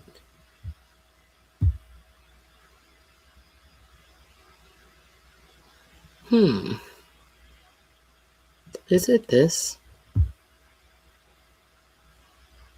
He appears to reference a No, it is not that. Oh my God. Oh my God.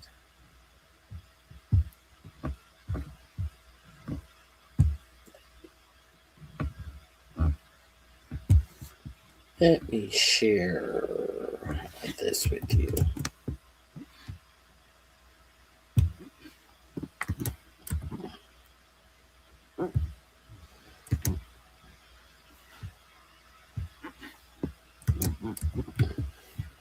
Let me share this last video with you. Oh, and a Trump event could not and would not be a Trump event if we didn't have all of this pomp and circumstance right here. How could I leave you without this foolish attention wanting ass bitch?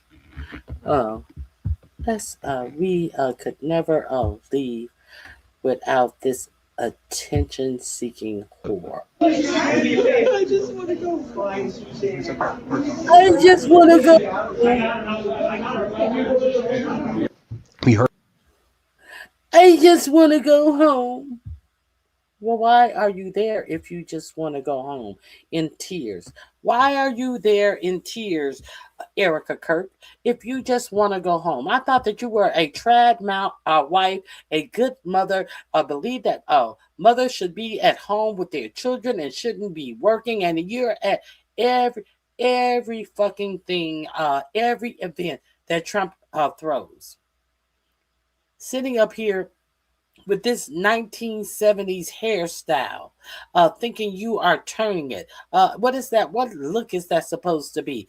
I just want to go home. I'm pretty sure your children don't even recognize you as their mother. They probably calling your nanny mom. I just want to go find Susy. What is this mermaid hair looking motherfucker? What the fuck is this mermaid hair looking motherfucker up here doing? I don't know. But before we leave, I'm just going to remove that, and I will leave you.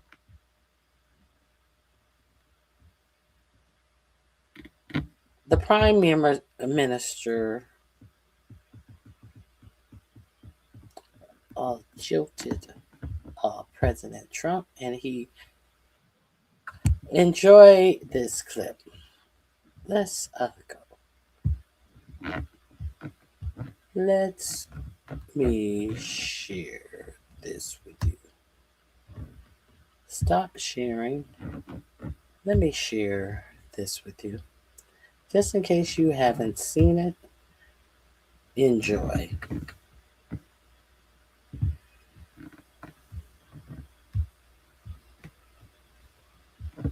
It may be taken out of my video.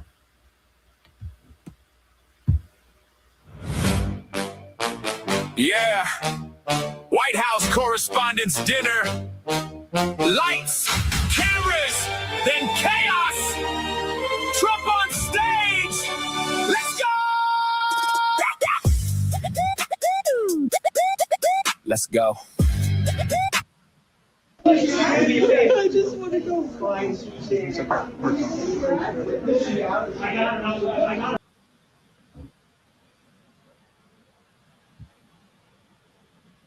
Boy with a grin so shady pulls up the heat. Now it's getting crazy. Secret Service screaming, shots fired. Tables flip, people dive for cover. Bullets flying like confetti in the air. Trump's face turned white, eyes wide with fear. He ran like hell off that stage. Secret Service grab him, turn the page. Legs in the like a scared child. Ran like hell, what a show! From the big tough guy to let's go, bro. No one hurt but his giant ego. Shots at the dinner, now the whole world knows. Lego style panic bodies on the floor. Wine glasses breaking, screams and more. One agent hit but vested, nah. Gunman tackle, goodbye, call ha. Trump in the SUV, hero messed up. Looking back, wait, is this real? What the next day at the White House, suit back on tight. I love the Secret Service to the best, alright. Lone wolf, that's what he said. While his legs were kicking like he's scared of the dead. Crowd outside laughing, phones up high. Trump ran faster than his own lies. He ran like hell off that stage. Secret Service hero saving the day. From the podium king to a scared little man. Orange man running as fast as he can. Ran like hell. Legendary fail. Dinner of the year, this one made the trail. Ego shot worse than any bullet could. Trump got served. And it wasn't food. Yeah.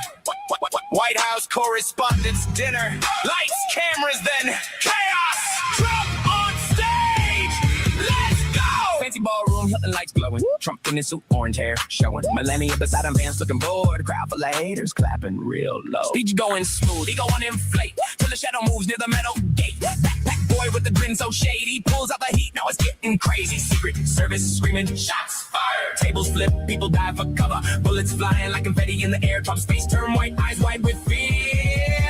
He ran like hell off that stage. Secret Service grab him, turn the page. Legs in the air, tie flying wild. Big bad Trump looking like a scared child. Ran like hell, what a show! From the big tough guy. All right, guys. That's all I have for you. Hit the like button on your way out. If you learned something new today, you can become a member. You can cash at me. I forgot to put my goals up, but the reason I come live is my goal is to. Oh, wait a minute. My goals are to give you some information that you may not be familiar with. So before I go,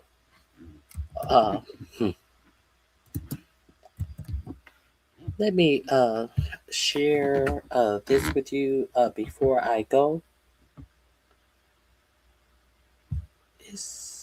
Let me see. I think I may have shared this with you. I want to be sure that, yes, I shared this with you. Okay. So have a great remainder of your day. And God bless you. I will not see you tomorrow because I have things that I have to do on tomorrow. Let me see. Now go over to Reese Waters. He has a show that says not even MAGA is buying the White House Correspondents dinner lies. So let me send you over to Reese Waters.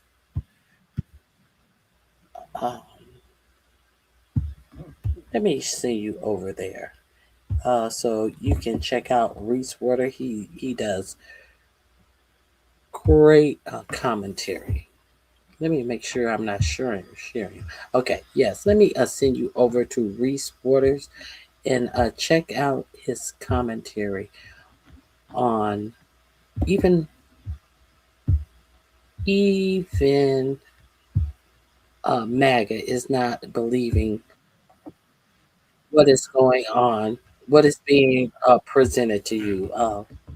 Let me drop that link in the chat. Here you go. Hope you guys have a great remainder of your day, and I'll see you here live on Wednesday. So go over there and check out Reese Waters. Here you go. Have a good day. Thank you for being here. I appreciate you. Thanks for becoming a subscriber to the channel. I appreciate all of my new subscribers. Go over there and check out Reese. Tell him that RonyiQ sent you if you go over there. I hope you have a great remainder of your day. I'll see you guys here on Wednesday. Bye-bye.